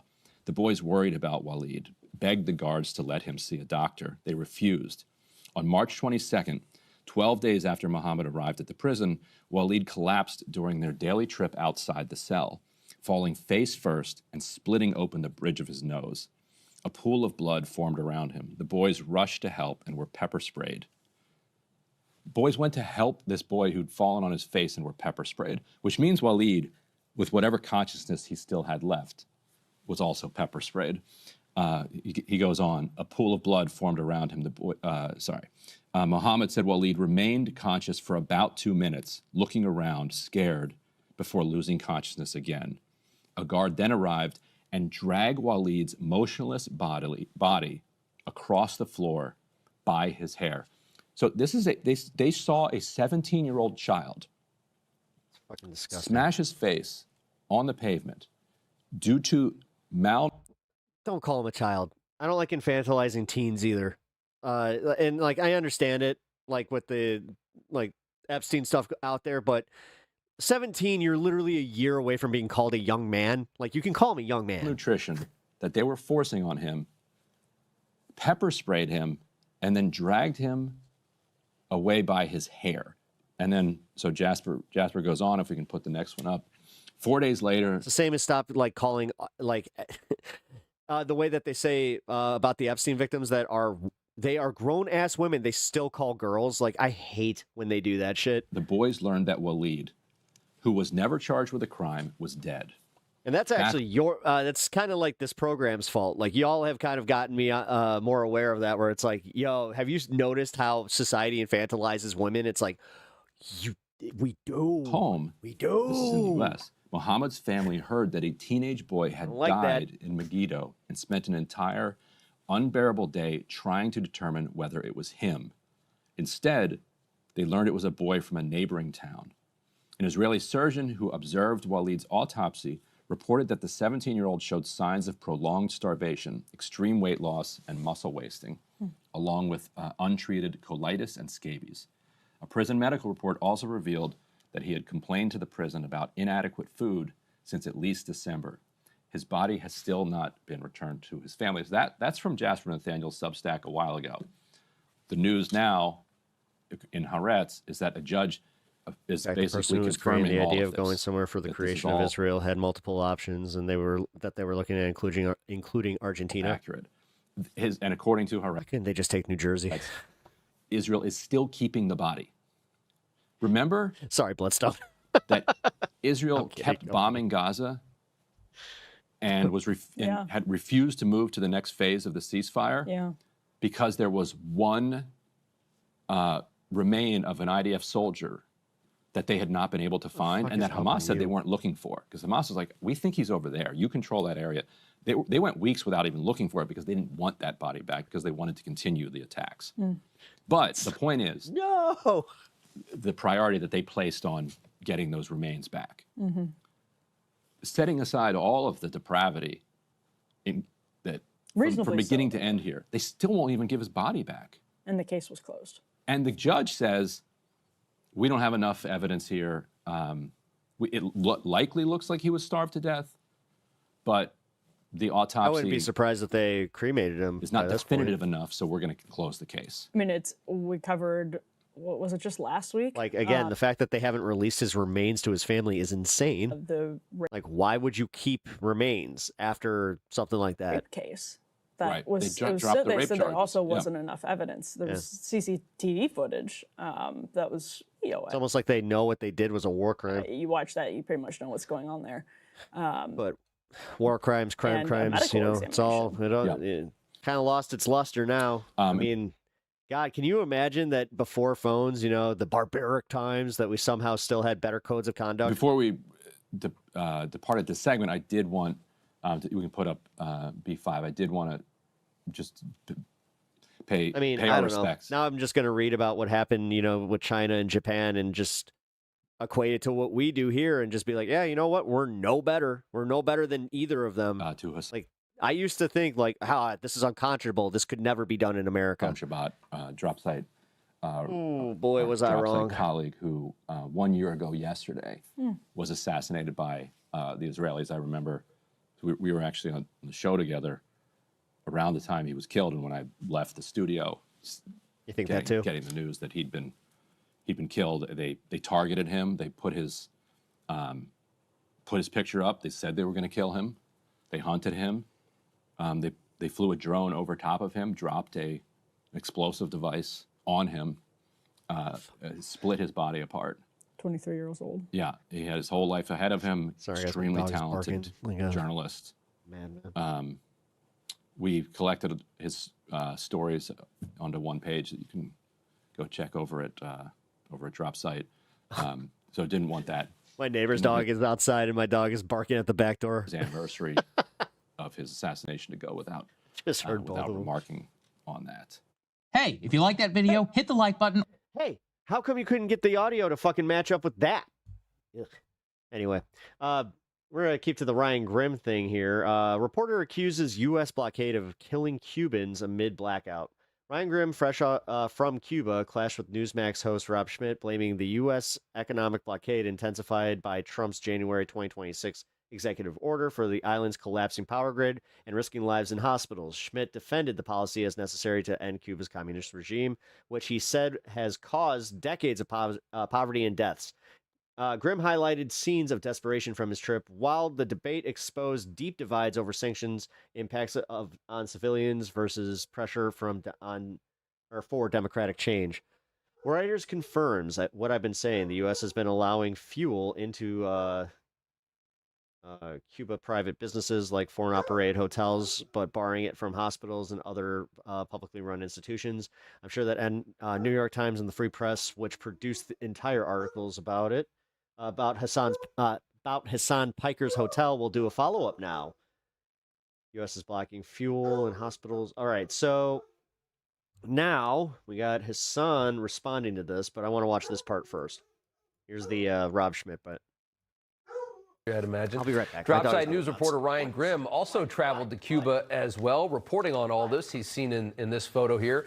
And Ryan joins us tonight, and it's good to have you back on the show. The Trump administration is trying to end a 70-year regime. It looks like these guys, along with you there, are trying to help it survive. Am I missing something? Wait, they're trying to do what? Trying to help this regime survive. Who is? Piker, most of the people there. I'm wondering if yourself, along with them, are included in that. Yeah, the group that went along brought about 50 tons worth of medical supplies and solar panels. That's right. Medical supplies and solar panels, and a lot of sympathies for the regime that controls the country, I imagine. So let me try to help out your viewers a little bit here. Right. How do you feel about the fact that when Americans travel to a foreign country, in this case Cuba, they are told specifically a list of hotels that they... By the way, that's misinformation. It's not the draft age. It's enlistment age. Are allowed to it is different. Stay in another country. I even looked it up because I wanted to make sure. I was just like, okay, so we have the mandatory conscription, right? Mandatory conscription is still capped out at 35. Right now, they want it more enlistment. This does open it up to raise the draft age, but they're not doing that yet. I went through it because when I went and stayed... You want to talk about fear-mongering? Holy shit, dude. There was the same. I stayed in an Airbnb. You do understand that that's not, like, if you are MAGA, that's not good for your cause. That's not, like, owning anybody. Except for your own, like, that's the fucking cut off your nose to spite your face. I think if you have... So if our country's trying to squeeze... Just turned 36, LOL. Yeah, you're still fine. What do you think of that? I think our country's trying to end a regime that's been torturing people for a very long time, and they don't want to fund it. Well, they don't want us funding it by paying money to a communist-owned entity like a hotel. So if their system of government is so awful, why not just let it fail on its own? Why do we have to blockade them? And how because do you think, they won't leave. They don't have elections. They won't leave power. How do you think the United States economy would do if we cut off fuel for 3 straight months? No fuel has basically... They don't have elections. ...gotten into Cuba. I love how we are just, again, now we're just doing the imperial shit, like, so fucking, like, obvious now. And again, we're wasting millions, billions at this point of dollars doing it. Don't hear dick from the fucking Republicans like, oh, we're sending money to Ukraine. I had to hear that for fucking almost 4 years with Biden. The Venezuela. Every single thing that Biden did was somehow fucking corruption. Biden crime family. Whoa! But they ignore everything that is obvious in front of their face as far as the Trump crime family. His son's owning a drone company that he fucking conveniently gave a contract to. That bullshit. No, nah. That's just business. That's just Trump being Trump. That's just business as usual. Yeah, but I was there in 2019, Ryan, and it was still a horribly impoverished country. What up, Unlisted? Good to see you. We're cutting off fuel to try and get this leadership out. Get them the hell out of there because they won't leave. They won't have an election. They won't leave. Why do you care about like who's in charge in Cuba? Who elected you to do that? It's such a bizarre. Like there aren't enough problems in the United States here for you to worry about. Like, that's another side of it. Really, no, it's not. Yeah, that's called that's a gotcha, homie. I can't even get my mind to a place where I would think it's my call. Like who runs Cuba? Who runs Haiti? Who runs Mexico? Who runs Iraq? Who runs Iran? Like that's a fair Israel. That's a fair criticism. That's a fair criticism. But I mean, do you think it's better for? Do you want this regime to continue to run this country against the wishes of the people? It's not that up are to all me. impoverished. It's not up to me. I live in Washington D.C. I vote in Washington D.C. elections, and I vote in federal elections. Where do you live? You live in that's fair. Where do you live? I live in New York. So, and it's not. Why should you vote? Why should you? What do you have to do with Cuba?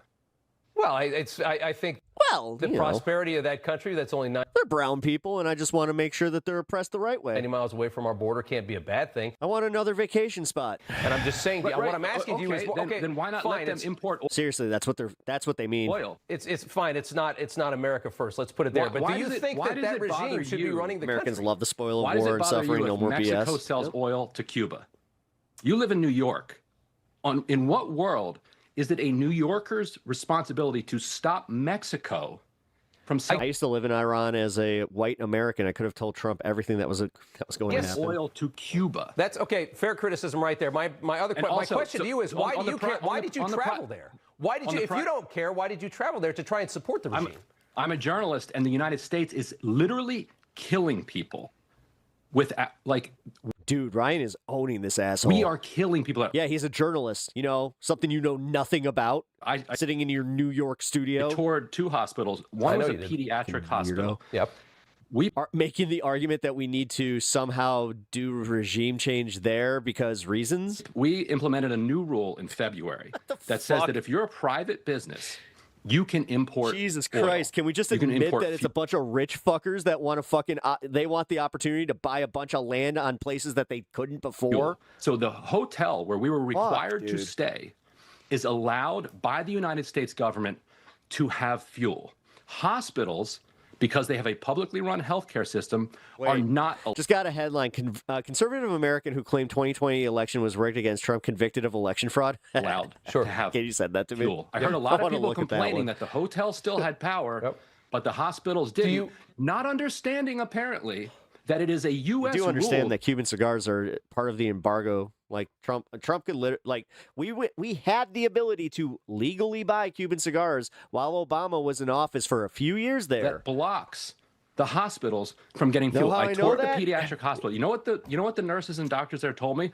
One of my friend's wedding gifts. They said when the power goes out, they immediately turn on their phone lights and race to the babies on ventilators. Let me ask you this. Because there's a gap And between hold on. I understand. Hold on one No, second. we're There's a killing gap- babies with There's no a power. gap between when the power goes out and when the generator kicks in that can be up to like 5 or 6, 7 minutes. A baby can die in that time on a ventilator. So they have to take their phone, turn the light on, race, and hand pump the ventilator. Because the United States has decided that Mexico can't sell oil and fuel to Cuba. What does that have to do with the United States? That's fine. If you want to say it's not America first, that's fine. But let me ask you this. Sorry. I just realized that I could have had this bigger the entire time. In that time on a ventilator. So they have to take their phone, turn the light on, race, and hand pump the ventilator. Because the United States has decided that Mexico can't sell oil and fuel to Cuba. What does that have to do with the United States? That's fine. If you On want to say Australian it's not, news, it showed how much you could have made in stocks if you had known Trump's decision 13 minutes before he made the announcement. America first, that's fine. But did it mention the people that did? Let me ask you this: how many tens of thousands of people have died over the last 30, 40 years as this country has lived in extreme poverty? 88% of the people live in extreme poverty. The government will not allow any kind of capitalism in to bring these people up, to bring the quality of life up. How many thousands and thousands of their own... This is not going the way that this guy imagined this interview would go. own people has that government killed? We're trying to strangle out a government here. And yes, there's going to be there's going to be some negative impacts of that, like you just described. That's fair. But how many people have died because of the government in power? I interviewed the number 3 guy in Cuba. Cuba. I will let you have the interview. You can air the entire thing. He said Cuban nationals, Americans, are welcome to invest in Cuba. He said they're open to, in a holistic negotiation, compensating Americans for property that was seized during the revolution. Well, they're capitulating now. Right. What they want? No, they offered that in the 1960s. Yeah, they offered the that in the United 60s. States I did refused know it that. because we thought we were going to do regime change. So why take a deal if we're just going to do regime change? Let me. We didn't overthrow the government. We failed over and over and over. We tried to assassinate Fidel Castro, like a dozen plus times. We tried an invasion, Bay of Pigs. It didn't work. Every other country, Italy, France, Spain, they all took compensation for what was nationalized. So they're saying you can invest here. Yeah. We will compensate you for what was nationalized. All we're asking is that you lift the sanctions and leave us alone. Unfortunately, no, but they Why is definitely that a big deal? insinuated Leave Cuba alone. And leave the regime alone, Okay. and let the people continue to suffer. I mean, did you see the people there? The Thing in his misery ear. Cut him off now. Cut him off of now. the people that live in that country under these a-holes. It's horrific. The misery is like unspeakable. Unspeakable. It is unspeakable. Been that way for a long time. It's a lot worse. It's the people who were there in December and people who obviously live there telling me like it's noticeably worse. You know how you have people like starvation and homelessness wasn't really a thing. Like there was poverty. It wasn't like extreme a rich poverty. country. Yeah. But even a few months ago, 90% of the people live under $2 a day. I mean, that's nobody in America lives under $2 a day. Not a single person. I gotta leave it there. Yeah, it's because our economy's fucked, and honestly, things are so much cheaper there, you dumbass. I really do. You're a good sport for coming on, Ryan Grimm from Drop. You gotta fucking do the thing where you're just like, this is what $2 can get you in Cuba, or are you gonna be a disingenuous fuckhead about it? Upside News. You got it. Good to see you. Means to be a disingenuous fuckhead about it. Cool.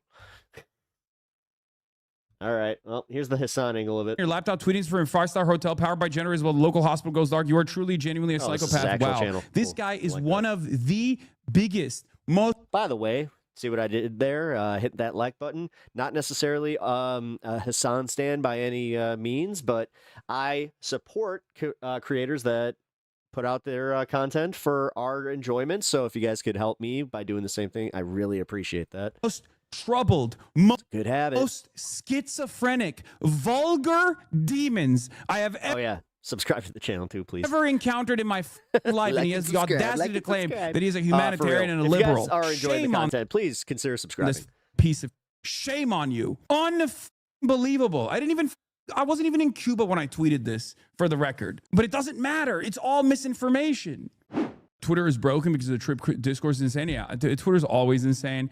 Obviously, we'll get into all of that. I'll go through like some of the misinfo in general because there's a lot of it out there. It's actually unbelievable how bad it is. I have a tendency, I hate this, but like I do have a tendency to bring out the worst in people. Like ultras hate it. It's very weird. I'm glad he did this, but he also, I don't know, man.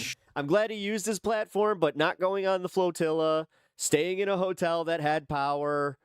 I don't know, bro. There's parts of his trip that really rubbed me the wrong fucking way. Like ultras get mad, where it was almost just like a vacation for him. Mad. Liberals get mad. Right wingers get mad. It's like what Ryan Grimm did was, I don't know, way more valuable. Lightning rod for and the flotilla. Like I gotta give a huge shout out to the people on the flotilla for doing what they for did. some of the most like deeply unwell people. It's very, very frustrating. It's very strange. But in any case, one of the things that I'm gonna say is that I think a lot of people just simply don't do things right. So when they see someone, he's a virtue signal millionaire. It's annoying that that's an easy thing to attack him on, and the thing that really bothers me is that sometimes he will kind of push back where it's like, dude, just if you owned it entirely, things, it triggers something in their minds where they go, well, this is also why I kind of don't watch him. Not doing anything, and that makes me like there's something painful about the fact that I respect this craft enough to not eat on mic all the time, pick my teeth all the time, have my chair do fucking 10 minutes of a video. Feel somewhat like maybe a little. Dude, I have a fucking 90-second timer to let me know, like if it's like while I'm pissing, where it's just like, oh shit, did I piss too long? I haven't had that thing ring once while I've been on stream, by the way. Moral that I'm not doing anything. So I have to find a way to disparage people who are trying to do their best, right? And I think that's more like let's send peps to the front page. I appreciate that. I know that I pop up on the front page occasionally. A lot of like the anger and resentment, even from like a totally non-ideological standpoint, comes from precisely that. Because like there are a lot of liberals. We pay to watch you eat. Oh, that's a little different. Weird. I'm not a mukbang guy. And honestly, I do genuinely get like bothered by people eating on microphones. Want to fancy themselves, want to see themselves as like kind-hearted humanitarian people. So when they see like someone actually engaging in that, I saw him doing that on the one with Laverne Cox, where he was like sitting there crushing on her. And he's still sitting there. They don't go, you know what? I'll hand it to them. These guys are doing this thing. It's fine. I don't really normally like this person, but it's fine. They go, let me find a reason as to why this is cynical, right? This has got to be cynical. I think that's part of it. There's this like insecurity that's triggered in people that make them behave in this like very strange way. I don't understand it at all. I can't, like, I've never been that way at all. When I see someone who I oppose, when I see someone who's like maybe not the best person do something that like is surprisingly on in line with my worldview, I don't immediately go, F this guy, I'm gonna find a way to like disparage it or whatever. I'll openly say that I like it, right? I'll straight up say like, oh no, this is a good thing, or like I'll even recognize my own personal jealousy when someone gets to do something that I wanted to do, even if I don't agree with their worldview, even if I think they're cynical, even if I think they're grifters. Like one of the examples I'll give you is like Jackson Hinkle, right? Not the biggest fan of him, but I think it was beast mode that he got to speak in Sanaa in front of, you know, tens of thousands of Yemeni people, right? Like that's objectively a cool thing that he did, right? Like that's something that I wish I could do. I'm not going to sit here and be like, F him, like he's doing, you know, this guy's cynical. So that is a strange, fascinating phenomenon. I didn't know they did that. I've seen. It's odd. It's odd, and it's really funny because like a lot of people that I went on the trip with also for the first time recognize it because they've like heard me speak about it in the past, like, you know, how my haters are like mentally unwell, but they straight up were like, yeah, actually this is like unbearable. You know what I mean? This is like genuinely unbearable. This is like your haters are insane at like trying to disparage every little thing that happens. But my point is, look, well, again, after seeing that, this is why I played that Newsmax clip before this, is because I wanted you guys to see this too, about the context of like how most Americans will think about Cuba, specifically from the right side. I didn't even know what the was going on. It's actually this fast. Like, I'll be honest, I'm not that well versed in Cuba. And I wasn't before all this. I did more research on Cuba in the last 2 days than I have since they lifted the embargoes with Obama. Fascinating. It's actually this fascinating thing where like I don't have access to Twitter all the time when I'm out there, so I had no idea what this was, what things were looking like in the United States of America and how this was being covered in America. Until I got internet, and I was like, "Oh my God, it's unbelievable!" People are just Okay, that's actually a fair criticism. I'm brown, and my nation was bombed into submission by Americans for so long. It felt like you didn't like colored people having their own rules. Now I see straight it's up true. Lying about like, you know, people are so, because not only is it about like, oh, we want them to have democracy. No, they want it to be like just a fucking proxy state to America. Angry. The Cubans are so we've seen how well that worked out for Puerto Rico. Angry on the ground. The real Cubans hate these people. It's like, that's not true at all. You mean the actual world? Yeah, it was. The media coverage over this has been fucking insane.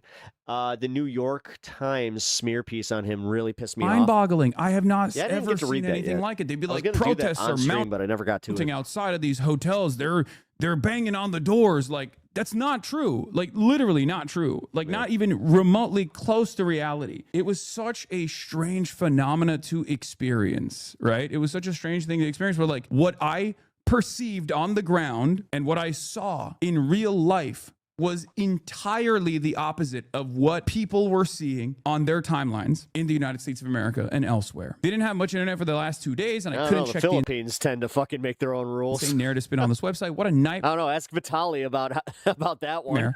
And then Johnny Somali over in South Korea. How do people live like this? They just sit around and just. I would argue that justify the U.S. government torment against smaller countries to feel powerful, the weakest minded insects. And I will go through some of the top line. Yeah, Puerto Rico. You mean the place that we source labor cheaply, but we don't grant statehood despite taxing them without representation? Yeah.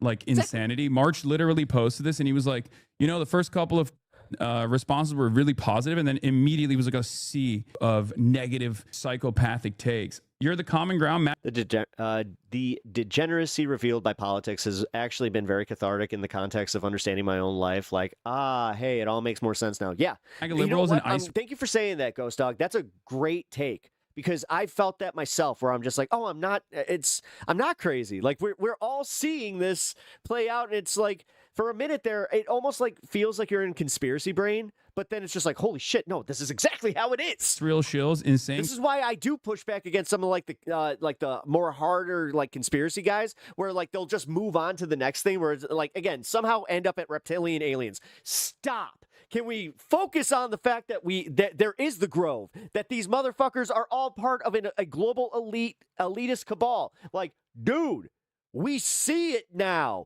But now, again, you're doing the fucking thing that they count on by making it unserious. Like, I don't even think that a lot of QAnoners or people like true believers understand how much damage they do to their own movement by doing that shit. Like Candace Owens, she is also one of these people where she cannot just focus on what's in front of her. She always has to, I'm just asking questions, okay? Quote page? Yeah. No, it's pretty crazy. Like if you look at the background, of these people, it's basically every part of the American political spectrum except for like Cartier. Yes, I don't know. All right, that's a little fucked up. Oh, it Jesus Christ feels dude. like it was just like every part of the American fucking pair eyewear, bitch. Political spectrum, with the exception of like socialists and communists. Like it's shocking, and many normal liberals I think are just not tuned into this discourse at all, because like normal human beings that you would have a conversation around this sort of thing with are going to be like, what are you talking about? Like, you're kind of becoming a litmus test now. Grateful you exist. Yeah, I don't think I should be this person, but it's very strange that people behave like this. I don't know. Why does Qatar have a base in what is it, Oregon? We forgot about that, didn't you? Very strange phenomena that I think it's a part of like the American existence. I think like it's reaction or Saudi Arabia, not Qatar. There's a right-wing attitude around the world on stuff like this, but like it's definitely. I truly believe that people have the capacity to see through. Ruling empire makes the rules. Okay, so by that logic, in the next 10 years, you should probably prepare to learn fucking Chinese. Through this, I think like people are kind-hearted individuals.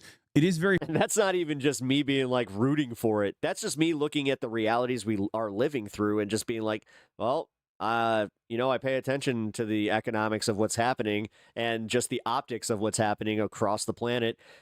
We've lost a lot of influence and they're all going to China for it. So yeah, that is kind of weird. Very funny that like there is this assessment. We don't rule Venezuela, numbnuts. They still have the regime is still in power. They didn't even get rid of the regime. They got rid of the fucking figurehead. That's it. Like, how much everything I was wearing. It's like, they don't realize that one, people send me free shit all the time. Two, people gift me all the time as well, right? Like, not that it even matters, even if I like go. I mean, bro. See, to be fair, this is the shit that it's like if he just fucking owned it and went, yeah, you know what? I spend money. Out and purchase it on my own. Who gives a fuck what I'm wearing? You're an idiot. Like, your fucking whole audience, dude. This is.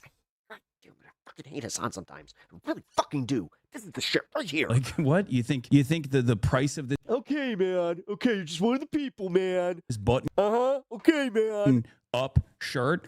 Fuck off. That shirt could literally pay my fucking car payment. Is the reason why the Cubans are suffering? Like what argument is this, right? No. It's not even about the Cubans, bro. Yeah, he's like, look at this too. I mean, this is March's. March. No, but it's literally like if you have this kind of liquid income and then you also simultaneously say, yeah, I just donate this shit after I'm done with it. It's like, oh my fucking God. Which is incredibly expensive hat, right? I mean, it's like this person is memeing, I think, but I don't think this hat is actually that expensive. But regardless, right? Nah, that shit annoys the fuck out of me. You're an idiot for trying to justify it. To them, I'm not trying to justify it. I didn't even bring that stuff up at all. But there is obviously he is trying to justify it though, and you did bring it up. Like areas where there is a and you did kind of fit. Does he not? Again, he wants to sit here and be like, "I'll admit my jealousy." Tremendous amount of misinformation, and you have to clarify it, right? Yeah. This is why, like guys like me, like the actual, working class leftist fucking streamers. We look at you and we laugh at you openly because it's fucking ridiculous. Where you're just like, I get gifted, just $600 fucking shirts, Yep, like the kneecap They don't even know what they're talking about, bro. Also causing the blackout. I saw this one a lot. Yeah. Like, yeah, it's crazy. What am I supposed to do? Just donate all my fucking money? It's. I don't know, bro. I don't know. maybe fund a more of these types of creators. That was actually a really good point brought up in the chorus thing, where it's just like, yeah, Hasan literally has the capital to fund something like that, but nah, can't. Crazy. Like, why would he? One of the things that I found fascinating is that he'd rather platform Taylor Lorenz fucking shooting the left in the dick as far as having, a funded conglomerate. It ties back into the argument, right? It ties back into like part of what I wanted to explain to people is like let me have another cone to deal with complex this. nature, the complex bureaucratic. You just made me feel like, so Rebecca, is it legal-ish in Australia, or is it like easier to get? Nature of these sanctions. I'm always trying to plan like international travel just in case. That America has. That's why Japan is not number one on my list, is because it's like, oh wow, there's no way to really do that. Oh shit. Placed upon Cuban society, like Cuban commerce. Feels like you're arguing the left must be poor. It's not about being poor. It's about the fact that he has like a lot of these opinions on, like, again, guys like Brian Tyler Cohen. Like, he had a lot of opinions about the chorus stuff, and then on top of it, not recognizing that this space is actually a great example where he could just fund this space where all of us, like, even giving each creator like, $500, that would make it to where we could make more content. But no, that why would someone like that do that? Why would someone with like that much fucking money, when he's got shirts to buy, guys? And how restrictive it is, right? And it's very interesting that like American restrictions that make it illegal for American citizens to do normal in Cuba, they sound. It does kind of make it a little, I don't know. So again, just when somebody that's trying to speak for the working class makes that much more than all of us, it does kind of get annoying. Really, they sound so insane that you would. At least Vosh has the balls to just be like, no, I started making this, I'm in a different level than all of you, and he just says it. Think. Like, when you hear it at first, it's kind of like Israel in that regard, where you're like, that sounds ridiculous. There's no way that that's a real restriction. Shut up. Like, the thing that people were complaining about, like the 5-star hotel, right? I found. To be fair, he would have to audit so hard or get hate if streamers do something wild. It really strange. Why? Why can't he just be the money behind it? They talk for all this talk about dark money. That's what I mean. He can't just fund it. That they like, what the fuck? Clipped me talking about it, and it's objectively the truth, right? That's also why contracts exist, by the way. It's objectively the truth. I just said literally. He could do that just with like less NDAs. Like, again, what the American whatever, man, government's restrictions are, and I'm actually applying the same logic that a lot of people were applying to me for thinking about taking the chorus thing. People were just like, sure, buddy, and they ran with it because it's so. So by that logic, am I supposed to like, okay, so where's the line for all of us then? Odd. I don't know. It's like, but it's just you're never going to go to Cuba, so for you it doesn't matter. The State Department and the Treasury Department specifically. Bro, we got flack for going to Cuba. No, I understand that. I'm giving him flack for something entirely different. Makes it illegal for American citizens to stay at whatever accommodations they want to stay in, with the exception of like 4 hotels. They updated the talking point that the hotel you stayed at was on a ban list. Yeah, I know. A YouTuber used that clip to say you were lying, but when they looked up the actual law, they said you were telling the truth, but you were obfuscating some facts. No, I wasn't. What a lot of people, I think, don't understand is that this... he was obfuscating facts the same way that he made people believe that he was going on the flotilla, okay? Progressive International, Code Pink, like this entire flotilla convoy of aid by... For sure. Then, okay. By air. Whatever. And by... whatever, man. By water was put. Then I get to fucking you know what? Then fucking, I'm gonna just continue to criticize him for being pretty fucking ineffective and actually effectuating change in the media space as far as the left. Together, obviously, with allowances from the Cuban government and also with allowances from the in that regard, I actually will say that Brian Tyler Cohen and Midas Touch, they are growing the space. They are growing fucking the ability for people to have growth and do this as a fucking full-time gig. Government, because you can't do a massive 600-person humanitarian aid mission without getting the go ahead from the Cuban government and without getting the go ahead where from I the kinda American have, government. like, Like a I pretty signed, I hard have the stance on it. paperwork right here. I have the OFAC restrictions paperwork that I had to sign right in my hands. It's the same way that Cat was LARPing being poor. Like, I don't like that shit. Okay. I signed a documentation, a piece of documentation in order to, as an American citizen, I had to get a travel affidavit, a general specific licenses travel affidavit. Wait, the U.S. approved that aid mission? Yeah, of course. Of course the United States approved that aid mission. The United States Treasury Department has to approve anyone that's going to Cuba.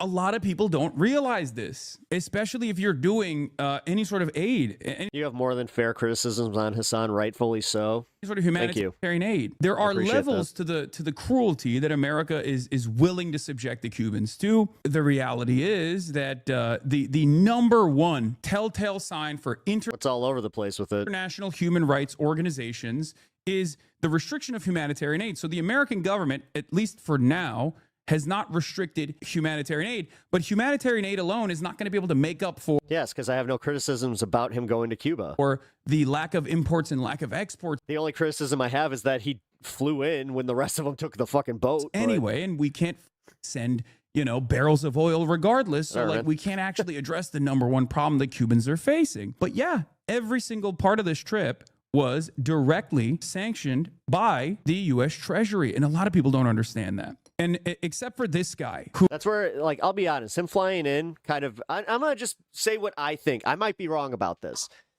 but it gives me the vibe that he did this for a vacation instead of actually caring about this. He saw the opportunity to go join this flotilla and piggybacked on it so he could get the thing where he's like, the experience of going to Cuba. who, ironically enough, in an effort to shit on me, Now, do I think that he doesn't care? I mean, no, he cares about this, but I don't think it's like in the way that he genuinely thought that he was effectuating change. showed the truth. Hey, by the way, Hasan just broke U.S. law. Oh, I see it that way. He could face $250,000 fine and up to 10 years in prison once he gets back to the States. Hey, FBI, get on it. 30,000 likes.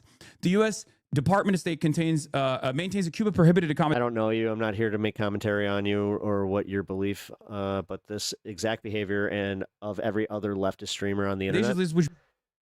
You do understand that we do, like, just because he's a leftist doesn't mean that he doesn't get to not have criticisms about this kind of stuff. And honestly, if the left wasn't such a bunch of bitches, then maybe there wouldn't be all this fucking infighting. Like, if people could actually take constructive criticism, like if somebody, like even if Hasan starts ripping on me, I'm not gonna immediately just be like, oh, fuck you, Hasan, you're not part of the left, I can't fucking be part of anything that you're part of.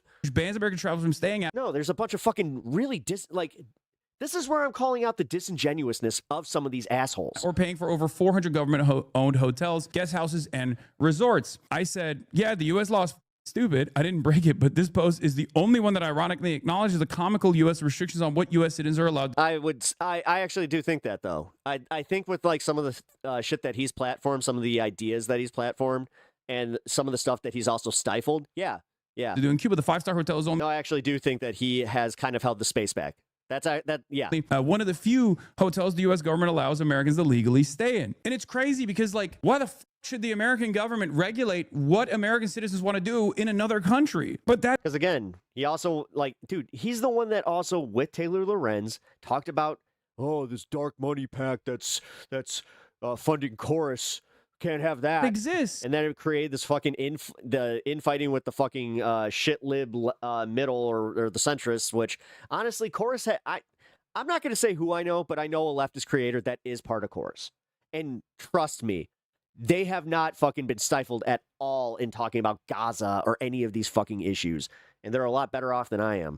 Isn't that nuts? That's insane. It's the truth. I was first going to suggest you stay at a Casa Particular, but if you are there with a group, it would only make sense. Yeah, there's 600 people. The island is experiencing a total blackout. It's virtually impossible. No, I'll even just be, you know what? I'll be as genuine as he's claiming to be.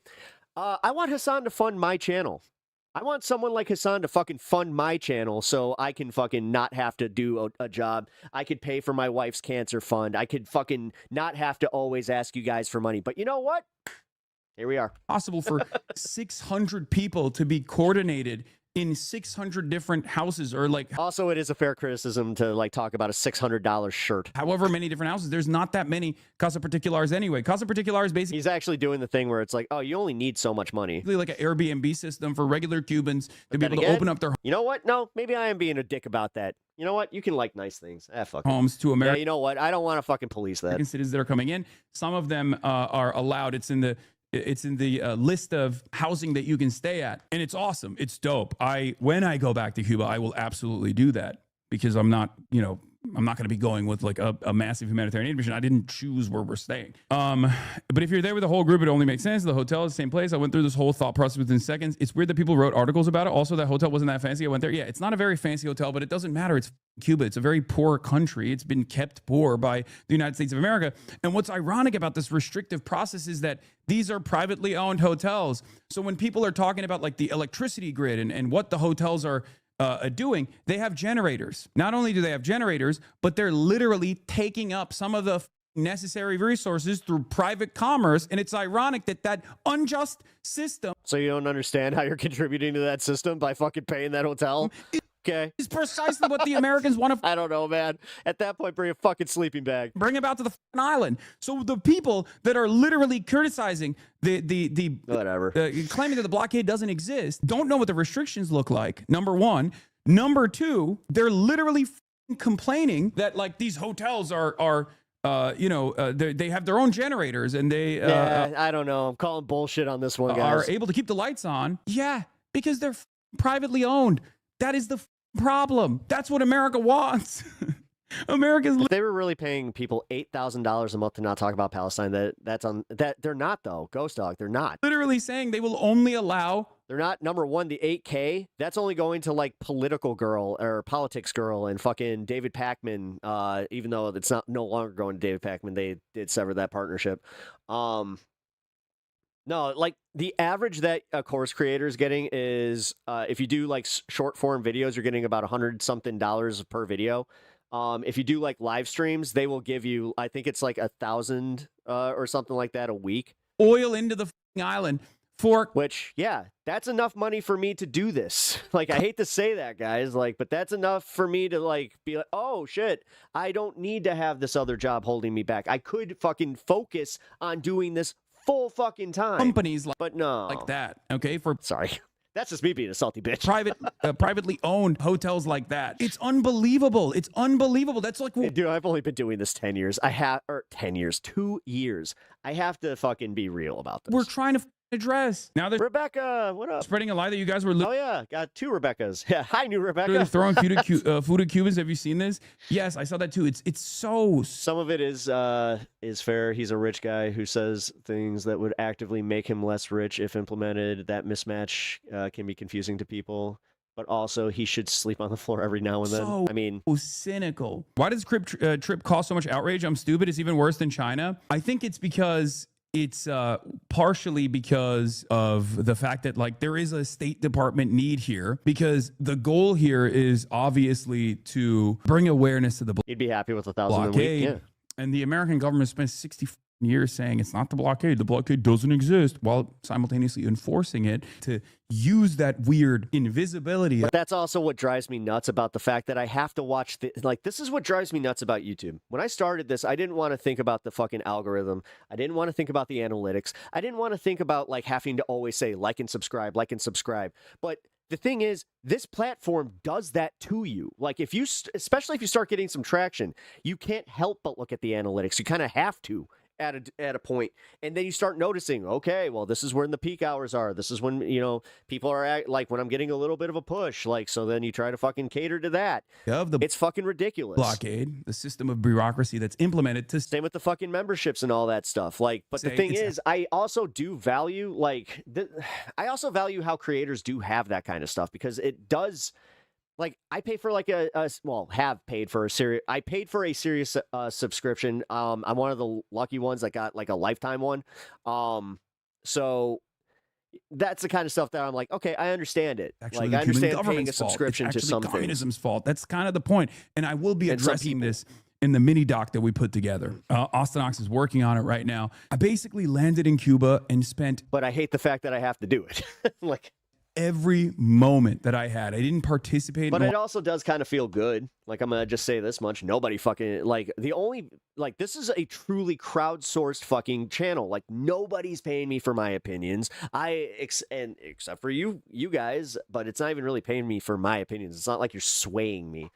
Trust me, if you've watched me for even like more than one episode, then you know that you could never get me to just fucking do something because you want me to do it. A lot of the stuff and any of the stuff really that the Progressive International was doing, which is why it's also like a. But that type of freedom it's worth something. It does feel good. Like, I'll admit, when I didn't take the chorus thing, funny while they're felt on the shitty.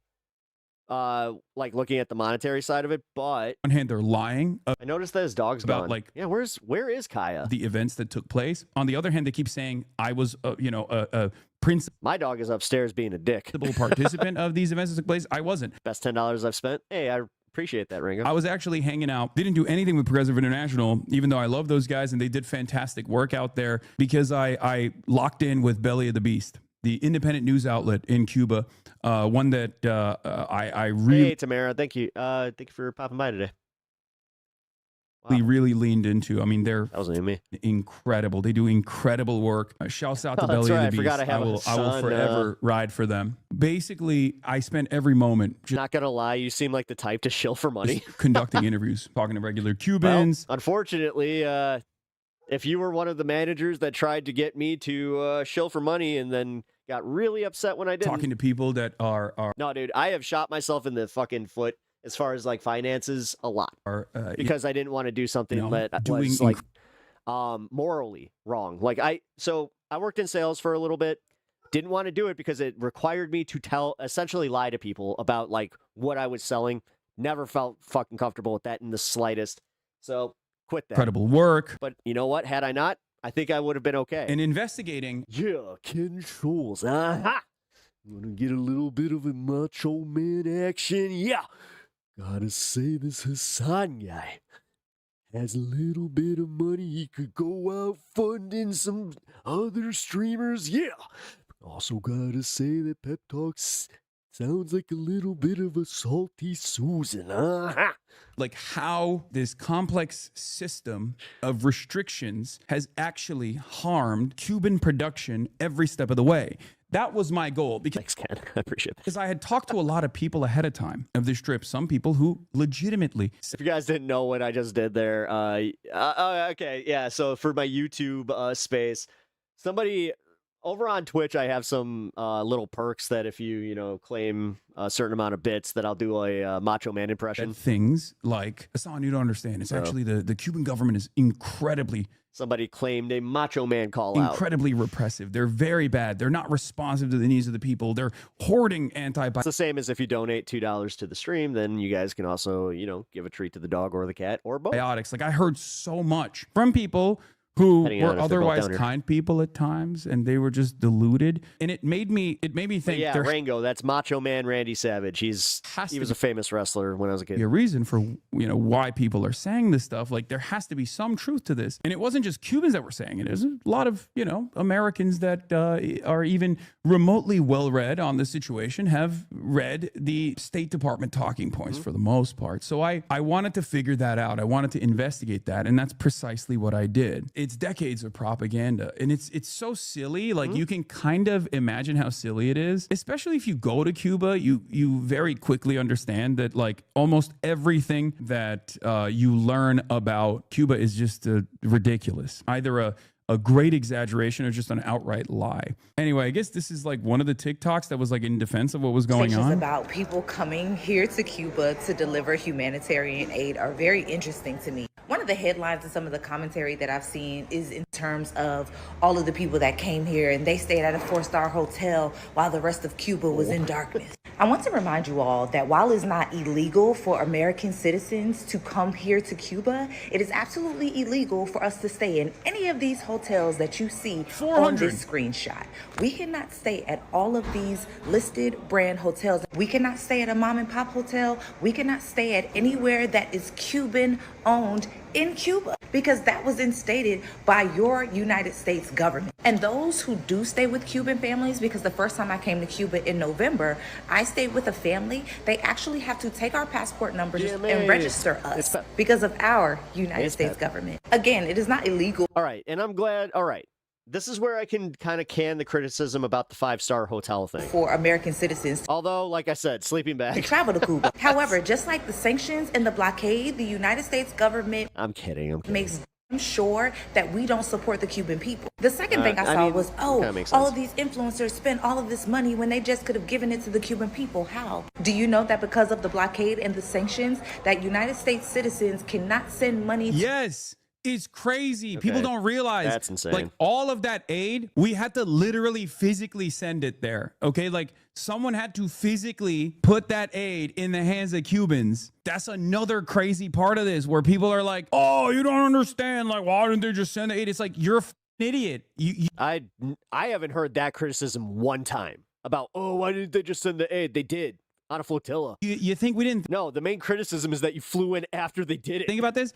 That's my main criticism. And it's like you did the thing where it's like you kind of LARPed like you were there. Not only was there like a cultural component to this humanitarian aid trip, because like there's so much Orientalization that's going on here. Like you're treating the regular Cuban citizens like they're animals. It's disgusting. Like the way you're talking about it, like you think they don't experience joy. You think they don't care about art. You think they don't care about being treated like human beings. It's disgusting. There's so much like speaking over regular Cubans that are living in Cuba in this conversation that is mind-boggling. It's alarming. It's gross. And I cannot believe how much both liberals and right-wingers have engaged in this. Like, it's crazy to me. One of the craziest pieces of misinformation was that kneecap guys like sucked up all the energy and killed Cubans in a hospital. The reason why the Cuban hospital ran out of energy is not because the gonna stop watching but listening while I get ready to start my day. Hell yeah, Rebecca. Is falling apart. I mean, that's part of it. Yeah, I just realized that because I started a little bit earlier. You've been here for sure, of course. But there's not enough gas on the island for their generators to work. That is our fault. America, we did that. What do you think is going to happen? Well, Trump did that. When we've starved this island of necessary resources. Well, yes, because he is the president of the United States. Sources by stopping other countries from being able to freely trade with Cuba. It's illegal for America to implement this blockade. It's legal to trade with Cuba. It's legal to import Cuban goods. Things are going well. I nearly crashed the fuck out. My lovely parents. Legal to export Cuban goods. It's unbelievable. Sorry to hear that, Rebecca. Participated in one of the many daily festivals that happen during the day. That festival that they participated in had Cuban musicians that were also participating in it. It was free for all Cubans to attend, and it was overwhelming. The Champagne Socialist is explaining just a little too much. Cubans that were... I don't think that... See, this is my thing about Hasan, where, like... And this is what drives me nuts about some guys that, like, what I said about the LARPing is poor. Like, I hate that shit. I really do. It blows my mind that these people can be so cynical and so gross that they think that, like, regular everyday Cubans don't want to... Again, this is where I have to actually say I kind of weirdly respect Vosh on that one, where he's just like, yeah, fuck you. Experience joy. It blows my mind. You just don't even want to think. Like, you literally can see it. You can see it in real time. You can see Cubans dancing, singing, having a good time. Let's talk about something important. What jersey is like, that? Oh, it's my jersey. They must be brainwashed. Someone was claiming that they were being bribed with treats. I saw your reply to this guy too. Yeah, this is the liberal version of this, right? Cuban doctors told me they have to sew up patients mid-surgery when the generators run out of gas, but MAGA on here are too busy lying about lying about the people that went out to Cuba with aid to turn everything into a distractive spectacle. Pure MAGA propaganda. You are cattle if you fall for it. The audacity to be on your laptop tweeting for a 5-star hotel powered by generators while the local hospital goes dark. You are truly, genuinely a psychopath. Wow. This guy is one of the biggest, most troubled, most schizophrenic, vulgar demons I have ever encountered in my life. And he has the audacity to claim that he is a humanitarian and a liberal. Shame on this piece of... Shame on you. Sick. Thanks. Unbelievable. I also designed the logo. I wasn't even in Cuba when I tweeted this, for the record. But it doesn't matter. It's all misinformation. Yes. I couldn't tweet this from Cuba because there was For no one of my men's league teams. Oh, not only was there not electricity, but there was also no internet. Like there was just not enough internet. The infrastructure is crumbling because of what we have done. Shame on you. If you have the capacity to feel shame, that is, you don't. There was a couple like ultras that were also saying some dumb shit too. And I had some strong words for them too. But yeah, I cannot believe it. I cannot. It's just, it really, I saw the best in humanity with regular, everyday, ordinary Cubans trying to make the best, trying to make the most of their horrible circumstances. And then I come back and I see people on the sidelines trying to do their very best to continue justifying the asphyxiation that we have implemented on this island. No. Criticizing you is not somehow saying that we should continue this. This is actually part of why I don't like how he hides behind some of this shit. The people, like right there. So I'm not supposed to criticize some of the shit that people noticed about you again wearing like a $630 fucking shirt to Cuba. People died because you morons threw a giant party and like, dude, seriously, you're so into fast fashion. Just go to the fucking thrift store, motherfucker. Like, this is what pisses me off. Like, if I had that, like, if I had Hasan type money, but also like claim to just not care, but also be like fucking, oh, you know what? I like street fashion. Go to the thrift store. The electricity. These are Cubans. You know why I don't have to go to the thrift store? Because I haven't bought new fucking clothes in years. Man, these are everyday Cubans having I buy like a hoodie. Like once a year, I'll buy like a hoodie. Great time on a free concert that was thrown together. Fuck, I got a pair of jeans that are probably older than, it wasn't just kneecap. It was like, half of your kids. Cuban artists that were also participating in it. I say you're a insanely indecent person and you should really think hard about why you're repeating obvious moronic lies that MAGA is spamming on the timeline. Vicious scumbag. But people would rip you up. Again, I don't care about being ripped up. If I did, then I wouldn't even be doing, like, trust me, I wouldn't be talking politics online. Not believe. I don't care about that. I care about living I care about living in actual authenticity. So like this is what I don't understand about guys like him, where he can't just be authentic with it, where it's just like, yeah, fuck it, I made some money, I'm gonna buy this. He does the excuse part. That's what I was saying about about Vosh, where it's like Vosh just doesn't give the excuse. You never hear him once give an excuse for buying like a $400 pair of pants or some shit like that. He just owns it. The average person is this indecent. But he also doesn't act like he's Hasan in like being like the arbiter of the left. I think this is... Some people try to make him that, and he's even just like, I wouldn't do that. Born out of just like being on this website. I don't know, man. Like, what annoys me is specifically how protective people are over him, like, with this shit.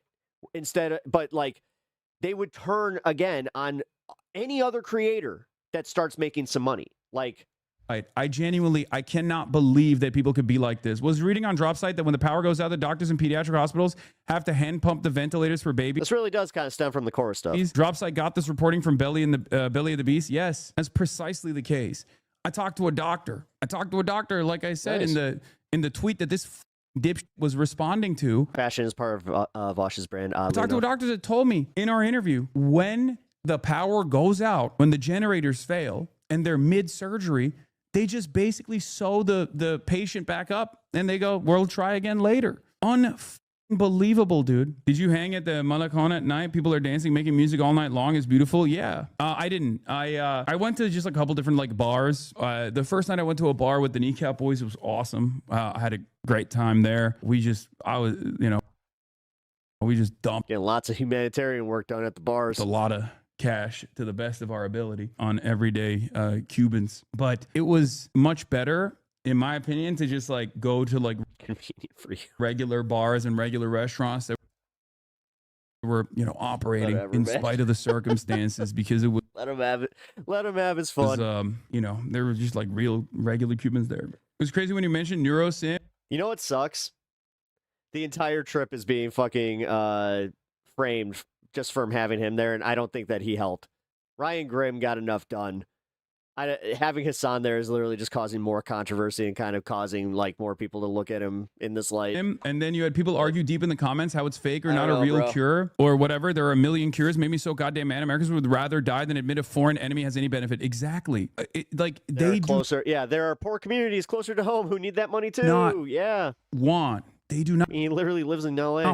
Whatever, man. Want to comprehend like real. Whatever, dude. Like this is the preachy shit that fucking drives me nuts.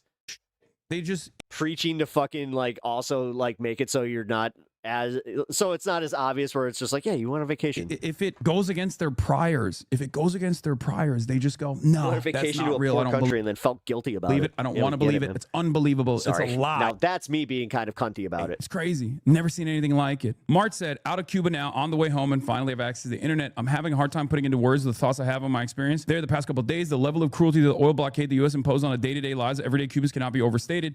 Everyday conveniences and essential services that we take for granted are completely non-existent. Liberals rather fix problems of other countries than address their own. You know, entire systems that were.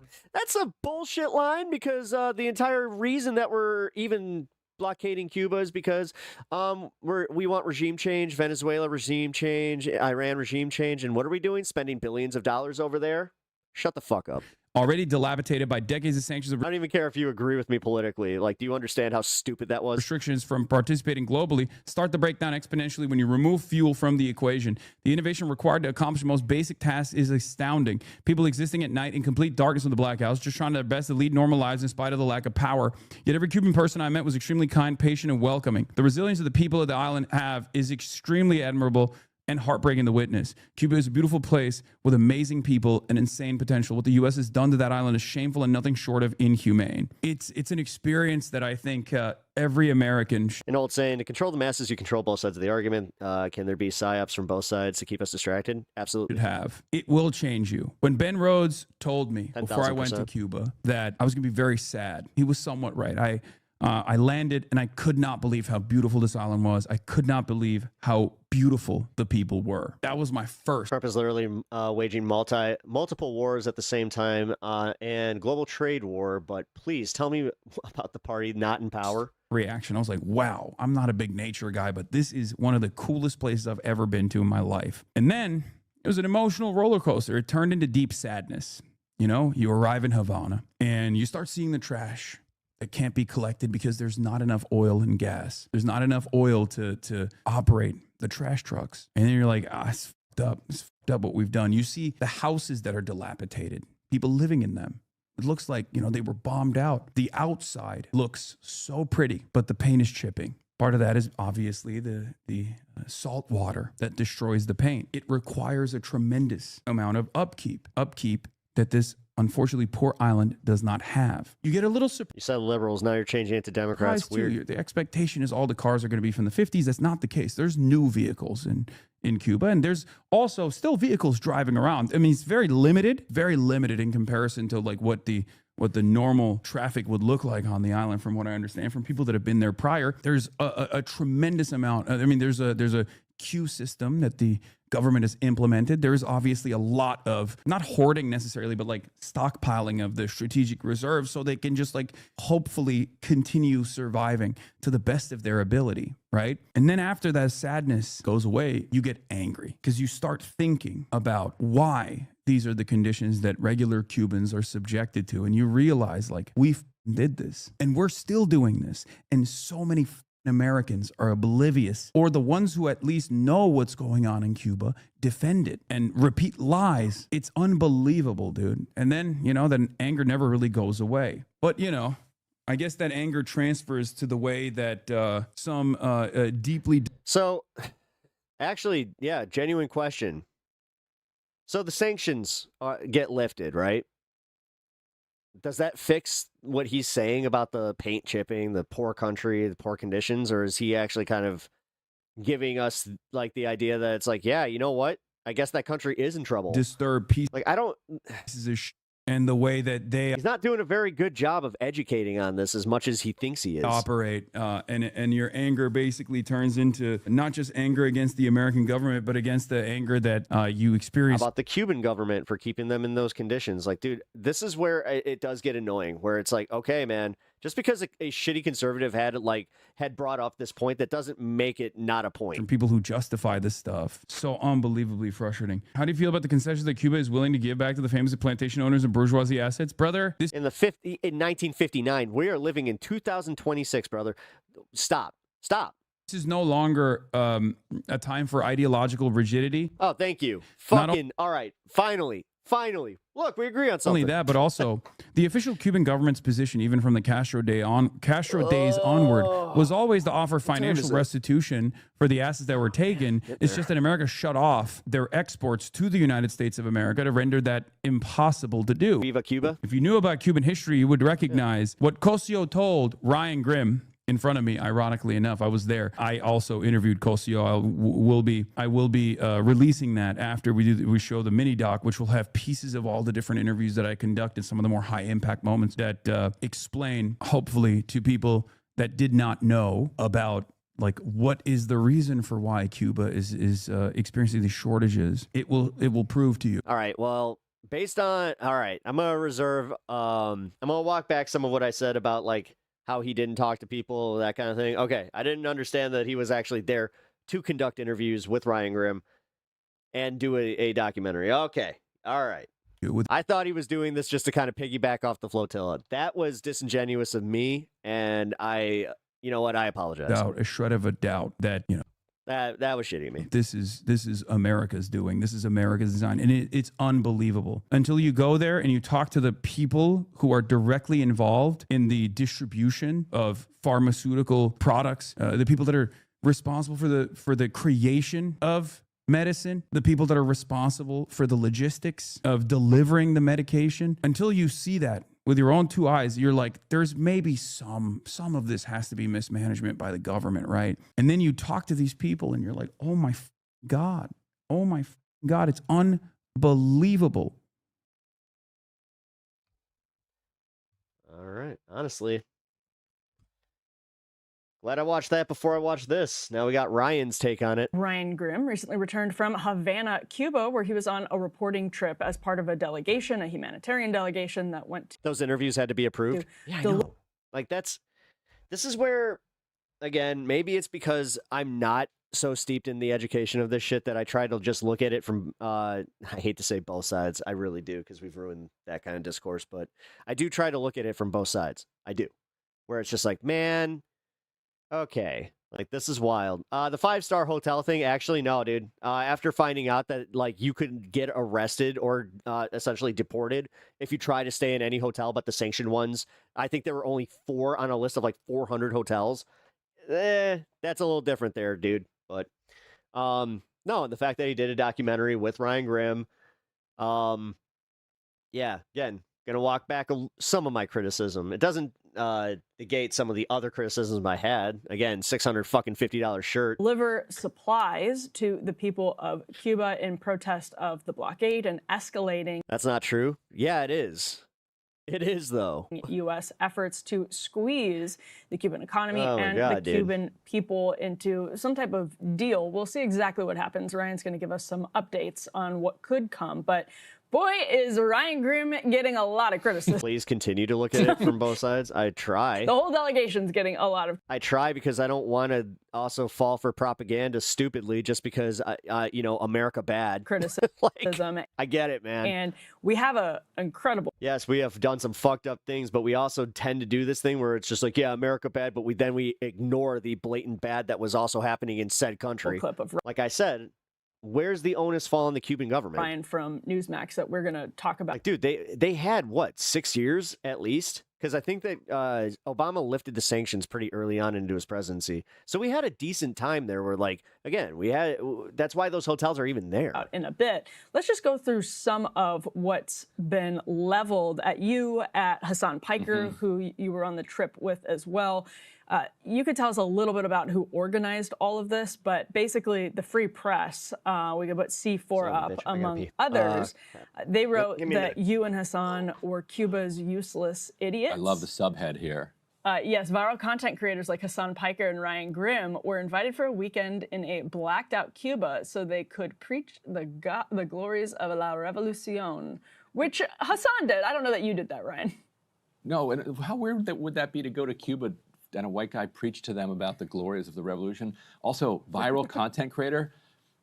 For what I know are explicitly political reasons, TikTok actually refuses to verify my account. So TikTok, if you're listening, according to the Free Press, I am a viral content creator Listen up, bitches. They refuse to verify me, and as a result, all of these fake accounts keep popping up, impersonating me and like stealing stuff and DMing people. So it wasn't just the Free Press. Here's the New York Times going after Hasan Piker. Actually, I thought this was a pretty... So the headline here is Hasan Piker, a celebrity left-wing streamer, defends Cuba aid mission. I thought they gave Hasan a lot of oxygen here to defend what happened over the weekend. And a more serious criticism, I would say, from a Cuban, actually. This is a quote from a Cuban politician who said, "They say they've come to support the Cuban people, but they meet with the man who gave the combat order to repress those who took to the streets on hashtag 11J, which was the July 11th protest, demanding freedom." So, Ryan Grimm. That might be my photo, actually. Did you take that? I might have. All right. So we didn't meet with him. He gave a speech. Tell us break this all down. What did you do? Who organized it? And what is your response to your critics? Yeah, and so there are a couple of key criticisms. First of all, it makes me embarrassing to be part of this media ecosystem because it's so divorced from reality. Like we went there, we saw the starvation of the economy and of the Cuban people, which is being done deliberately. Sorry, I said to try to allow the U.S. to overthrow the regime. Like we have been very explicit that we are blocking fuel from getting in, designating them as terrorists and supporters of terrorism, not allowing them to use credit cards, etc. What are you doing? Everything we can to make it as miserable as possible so that we accomplish our foreign policy objective of overthrowing the government. Unless you think that's not an American strategy. Henry Kissinger said it himself, that we were going to, And Rubio said it himself a couple days ago. Right, but what was, we're going to Chile, make them scream, make the economy scream. This Yeah. has been a Cold War policy for decades. Yeah. Instead, we're talking about this other silly stuff. But You're just saying the Cuba trip was extremely performative? For some people, like Ryan Grimm and Hasan doing the interviews is valuable. I don't know. No, because they brought a lot of solar panels, water, aid. No, these flotillas, you know what? No, they are valuable. And it is valuable to have, again, social media presences there. But unfortunately, yeah, there were some people there that seemed like it was more for the experience. People who are curious. So the two... I'm going to wait to see the interviews with Hasan, though. So the criticism we'll see. Is that... Well, I guess the fact he flew in instead of going with the flotilla was that was a major hit on Hasan there. 5-star hotel that kept its power on, despite there being major blackouts across the island. So, 2 points on that. Yeah, it is bad if hotels keep power and hospitals lose power. I agree with that. 2 things. Why did the delegation stay at this quote-unquote 5-star hotel? First of all, 5 stars. Eating Cheetos with chopsticks in front of Funko Pop animes? What the fuck are you? I'm the coolest person on the internet, dude. Quite relative. It's so much nicer than the conditions that the Cuban people are suffering under. No question about that. Can't match also, this Riz. Nobody in the Bravo Celebrity universe would go to that hotel and call it a 5-star hotel. That is absolutely the case. But there is a U.S. law on the books that says if an American visits Cuba, there is a long list of places they cannot stay. Anything connected, directly or indirectly, really, for the most part, with the government. You can go read their FAQs. You can go read their rules about it. And they'll specifically list a bunch of hotels you cannot stay in on top of that. And so that leaves a very small number I think it's of brilliant hotels, so you don't get your hands looking like MAGA that you can jerking stay off in. Trump daddy. And this was among them. This is a Spanish-operated hotel among them. Now, there's like 500 or 600 people in the delegation. If you go just by yourself, you can try to find what's a casa particular, like an Airbnb. Not an Airbnb, obviously, because that right. American but companies aren't allowed a version of it. Now, you can't book it online. You can't book it with a credit card. The telephone and internet. No, and you pay with cash. Service is very spotty. So good luck in 24 to 48 hours. It's the same thing in Mexico, by the way. They do actually have some of these things in Mexico too. Finding 500 or 600 of these for a giant delegation. It's not serious. The only thing you can do is stay in a hotel. Also, the Cubans want you to stay in these hotels to bring cash into the economy. Now, there it is. You don't like that that's where we stayed? Change the law so that we can stay. You're 22 and already going bald. Did you just? You think I'm 22? In a cheaper hotel. Although, Jesus, if you have the money as an American, 20 it's years actually off better there, that you homie. stay in a more expensive hotel because you're then pumping more money into the economy. Thanks for the compliment. Their second complaint is about the fact that hotels have generators that stay on. Now, the hospitals also have generators. Mm-hmm. And I think that's the record, generator- 22. and we can get into that. The shit. hospitals are deeply, deeply struggling. Crazy. In February, the Trump administration Fucking 39 introduced a new policy that said it is okay for private businesses. The fact that that guy thought that he was insulting me right there, I'm just like, okay, whatever, man. On the island of Cuba to import oil. Yo, Ed, did you just see that? Someone just said that I'm 22 and balding. While it I'll is take the not 22, okay whatever, balding. for anybody affiliated with the government. Famously, If you think the so. hospitals are publicly run. This is in Cuba, balding, if then you weren't goddamn. familiar with that. And Feel so bad for it those is guys that are maintaining it. Like, okay, according to the U.S. Like Ben Meiselas, where it's just like, dude, come on. He's got And the that's little not just from the patch. U.S. That's from Mexico. That's from Russia, China. We're trying to block oil from getting 22, in wow. to the hospitals from any country, not just us. Mm-hmm. But if you want to send it to a private business, that is okay with us. C10, Reuters just reported, and I've been saying this, I've been telling you this, again, you guys never believe me. I'm telling you the truth. So Reuters reported this morning, actually, exclusive, U.S. ramps up fuel exports to Cuba's private sector. This is C10. So if you Your boss thought you were like read the 20, article, you just turned 3? there Nice. are many thousands well. of barrels, not enough, but many thousands of barrels of and diesel in particular, which is what they use for the generators. That's called parting, not balding. That the U.S. is almost allowing like having hair, to be he does that sold thing, to yeah. private businesses. So I want people to sit with this for a second. And honestly, I have done my natural cowlick here. I look like a fucking emo kid because like I get this like weird someone said I look like Dave Grohl. The critique that the New York Times elevated, that the Free Press pushed, that a All lot this of these like beautiful? right-wing Yeah, Cuban unless you got a head like defenders mine. were pushing around, Cuba policy defenders were pushing, was that it is bad that the hospital that the hospital did not have power, hospitals did not have power, and the hotel did. Okay, so that's the premise that the Free Press is operating under. I agree. Mm-hmm. I am now making the Free Press aware, because they apparently didn't read our reporting in February, and now Reuters is confirming what I'm reporting. Our American policy is that it's okay for the hotel to buy oil and diesel, but it's not okay for the hospital to buy diesel. So if you spent the last 3 or 4 days... You're probably one of those guys that's probably never touched a tampon because you've never actually had interactions with a woman. Is yelling at Jesus me Christ, and Hassan dude. Piker about the fact that the hotel has energy and the hospitals didn't. Now that you know, they sell condoms in ladies' know rooms. the truth, you have to Yeah, be weird how they don't furious care at the about Trump that. administration. Because the Trump administration's explicit policy is that hotels can buy diesel, but hospitals cannot.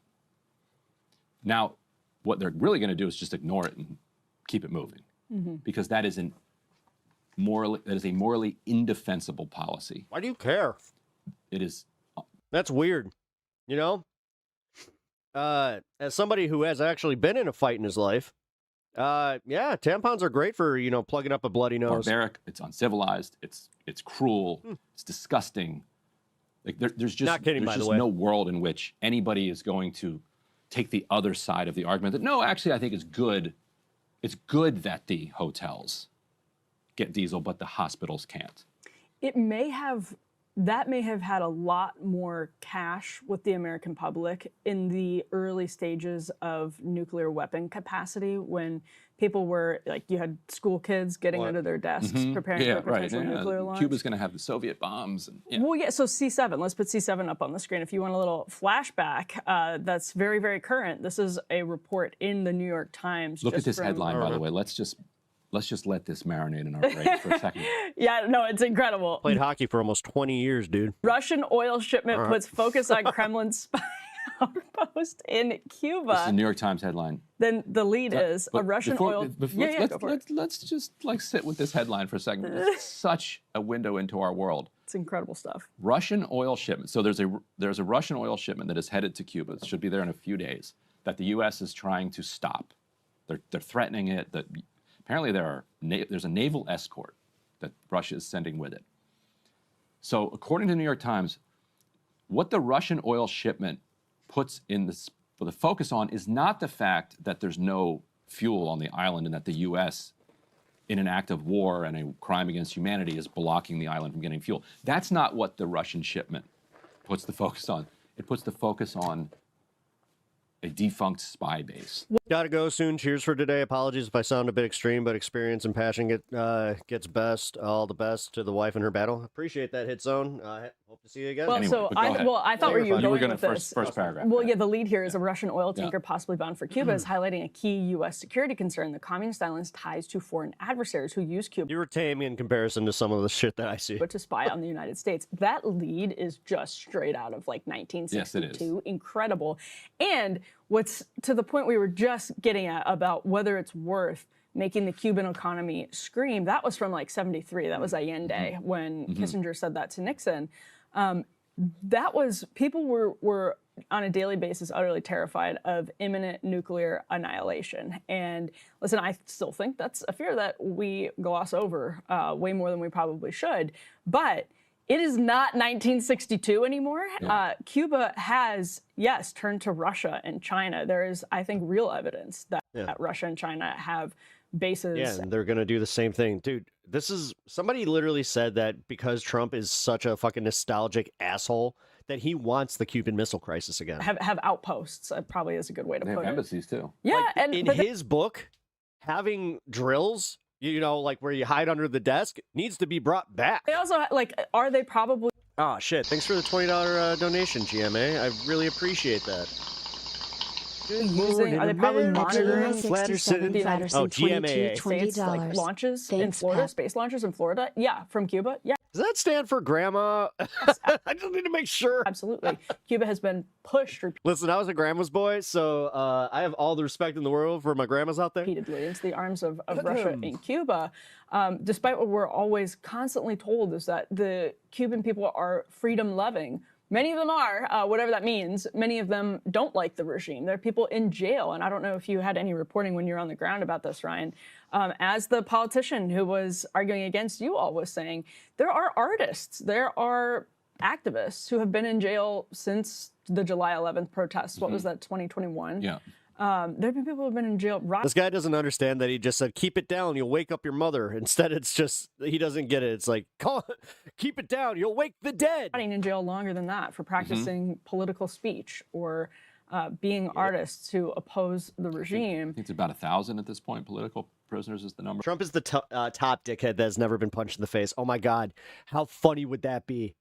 Like the oh my God, the fucking the noise that he would make. Oh God, that'd be so funny. Just it's a and you know, it's the repeated oh my God, that'd be really funny to hear. Insistence on this pattern Just the way over his and voice. over and over again. I have the best when you idea. see that it drives damn it. a place like Cuba that could in the nose. potentially be a partner further And then he just, dude, he would probably sound like Cartman when Cartman cries. further towards Russia.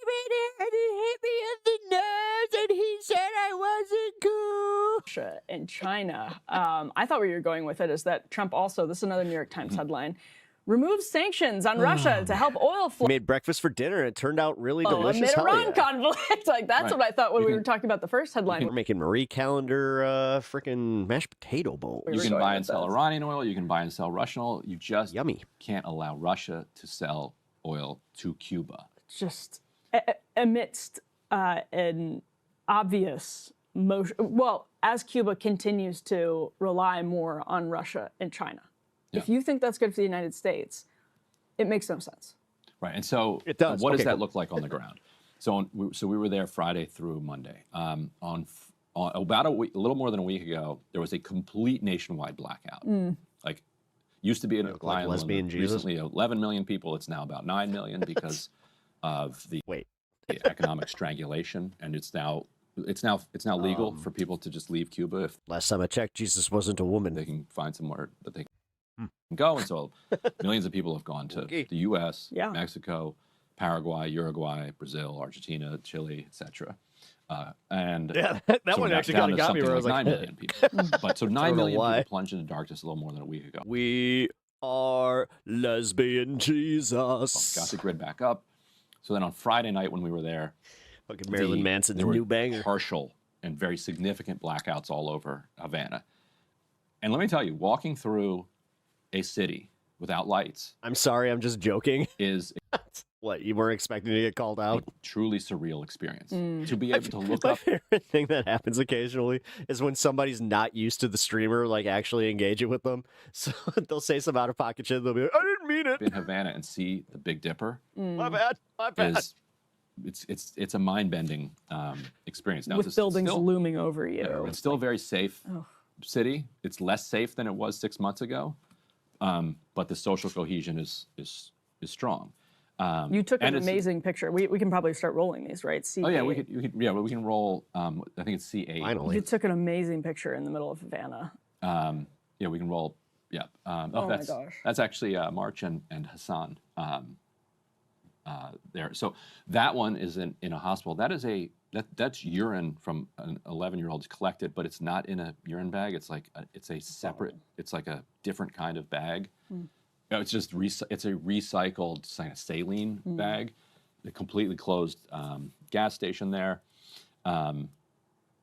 This is a boy on a ventilator who we interviewed his mother, who you can see to the left there. Luckily, his ventilator had a battery, so when the power went out, his ventilator didn't shut down, but the monitor connected to it shut down. So they had to rush in and do a lot of kind of manual checking of vitals and other. And otherwise make sure that he was getting the proper amount of ventilation. And so Friday night, there's a partial blackout. Most of Havana goes down, but the grid didn't completely collapse. And so what the grid is designed to do is protect the healthcare system first and foremost. Damn it. And so what was interesting is that and I was walking around with a Cuban journalist who was explaining this to me and pointing it out. The block of houses around every hospital compound had lights, and the hospital had lights because they protect the hospitals foremost. Let's put a second element up on the screen, VO. You can see the blackout here. And I think this one is from Saturday night, which ended up being a complete blackout. But so it's had this interesting effect of like, if you happen to live... He's barking at a neighbor that lives 4 houses down. Within a certain distance from a hotel. hospital, you're now super lucky. Because... No, he doesn't. He just went out. I don't know what hotel that is. That's not the one we were in. Okay. So because if your house is right next to the hospital, you keep your power on. Now, Saturday morning... because they have now 20+% of their energy is coming from solar power, energy kicked back on Saturday morning. Then around 7:30 on Saturday night, complete and total nationwide blackout. Not just the partial blackout. So when there's a total blackout, everything goes down. And then generators kick in. The little fuel that the Cuban government has, they prioritize to the hospitals. And so all the hospitals what kind have of generators. Dog? He's a foxhound. But there is a gap between when power goes out and when the Here, bud. generator kicks back in. Just obviously, like that's anybody can understand that. That is Oh, fine. I got somebody else. Like in a hotel, Oh, like we what's saw up? power go in and out. What are you doing here? Pretty frequently. Look Actually, at you even learning in a how to hotel, come. But then it would kick back on. That's fine in a hotel. That's not fine in a hospital. And so we on Sunday morning. There he is. Here we go.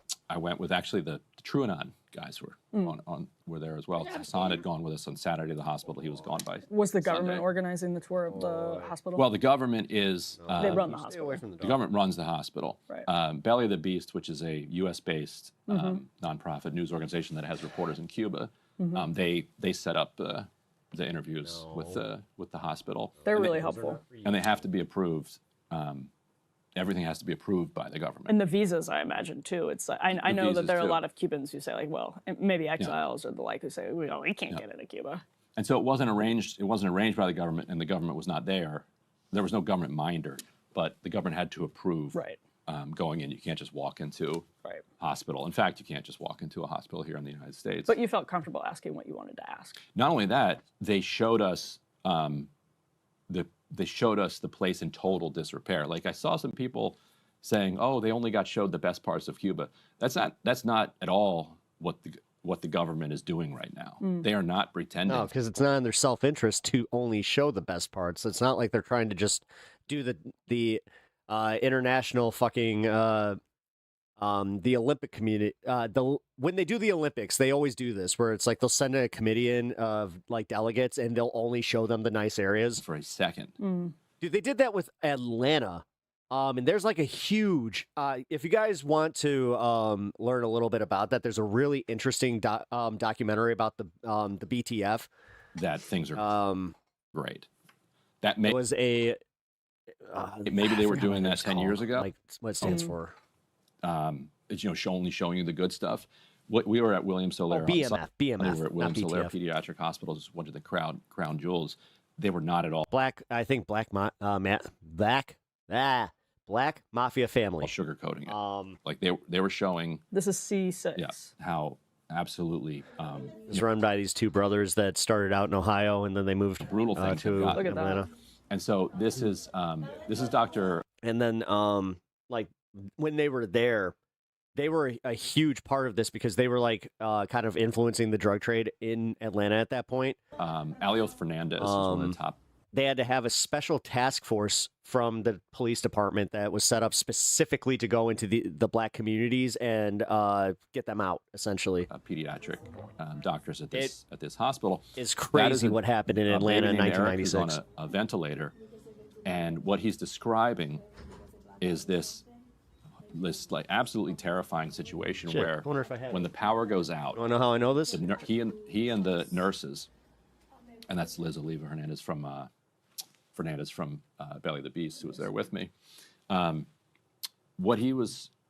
the power goes out. They turn on their flashlight immediately on their phone, and then sprint to the babies and the children who are on ventilators. Go to a few of the events and hand crank it. Mm-hmm. But the This was doctor my. was telling me This was Izzy. He was the mascot for the Olympics in 1996. like, I'm going to need the surgery for a heart attack have this as this keeps happening, because you're very nervous that you're going to overpump, because you can kill someone by pumping too hard. That happens.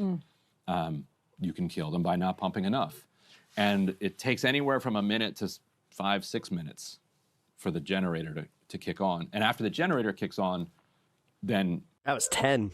It doesn't just fire right up. Like it has to. These are Yeah, it's pretty 20-plus-year-old devices. Right.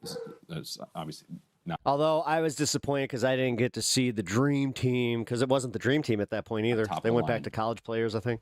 Contemporary stuff, and so then you have to monitor constantly while they're going. They did not lose anybody. They were very proud. They have not lost anybody as a result of the blackouts at this hospital. They said that their patients, many of which we met, and their parents, they've definitely seen deterioration, that they've moved downward in stages, and many of them are more critical now but haven't died yet. There were rumors that people Are you guys talking about the amputee, the professional cornholer, which again, other hospitals died in the I still can't believe we call it that. In the gap between the power kicking off, the generator kicking on. I haven't been able to independently confirm that. We'll have more reports on this, as we collect more of our video and continue to do interviews on it. So, but there's no question that it is extraordinarily dangerous to the children. And also, we also saw the way that the sanctions and embargo make it extremely difficult to get supplies. We met one woman who had just had facial reconstruction surgery, where she had waited for a very, very long time for this $80 screw. And finally, a doctor that we interviewed was able to get a friend of his who lives in the United States, who was visiting, to buy the screw and just bring it with him. And that's how that woman got her surgery. We met a boy, Carlos, and his mother, who has. I'm so glad Ryan was there. Fibrosis. Okay. Which I can already tell that my opinion has changed a little bit from this. Eminently treatable for the most part if you have the right kind of cystic fibrosis disease, but he can't get the medication, and he's going to die if he doesn't get that medication. Now, I'm hoping to have actually a really positive update on that kid. The people, I'll wait on that until it's confirmed. But this is how these folks are trying to survive. It's like, I had no opinion on this before. Just luck. Honestly, this is something that we should educate ourselves on, because this is Cuba's going to be next in the news. I mean, for what, we had 2 weeks, maybe a week and a half of the Venezuela news cycle. They're going to do the same thing with this. And the thing is, there's nothing to bomb. Like, they're already, like, most of that, like, Cuba is just civilian infrastructure. So if they go in there bombing, guess what they're doing? Ingenuity and I know. They're just killing civilians at that point. And honestly, that seems like it's the U.S. policy. Like, they don't give a shit.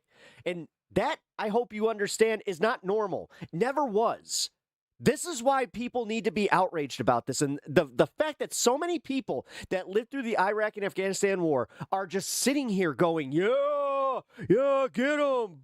Boom, boom. It's like, no. Know somebody who knows somebody who knows somebody who can. No, because, dude, we're not even talking insurgents. We're not even talking combatants. What in the actual fuck has happened to our humanity just within the last 20 years, where we are now just completely fucking bloodthirsty ghouls? Get this thing.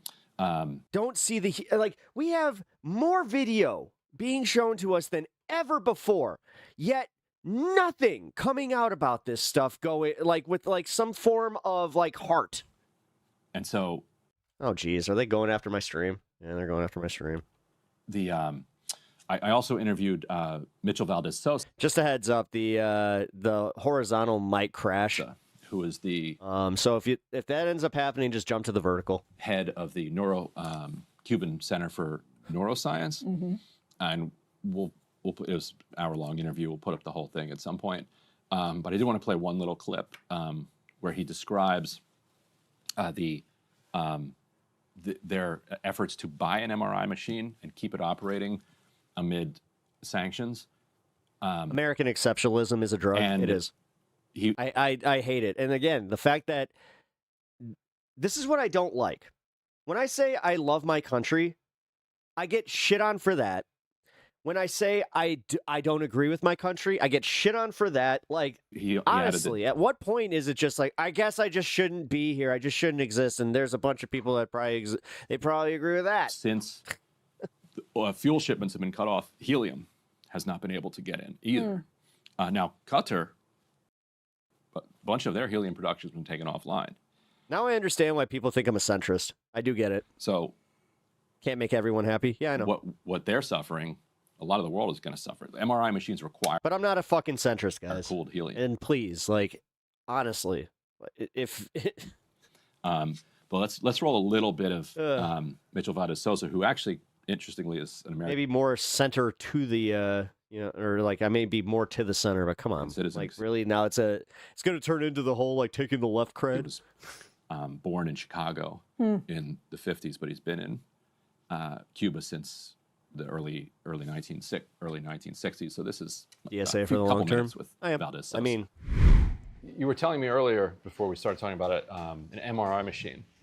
Yeah. You brought on so how is that working in coordination with the lack of electricity? And how did you?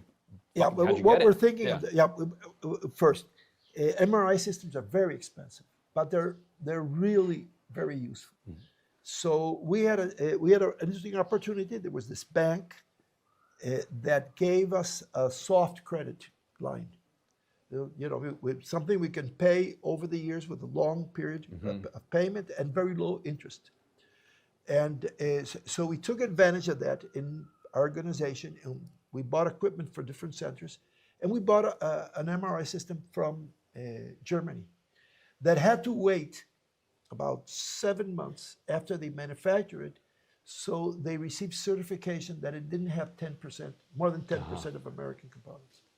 But we managed to get the system to Cuba. But the problem is that MRI systems, which are really necessary. Imagine a kid with medulloblastoma. This is a kind of cancer, spinal cord. Surgeon has to know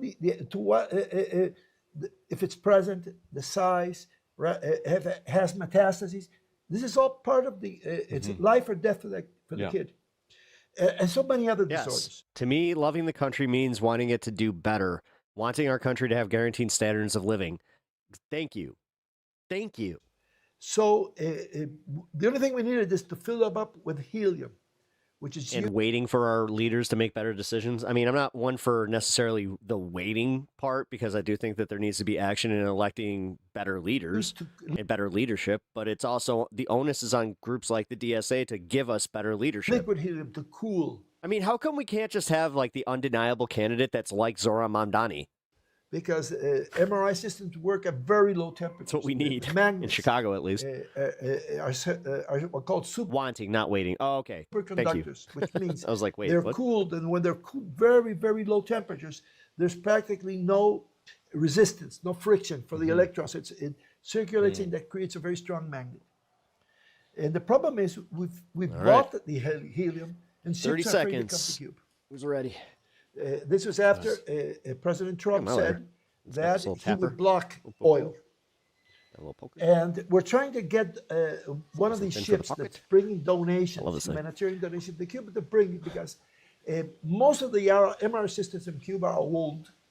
It's very difficult getting spare parts. I really am like Inspector Gadget when it comes to this this stuff. stuff. We know that our system, once we set it up, which is brand new, we'll probably be doing a lot of heavy lifting for all the hospitals around us. The Children's Hospital in Marianao, the big hospital for blindness and other disorders of vision, Pando Ferrer, which is also in Marianao, and polyclinics and lived in Chicago, you get a bigger dog. Oh. We had a previous system, and the story is very funny, because we received a donation from the University of Maastricht. Why? They got money to buy these new scanners.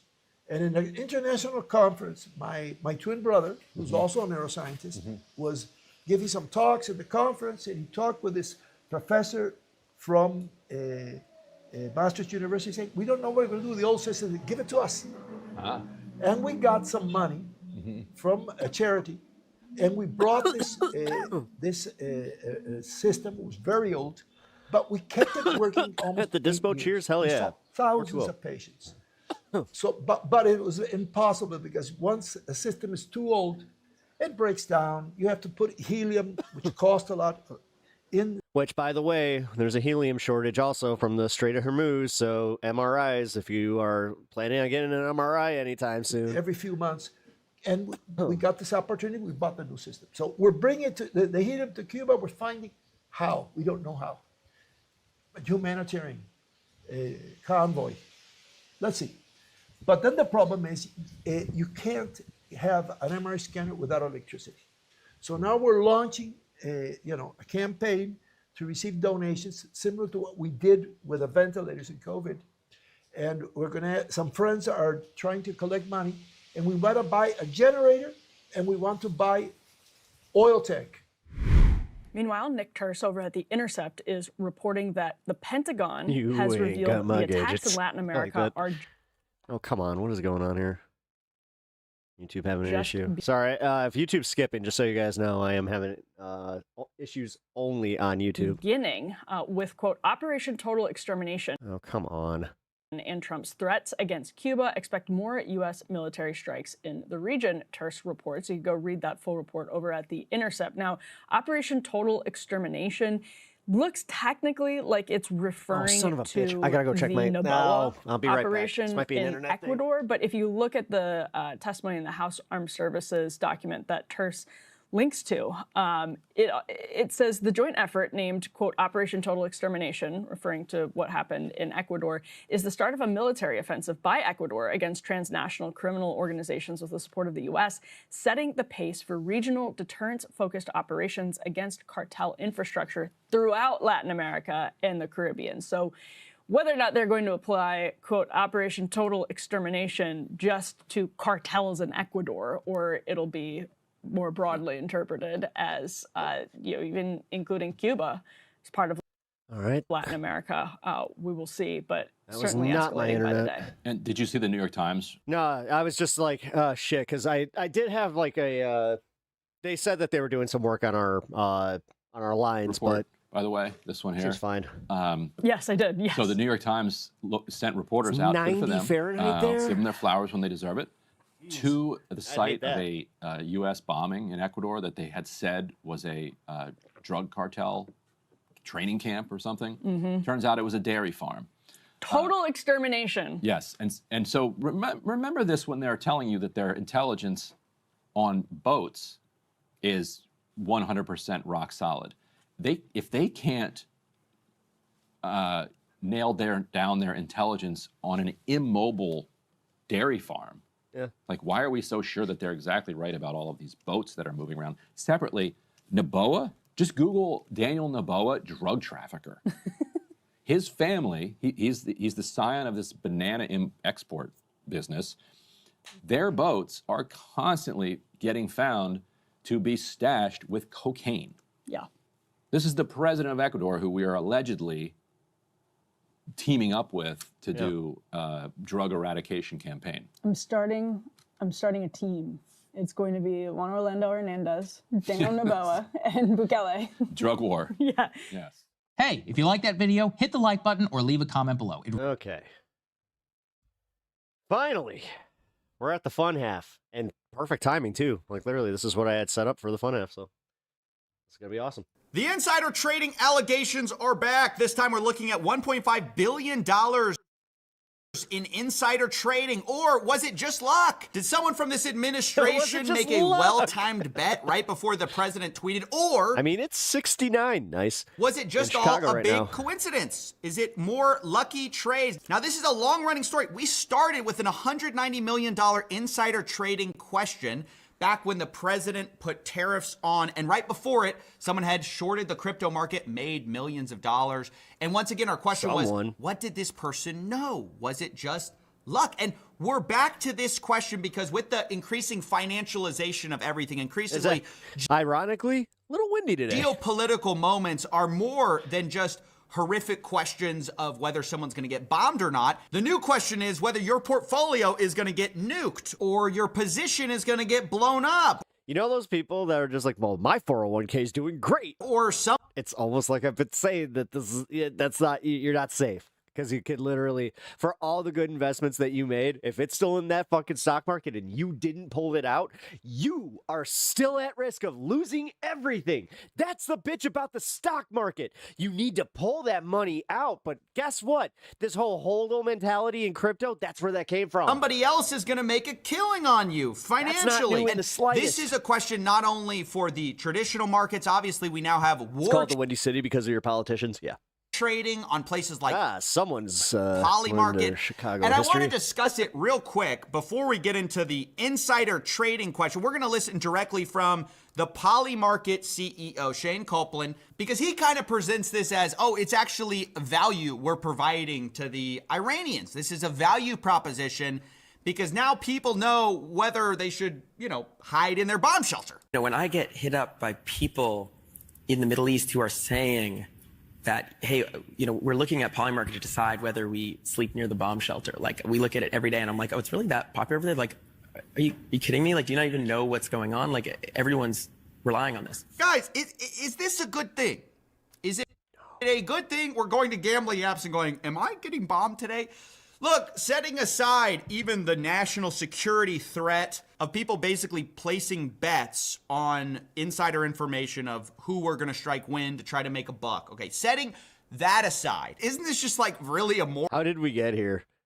Dude, the internet's not that new to where we should just be like, yeah, like we've gone through enough of these types of schemes and I can't say the other word. That bets are being... Yeah, guys, by the way, I have to be careful about using that term. Being placed on whether we're going to strike a country, and then that country is retroactively trying to use that information to figure out, insider information on whether a colonel or a general or a lieutenant placed a $50,000 bet on Polymarket, move the market. Now we know something's going on. Like, I just want to pause and think about what kind of dystopian hellscape we've created where people are looking at a gambling company to see, are we actually going to get blown up today? Because this has been well reported on from, The Guardian, from Reuters, from people like the New York Times, that bettors are constantly cashing in on some of these war strikes, and some of them show signs of insider knowledge, meaning people are going to these platforms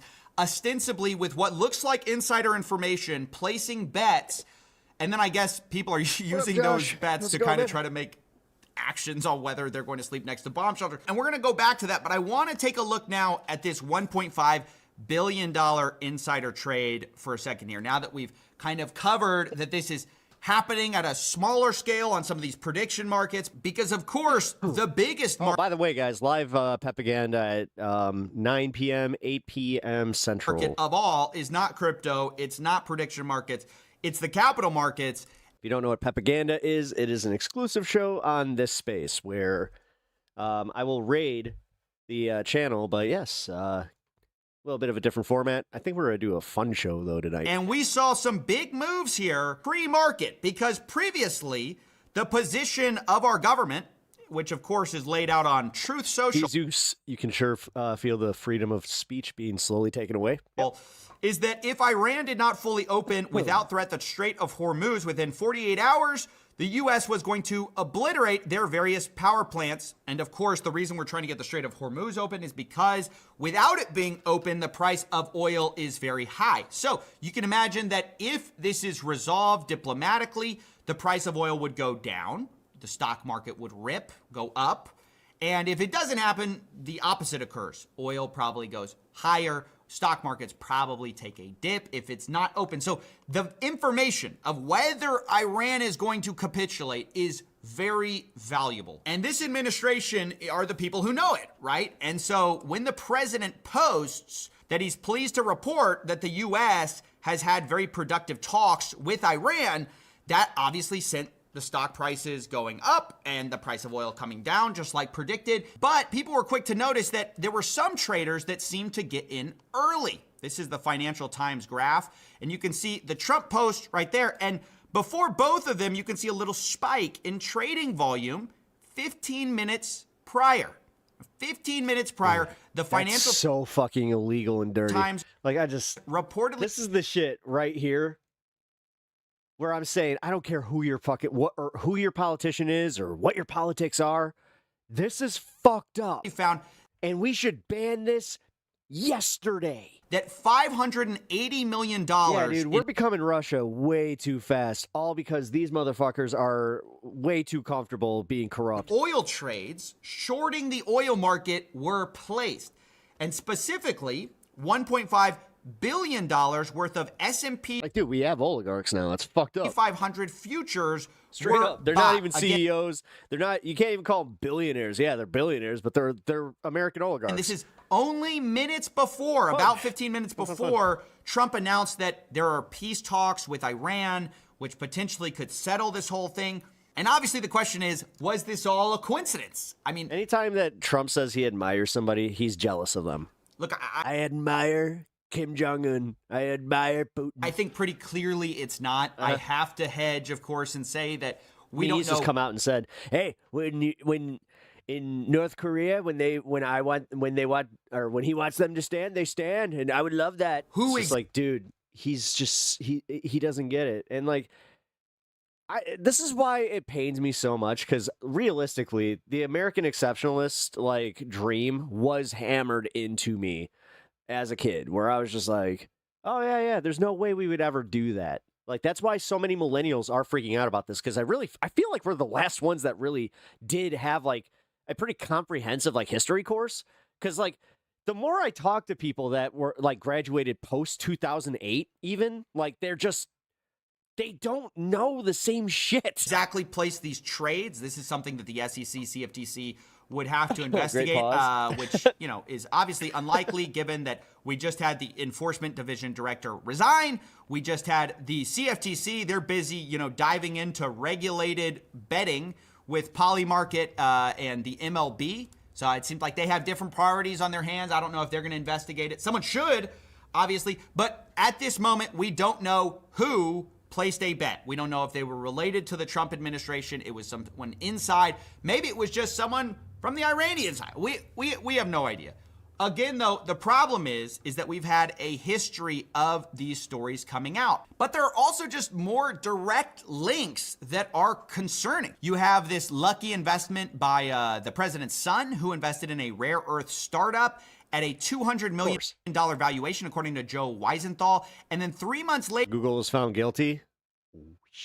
Later, the U.S. government announced a huge loan backstop for the company. Specifically, the Commerce Department got an equity stake in the company, which obviously sends the price. No, I mean, they were found guilty of 30%, right? Skyrocketing. The valuation goes way up. Now it's a critical part of the American portfolio. And this, of course, makes a ton of money for 1789 Capital. So when we look at these events in their totality, it's very concerning, and it obviously screams, people are benefiting from insider information. That's what it suggests to, I didn't know it was think anyone Leto. paying attention. The idea that this is just happenstance or just some smart trader in all of the cases is unlikely. Maybe one case, maybe two cases. Gutted the FEC. Yeah, the thing is, if your average Republican or MAGA like supporter knew what the FEC did, they would probably be against them just obliterating it. How many times does it have to happen? Do people have to front run the president's posts by only a few minutes with very well-placed,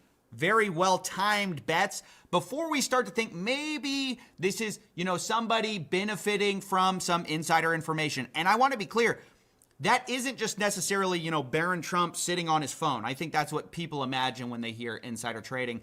You have to understand, this stuff is usually much more sophisticated than that. It can be someone calling a hedge fund friend they know and say, hey, I've got some intel, here's what it is. And that person then goes and places a bet and makes a ton of money. And then they, pay a kickback under the table to the person with the inside information. So I want to be clear that even if this is insider trading, it is very possible that it's someone, outside, some hedge fund placing these huge bets, because these are giant bets that are being placed. But what does seem obvious is that increasingly our geopolitics is tied to like markets, and specifically the markets are now seeking to find insider ways into taking advantage of what's going on, even if that's as cynical as placing bets on strikes, peace deals, ceasefires. And this is where I want to talk about a recent investigation by Bubble Maps, because they went and looked at several Polymarket accounts. Once again, this is back to the prediction markets,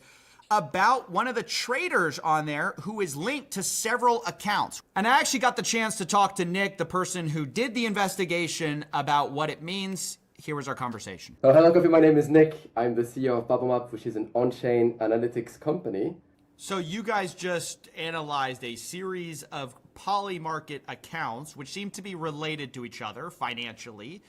And can you just tell us about the kinds of bets you saw them making related to wars, their accuracy, and just some of the timing things? Obviously, it's very hard to prove definitively, who this is without having the internal documents, but just tell us some of the red flags you guys saw. Oh, hell yeah. Your oldest kid starts his full-time job with benefits tomorrow? Fuck yeah. Yeah, for sure. So to give you some context, recently somebody got arrested in Israel for insider trading. And it was on Polymarket. And in the article, which was not fully disclosed, there was a lot of secrecy around this news. We learned that somebody that was in the military personnel of Israel was using this privileged information to do insider trading. And he got arrested. And so this inspired us to look into this in more depth. That's crazy. Again, you can't even do what they do on Polymarket, which is already fucking sus as fuck. They're still gonna arrest you for insider trading on a fucking public company? What? Oh my god, it's not even a government, I can't even talk because that is fucked up. They're still gonna just go after the little guy. Isolated incident. This is why nobody should support fucking Polymarket. Or is there more of this? Holy shit! Insiders who are benefiting. Get that back. From privileged military information. And so we looked I hate gambling. into more of this. I hate gambling so much. Polymarket war bets and war markets. And we found that, in fact, no, there was plenty more insiders or potential insiders. I'm going to be very careful with the wording. As you said, we're never sure. But more of these very suspected or suspicious trades that were happening on these markets. And on this particular post that we shared today, it was 7 accounts on Polymarket that were, for the most part, betting on U.S. and Israeli military operations with a 93% success rate. Pretty good. Pretty good. Decent. And let's be clear, they weren't betting on events that were already 90% going to happen. Some of their bets were on actually very unlikely events, right? At the time, the mainstream consensus was that these were unlikely events, like 80% not going to happen, they would bet the yes, or 80% going to happen, they would bet the no, right? Isn't that what y'all found? Yeah, for the most part. For the most part, at least for the trades that made the most money, of course, it was mostly trading at 20 cents, meaning that the consensus was 80% not going to happen, and they traded against it. So not only the appreciate this. Amounts were suspicious in the sense that it was very unlikely events, but also the timing. So as you said, the timing of these bets occurred, I don't know, maybe 1 or 2 weeks before the resolution of the event, which was the strikes from the US and from Israel in Iran.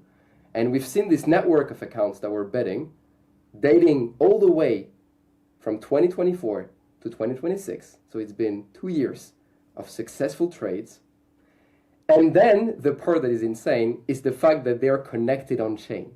Without getting into too much specificities, they were sharing MXC deposits, they were sharing Bybit deposits, they were wiring profits to the same deposit address, sharing funding address. Was a very obvious pattern of clustered Polymarket accounts. What do you think this means for the future of these prediction markets? I mean, obviously, there's a claim that this is not allowed.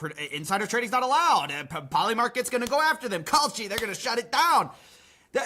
One thing that occurs to me is it's actually very hard, even if you know the identity of the person, to prove that it's insider trading. Because, for example, yes, if they are like a lieutenant colonel in the American armed forces, yes, you can go, okay, that's obvious insider trading, right? But let's say it's the like step cousin or something who just got the intel from somebody and they insider traded it.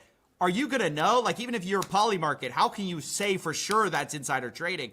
It seems to me just the fact that these markets are there is presenting the opportunity for all sorts of insider trading, that no matter how much information you have on chain or even the KYC, it's going to be very hard to prove.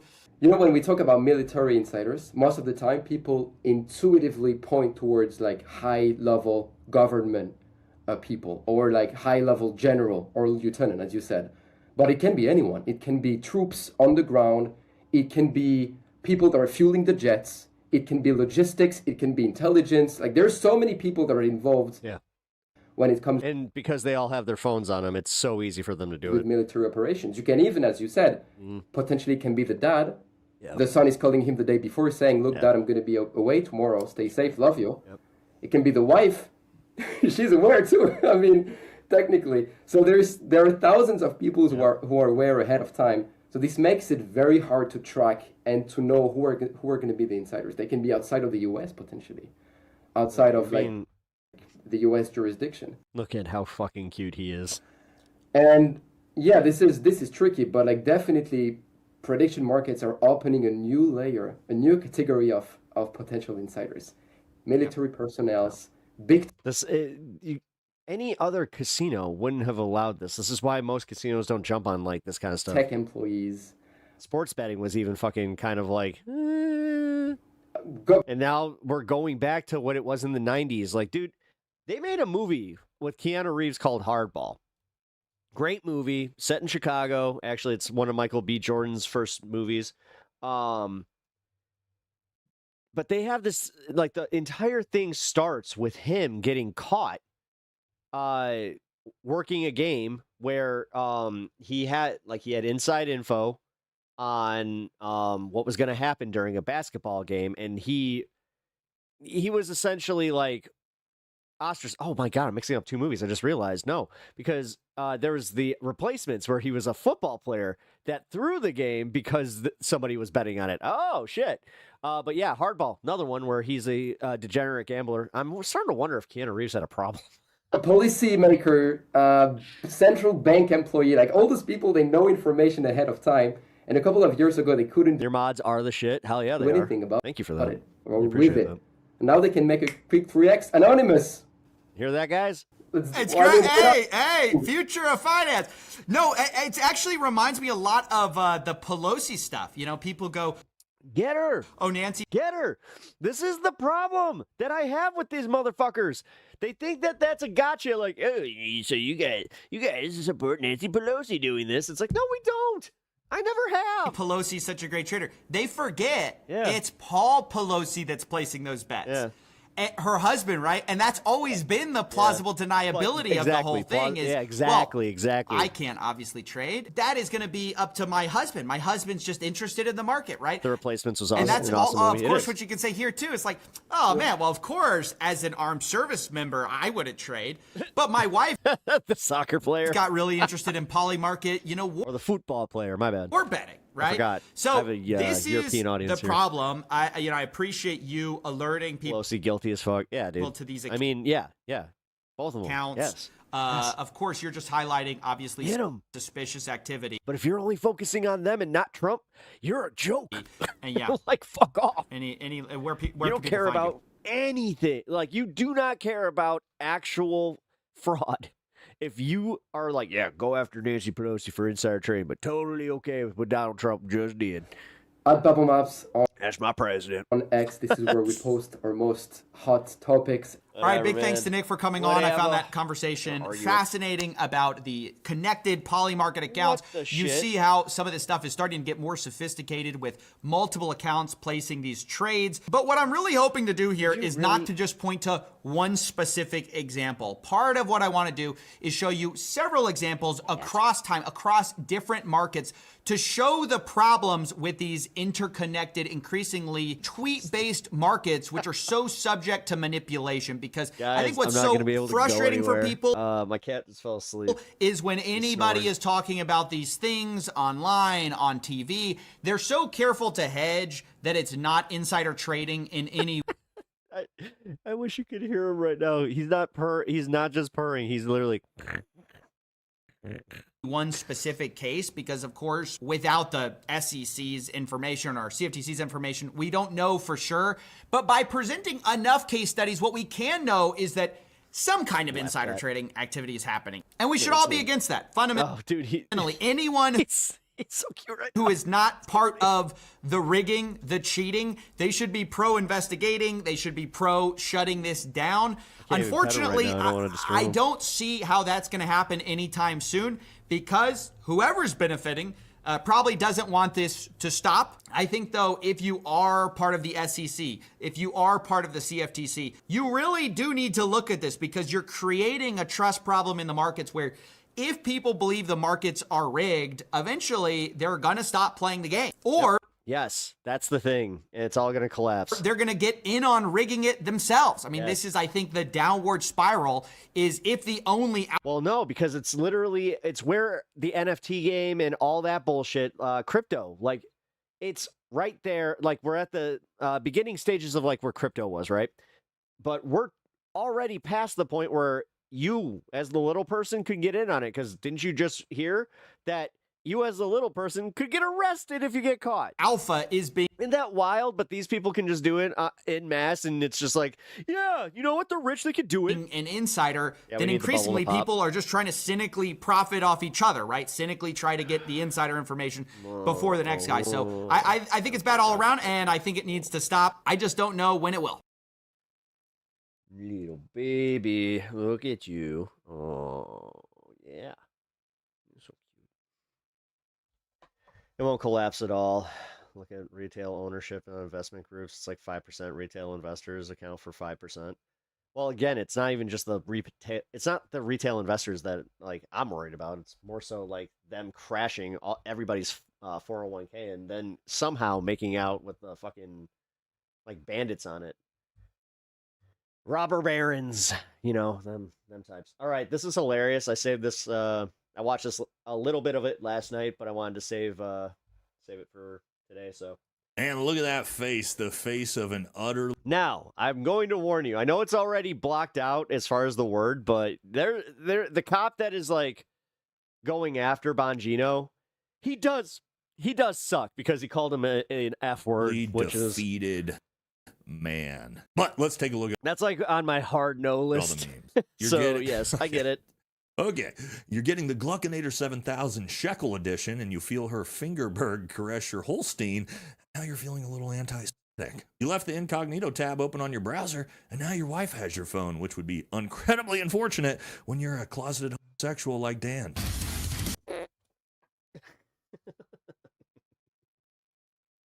I mean, bro, this is your opening. Are we really doing that? I mean... They think it's so badass, but they don't realize how gay it is. Like, I see that opening, I'm just like, gay? Welcome back to the channel, everybody, and guess who's back in the news this week? Yes, the deputy director of Hotel Corner Chairs, the king of the cucks, the sultan of Sims, Dan Bongino. Danny. And what's he in the news for this week? Well, nothing good as usual, because Dan was at an event recently and he got brutally frame-mogged, as the Gen Z kids would say, when a heckler walked up and called him a pedophile protector to his fucking face. What now? Face. Something, what, frame-mogged? What's that? And... Oh, no. Oh, no. He knows lingo I don't even... Oh. Uh-oh. Dan had an epic crybaby crash out over. Oh, God, every time.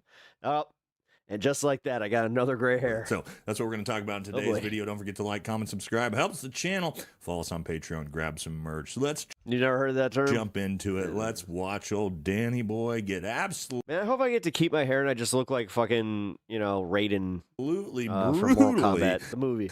Embarrassed in real... The first movie. Time. All right, so first thing we got to do is watch the actual viral clip that's going around, and then we're going to watch Dan's crybaby response to this, which makes it even... That's what my wife calls my gray hairs. Funnier as he continues. My wizard hairs. And used to crash out, realizing that for the rest of his life, even in person, people will be calling him a pedophile protector to his fucking face. Right, After she did that one time, it was funny because like I was picking my beard and I realized I pulled like a one of the gray hairs and I was just like, I put it on her and I was just like, here's my magic. Hey boy, actually got roasted by multiple people here. Here's the first. This guy was a lot nicer than the second guy.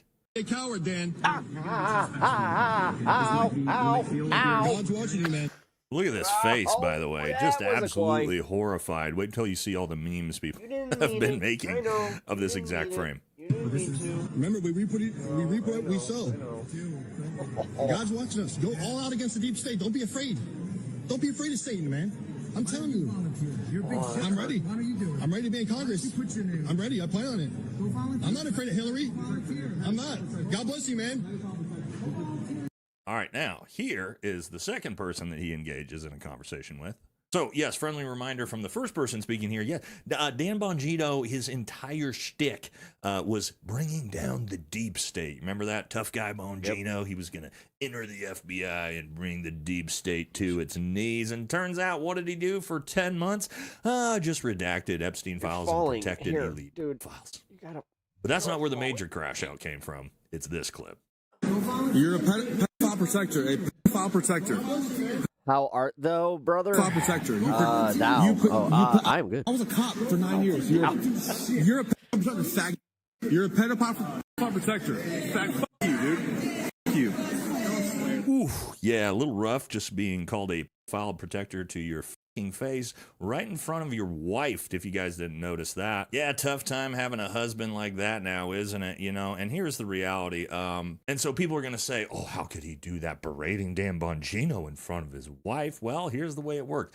Dan Bongino could have left his position in Good night, sir, and your mods. I actually follow him. Yeah, no, I do. The FBI. He could have come out and apologized. He's fine, man. I poke fun at everybody. I was fucking ripping on Hasan earlier. To the American people, told us. Trust me, like, look, I wasn't able to actually. Most people are afraid to do this. Like, here's a little secret about entertainment, and I don't care, like, if it's comedy, Hollywood. I don't give a shit. Most agents or managers will tell you to like, if you are talking about somebody, to not go too into detail, like, about how you feel about them. So, for instance, if you have a crush on somebody, you're not supposed to, like, say that you have a crush on XYZ personality, especially if you're in, like, a business where, like, you are interviewing people. You're also not supposed to rip on, like, do what I'm doing essentially as a living. But do what I'm doing here, where, like, I just say what comes to my mind, and honestly, if I rip on them, like, that, who cares? But in their mind, that's taking away future possibilities of me collaborating or working with them. But in my mind, it's like, nah, because I can usually talk my way around that kind of stuff and just be like, listen, it's in jest. Like, and also, I'll just walk some shit back. But if they're really that butthurt by something that I say, then fuck them. Actually accomplish anything, that's my bad. And out of my naivety, I thought I'd be able to, and it turns out I was worthless. Now, and that's just my attitude with it. Could have come out and apologized. You know, when I'm in my when I'm about 10 years from now, right? In 10 years, I'm going to be 49, which is fucking weird. But in 10 years, 49, if I'm still doing this, and it's, you know, it's like I'm a very, like, isolated personality online, I wouldn't necessarily be surprised, but it's not like I'm working to do that, man. Like, I honestly do want to, like, you know. But instead, he came out and declared war on the entire internet. And so nobody, you're the one who made the decision to be an arrogant Carter little Lee for the $1.99. I really appreciate spending that. 10 months protecting files, and now you're going to enjoy this for the rest of your life in front of your wife and in front of your children. Yes, your wife and children are going to... Stop it, bro. You're spiking my hypertension. I'll be 41. Grow up and know that their husband did everything in his possible... I think my ankle just blew out telling you that. Fucking power to protect billionaire pedophiles, buddy. You might be able to lie to them at home and talk about what a great job you did at the FBI, but don't worry, they have the internet and social media, and they'll find out, and your kids are going to find out from their peers at school. So congrats, that's the legacy you've left your family. And again, let me be clear, he deserves every bit of what he's getting here, and this is going to continue and ramp up everywhere he goes in public, because he continues to try to talk shit to everybody on the internet about what a fucking tough guy he is, when in reality, look how fucking rattled he got off of that. He almost... In 10 years, you are going to be as big as Howard... Jesus Christ. Crying. Fucking... trying to butter me up here. And then in classic Dan fashion, wow, he comes out later on his own podcast. Dude, I don't usually get like this kind of... And completely misrepresents what happens and acts like he's the tough guy. And all of a sudden, these guys show up at a MAGA event calling people, you get the point. Well, yeah, Dan, they showed up to a MAGA event to call people what they are deserved to be called, which was calling you a pedophile protector, buddy. It makes sense. That's what you are. Screaming like lunatics in the lobby. Crying like little girls after. It's moments like that where it's like, using your own words against you. Afterwards, when they got tossed out. They were fucking Dan screaming like lunatics and crying like little girls after they He's such an idiot. Got kicked out. Well, hold on. Let's go back and rewatch the clip. You're a pedophile protector. A pedophile protector. pedophile protector. I was a cop for 9 years. You're a pedophile protector, faggot. You're a pedophile. Protector. Fuck you, dude. Fuck you. That one hits. Looks to me like you just ran away like a little bitch, Dan. Why didn't you tell your audience that? Why didn't you tell your audience you got called a pedophile protector and then you ran away like a little girl that you are? Yeah, maybe don't invoke little girls when you're being in a PDF. Because it turns out you're not a tough guy when you get confronted in public. Isn't that right? Now, if you don't want to be a skinny, fat little chud like Dan Bongino, the best way to do that is to hit the gym. And if you're going to hit the gym, you... No. Don't you sell your fucking creatine bullshit. I'm sorry. And don't worry, the internet's all over it. Let's take a look at some memes that have come out from this glorious confrontation. And look at that face, the face of an utterly defeated... He really is. Because he realized that he doesn't have an audience, you know, an organic audience. I mean, dude. Man. But let's take He's definitely got a botted audience. Look at all the memes. So first one, POV went and redacted, and now you have to redacted because redacted... That's a bitch about me going to vertical. Is all of a sudden everybody's just like, you remember you left the garage door open when you left the house 4 hours ago. It just happened to end up in an algorithm. algorithm. You left the incognito tab open on your browser, and now your wife has your phone, which would be Could you imagine if they aren't bots, though? Could just for a second, could you imagine there's that many shitty people? Incredibly unfortunate when you're a closeted homosexual like Dan. Who, me? You're getting... Okay, you're getting the Gluckinator 7000 shekel edition, and you feel her finger burn. Oh, are you talking about Dan? I mean, honestly, Roddy, I don't know who you're talking about, but yeah. Even if you like, I'm an industry plant, guys. Holstein. I'm like Billie Eilish. Now you're feeling a little anti-Semitic. You sold out to the cabal out of fear of your life, but now the people who supported you... Well, dude, I mean, he was okay, am I misremembering this? Isn't he an ex-Secret Service member who worked for Obama?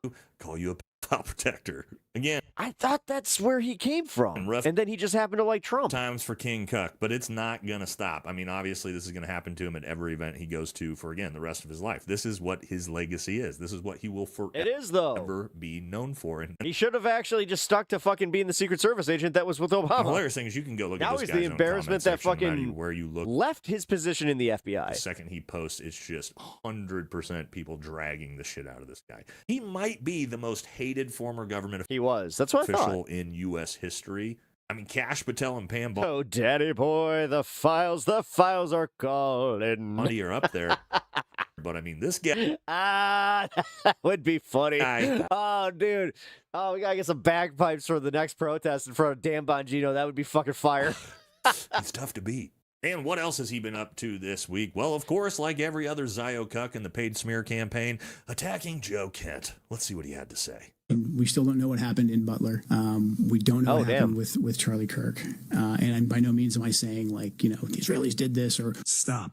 One, this is particularly disgusting because there's an ongoing trial. Dan Bongino's hairline is something to just to behold. Wow. Wow. Look at it. Just look at it. It's just... That's like a 7 head. It's just... Wow. I've heard receding hairline, but then it's just like... I've never seen one that just keeps going, though. Like, just... It's like it's getting erased in real time. It's fucking... And I'm not going to take part in this right now because it would be unethical. However, here we go again, where I'm not saying anything. Did you hear it at the end? This is the hidden knowledge scam. No, would you just look at it? This is the mark of a Times Square watch salesman. You ever go to Times Square back before Rudy Giuliani cleaned it up? Hey, I got a Rolex here, $25. $25 for a Rolex. That's a hard one to obtain. He's got more forehead real estate than Charlie Kirk. Well, yeah, no, it's real. Is he describing his time at the FBI as the deputy director right now? Perfect. What a perfect pause. The hidden knowledge scam where he all right, now we're back. Pretended that he was doing anything other than redacting files for pedophiles? Okay. And you're claiming you've got some kind of hidden knowledge? Really? Interesting. I got hidden knowledge, but I'm not going to say it. You know something? Do you know something, Dan? you're the one who saw all the files and all the files and redacting them. I'm glad that you're asking because I was just about to be like, I mean, what do you know? What do you know? Charlie Kirk is killed publicly. Jay Hara, what up? How you in a very doing? horrific way, and we're not really even allowed to look into that at all. Okay, this is some of the most disgusting, unethical, and immoral stuff I have ever seen. Okay, stop. Think about this. Dan Bongino, Dan Cuck Bongina just had the audacity to say that Joe Kent saying Charlie Kirk was assassinated in a brutal way and we're not allowed to ask questions. Okay. That's the most disgusting thing Dan Bongina has ever seen? You mean all those videos and photos that you saw of elderly, gross billionaires raping children? That wasn't more disgusting than Joe Kent questioning the Charlie Kirk assassination? Could you imagine? I mean, it makes sense, right? He probably doesn't find any of that disgusting. He probably actually found it a little erotic and a little bit of a turn on, if I had to guess. Somebody should probably check old Bongina's hard drive at home, don't you think? But again, this guy's fall from grace needs to be studied. I mean, think about how popular he was before he took that position of deputy director at the FBI. Just again, the fake tough guy, the whole routine, bring down the deep state, gonna get accountability for the Epstein files. And then he turns into a giant coward pussy and does literally nothing to help the country other than redact Epstein files. And again, then has the audacity to leave after 10 months of service and come tell the rest of America we're the problem. Well, okay, Danny boy. Okay. But again, this isn't the last of this you're going to see. You're going to see this anytime. I do like how they're not just letting him like back, people are going into the podcast sphere. Like he thought he was just going to leave and boom, audience would come right back. Brutally heckle him because, again, deserves it. Yeah, he really does. I mean, fuck, he does. Okay, let's see. What do we got? Got something to take us into this space. Let's go. All right.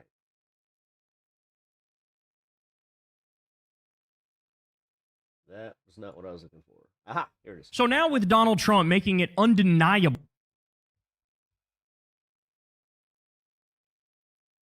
No, we'll do this. Actually. The streamer appears to have just hit his pregnant wife on camera, and the scandal has exploded from there. Your new DHS. Yo, what? Secretary bragged about spanking his daughter. Oh my God. On stage. Trump's daily war briefings apparently These are the ones where it's just like, okay, you guys didn't see nothing, right? You guys didn't see nothing. Nobody saw nothing. Like every single person, even if it was on camera that he caught that ass whooping, you didn't see shit, right? 2-minute montage of like, oh my fucking God, I got $0 for that shit. Explosions, like he's a top. Whoa, boy. A chunk of Mom Downey supporters are now furious with him over this case he dropped. And OpenAI killed Sora with Disney's $1 billion deal just dead. We're talking about all of that and even more on today's brand new Wednesday Philip DeFranco show. You daily dive into the news, starting with this. A streamer appears to have hit his pregnant wife on camera, cut the stream, and then went live a few hours later and brought her on to tell his viewers that he didn't actually do that, while people were also pointing out that she looks like she has a black eye on her face. And you're also now seeing old clips of him punching walls and throwing things, servicing, getting shared around. And so let's talk about what happened and what's happening. See, that's called anger management, my guy. So this is Jordan Cisco. Faith over fear. It's always these motherfuckers. It's always them. Holy shit. Streamer across several platforms with just under 60,000 followers on Twitch. But he's now... That was a sassy way of doing the... Also gotten a whole lot more attention since this clip went viral. You need to have no drinks in here. Ow. Now, we will say... You can't see him actually make contact, but you do have people noticing two sharp arm movements in rapid succession, each followed by a quick thud, immediately followed by his wife's ows. So you have a lot of people saying when you put... Oh my God, in a court of law, that's enough. All of it together, it looks like he hit. With some also pointing out that when his hand comes back into frame, it looks to be in a fist. But then, a few hours later, you had Cisco going live again, and he insisted that he didn't hit her while also begging his fans not to send hate to his family and saying they could send it to him, which by that point, it was definitely already happening. And as far as his explanation, he said he was having a panic attack because he spilled an energy drink on his PC and he was hyperventilating by the time that his wife walked in, and he said he was moving PCs around and pushed her because her fingers were trapped under the computer. She had her fingers right here, and she literally, that's when she was like, she couldn't get it on the PC. So I pushed her, and she literally was saying ow because of the was on her fingers. It was literally on her fingers. And then he even asked his wife to back him up. Wife, can you come and record this, please? Wifey? By the way, I just wanted before, I'm talking about come here.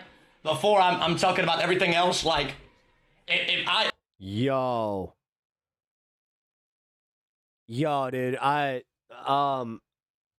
in the time that I have been doing this, I don't think that I've actually felt like the actual rage where I'm just like, no, like, guys, you know what I'm talking about? Did hit her. You know what I'm talking about? Yeah? Which... You guys didn't see nothing, right? It is insane. I would never hit my wife. And holy fuck. Holy fuck. She's pregnant. Have stuff I want all on her my face. God, I mean, you could... I was gonna say, you guys can look here. Literally see. Like, I have shorts I mean, on. There's nothing on. I don't know what else to say. I mean, I don't know what else to say. But then with that, you had a lot of people pausing the footage. You know, I mean, I see it. You see it. I see it right here. You see that shit? You see that shit right here? That ain't just a blemish. Pointing out what appears to be a mark on her face, saying that it looks like a black eye. Right then, you had Cisco going on stream again later, still I whooped this motherfucker's ass. defending himself. I grunted in that. I mean, dicey. Grunted, but it... Did you really just pull a fucking Schwab on me? Yeah. Fucking dicey. I wasn't... Ew. Hitting her, bro. I pushed her. Fucking ew. That's the only thing that I did. I didn't fucking hit her. I would never hit her on her face, bro. That's fucking crazy. But then also with everything here, you have a number of people saying, you know, this is not the first time he's been violent on stream. We're into now other clips of Surface showing him throwing things and punching walls. In one clip, he's freaking out, punching things, and a woman who appears to be his wife runs in, grabs him in his bed. I can't believe you just begging him to stop. You just got me banned. You just got me banned. You just got me banned. Stop. You got me banned. You just got me banned.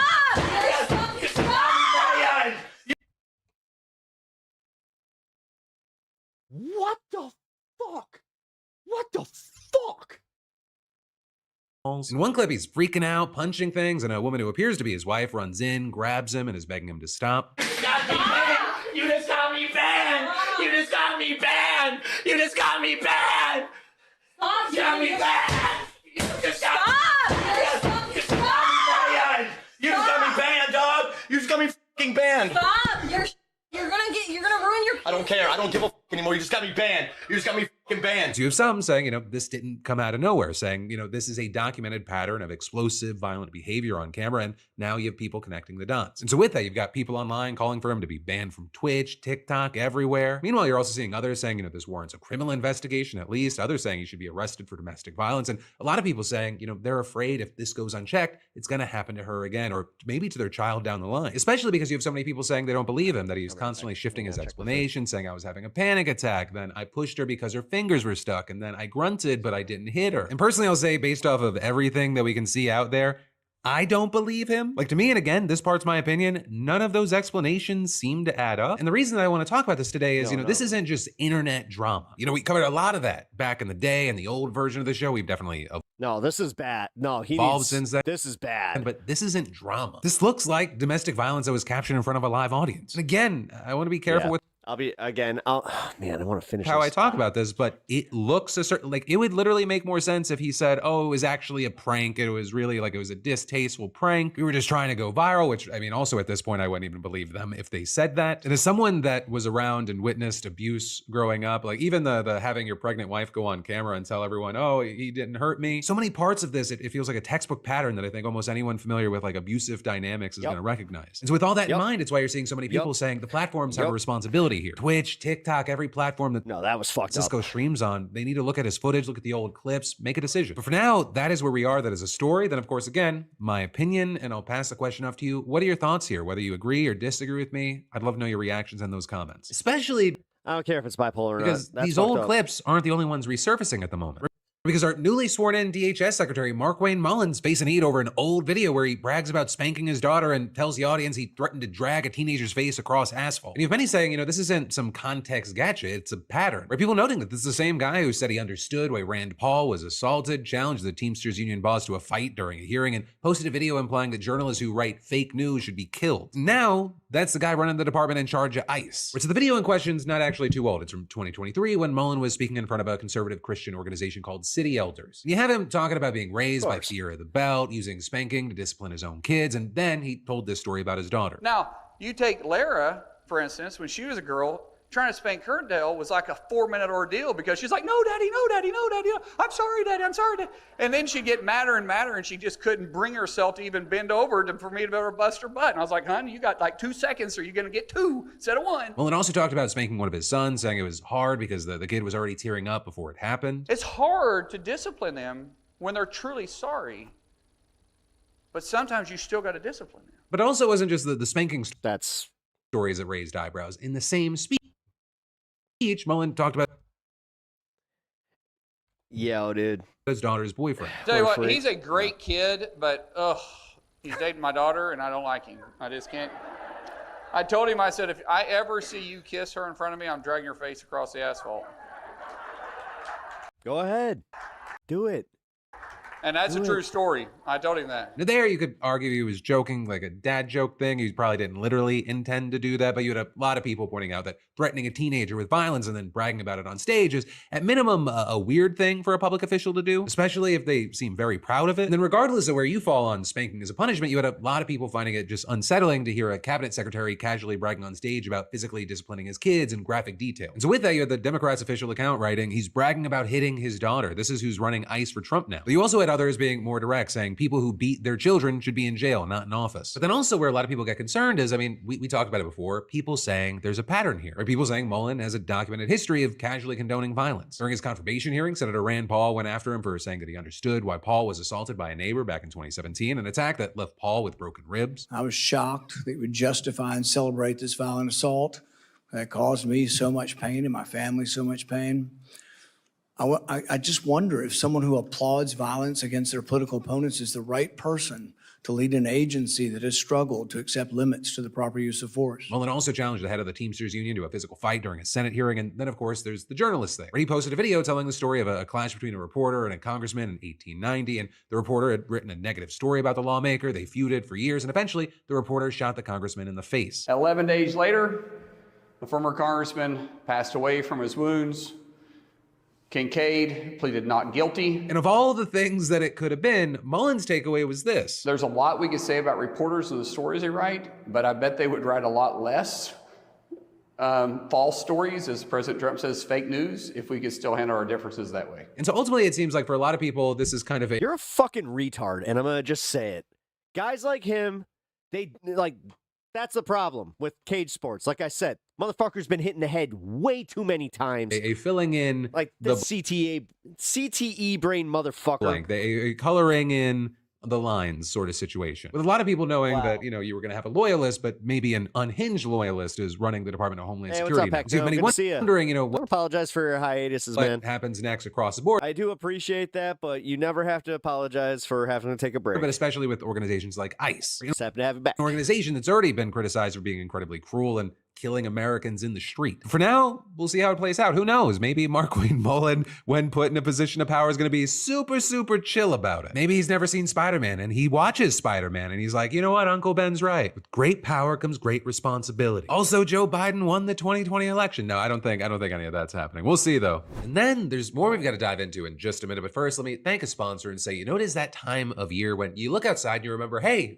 we have an outdoor space and it could probably use some love. And that's why you need to engage straight out of the endless lines that are still pouring out the door. And once they're arrested, the Trump administration seems to be sending them to unfamiliar countries without even giving them a fair trial in court. You've got the New York Times reporting that TSA agents tipped off ICE agents before an arrest at San Francisco International Airport on Sunday night.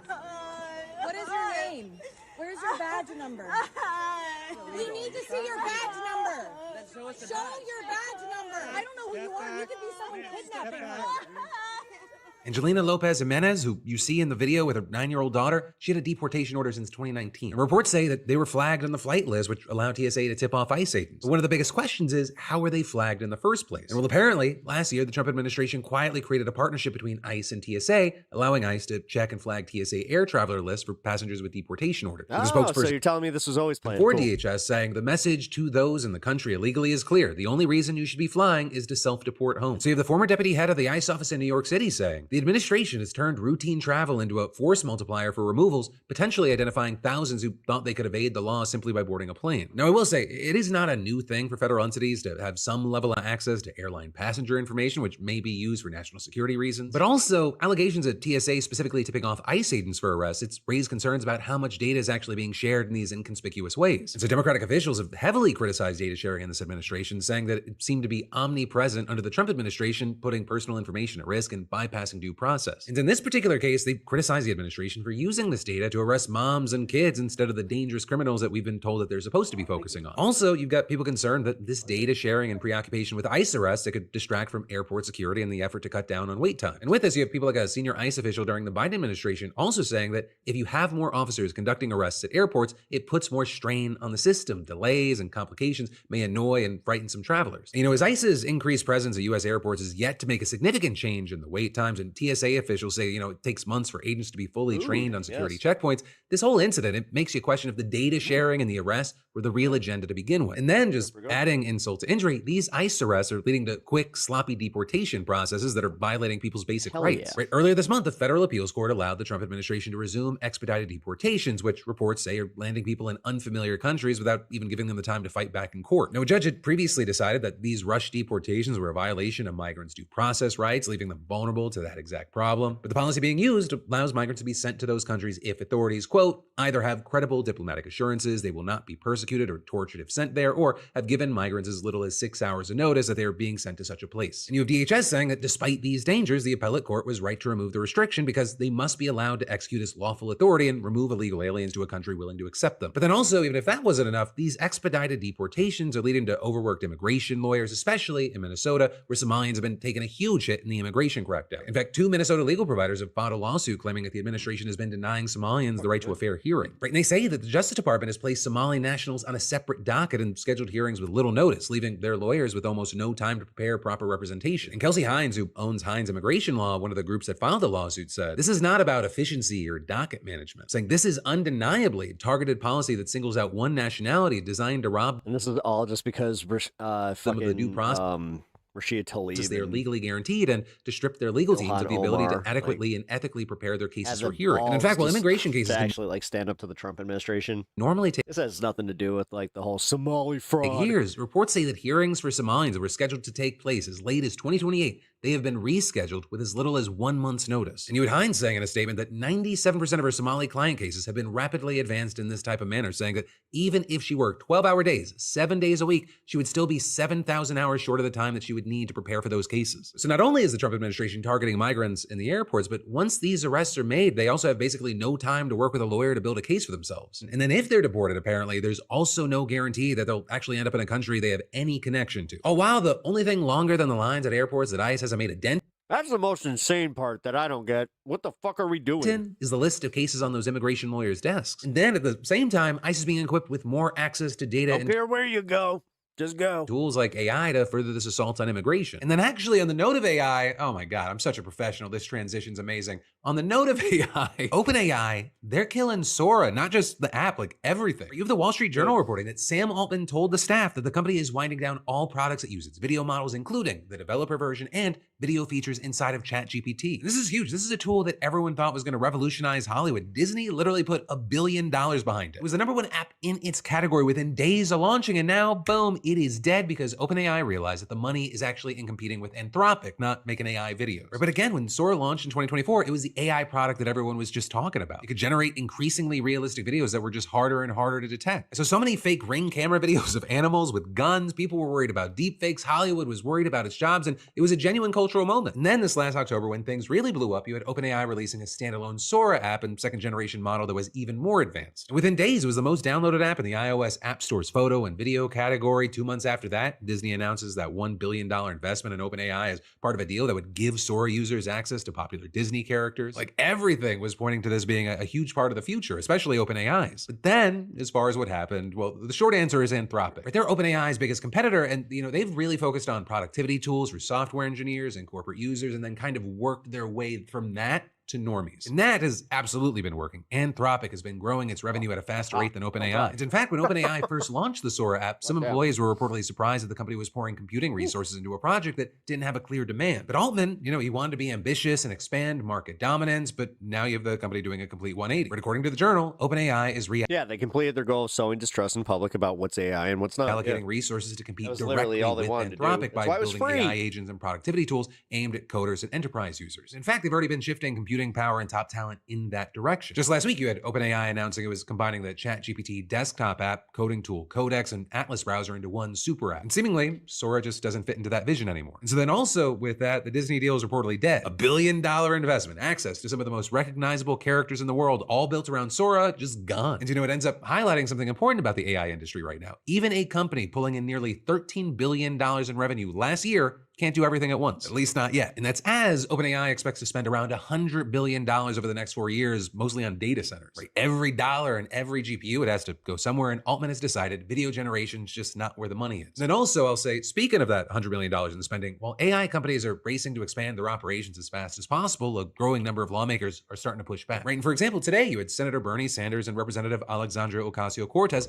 announcing plans to introduce legislation that would effectively ban new AI data center construction until Congress enacts federal regulations. And among the things that the bill would do, it would halt construction until lawmakers codify safeguards, including government review and approve for new AI products, policies to prevent job displacement, protections ensuring data centers don't worsen climate change or raise electric bills for nearby consumers, and labor requirements like union construction workers. And with that, you had Bernie saying we cannot sit back and allow a handful of billionaire big tech oligarchs to make decisions that will reshape our economy, our democracy, and the future of humanity. We need serious public debate and democratic oversight over this enormously consequential issue. But here's your friend, your neighbor, your Uncle Phil, here to ruin your day. This bill is definitely not going to pass. Okay, I love you. I got to give you that reality check. But if anything, I would say this is kind of more symbolic than anything. It's more forward-leaning and thinking than anything. Right? It's a signal from Bernie and AOC that there is a growing demand for AI guardrails, even as the Trump administration does everything it can to just let the industry run without limits, and they're actively trying to prevent states from imposing their own restrictions. It's like they have an economic incentive and or ties to the industry that would make it where they would not want to do that or something, especially because the public is on Bernie and AOC's side here. Polls consistently show that Americans support AI regulation, and they are concerned about its impact on jobs, energy prices, and the environment. And populist lawmakers on both sides of the aisle, they have pushed for more regulation in response to constituent concerns. Right, and at the local level, we're already seeing action. Since August of 2025, multiple towns and counties have passed temporary bans on data center construction. At least 11 states, they're considering similar legislation, and more than 200 advocacy groups wrote a letter to Congress urging a federal moratorium before the bill was even introduced. Sorry, guys. But again, all of that take care of some stuff while I'm also runs up against the machine, whether it's the AI machine, the Trump machine, Totally a lot of the places, multitasking they're kind of today. the same. The president wants basically no limits on AI. Industry groups, they're spending tens of millions to elect pro-AI candidates in the midterm. And even as public support for regulation grows, Congress, it could end up stacked with members whose campaigns were funded by the very companies people want regulated. But then also with this, I'll say, while you have AOC and Bernie Sanders shooting for the star, you have some saying that Zoran Mamdani is rapidly falling back down to earth. Because New York City's new mayor is facing a $5.4 billion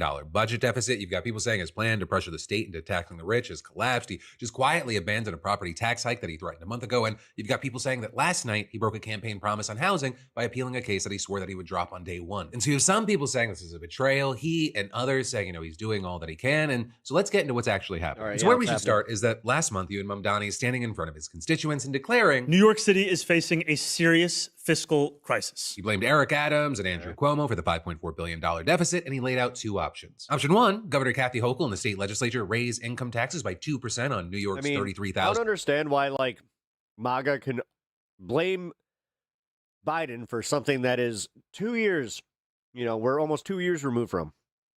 But they can look at Mamdani and just be like, 2 weeks in, New York's going to shit because of him. Wealthiest. You see him talking about the budget? Residents, people making over $1 million a year, raise corporate taxes and stop draining city resources to the state. And then option two, if Albany refuses, the city dips into its cash reserves and hikes property taxes, a 9.5% increase on over 3 million single-family homes, co-ops, and condos, plus more than 100,000 commercial buildings. And you had the Citizens Budget Commission estimating that would mean about $700 extra a year for the typical owner of a 1, 2, or 3 family home. But that it was widely read as a threat to pressure Albany into taxing the rich. And apparently, Hochul read it that way. You had sources telling the New York Times that she was greatly angered by the framing and thought that Mamdani's presentation was grandstanding. With the April 1st deadline for the state budget approaching fast, Hochul hasn't budged, the state legislature hasn't budged, and it actually looks like Mamdani. Pep, you want to know how I know? Thank you. That you're intelligent.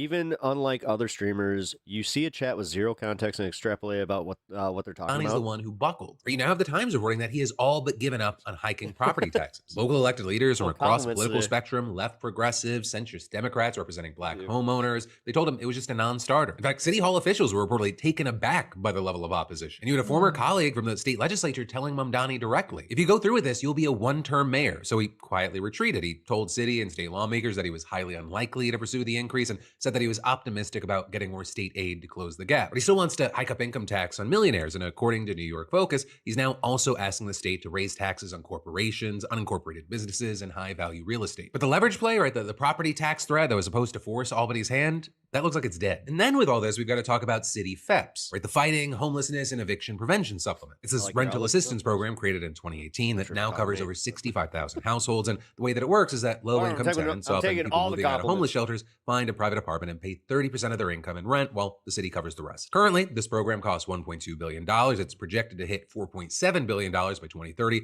largely because in 2023, the city council passed laws broadening eligibility by removing work requirements, raising the income limit, and extending coverage to people facing eviction who aren't in a shelter yet. And you have housing advocates saying that the expansion is critical as the cost of living has soared and Trump has cut federal rental assistance. But when Eric Adams was mayor, he refused to implement it and challenged its legality in court, arguing that the city couldn't afford it and the council didn't have the authority. He then had a state court initially siding with Adams, but an appeals court sided with the council. Mamdani, he campaigned on dropping the case entirely and implementing the expansion. It was one of his clearest promises. But last night, he appealed it to New York's highest court. Now, to be fair, Mamdani tried to find a middle ground. He proposed keeping work requirements and income limits the same, but expanding eligibility to people facing eviction from rent-stabilized apartments. He negotiated with council members and housing activists, but they couldn't reach a deal, and so he went back to court. But with this, you still had many unhappy. You had a shelter operator telling the Gothamist that she was shocked and adding, candidate Mamdani and Mayor-elect Mamdani promised to drop the appeal on day one, and saying this is the classic political example of promise made, promise broken. Now, with all that said, there is still a lot that could shift here. The state budget should land in April. Mamdani's next city budget presentation is due May 1st. The city budget itself is due June 30th. And then, with all this, there's the stock market, which directly affects how much tax revenue the city projects. That's not exactly cooperating with it right now. So Mamdani, well, he's in a position, it's why I would never want a real job. He is caught between a deficit he inherited, a governor who won't help, a council that wants more spending, housing advocates who feel betrayed,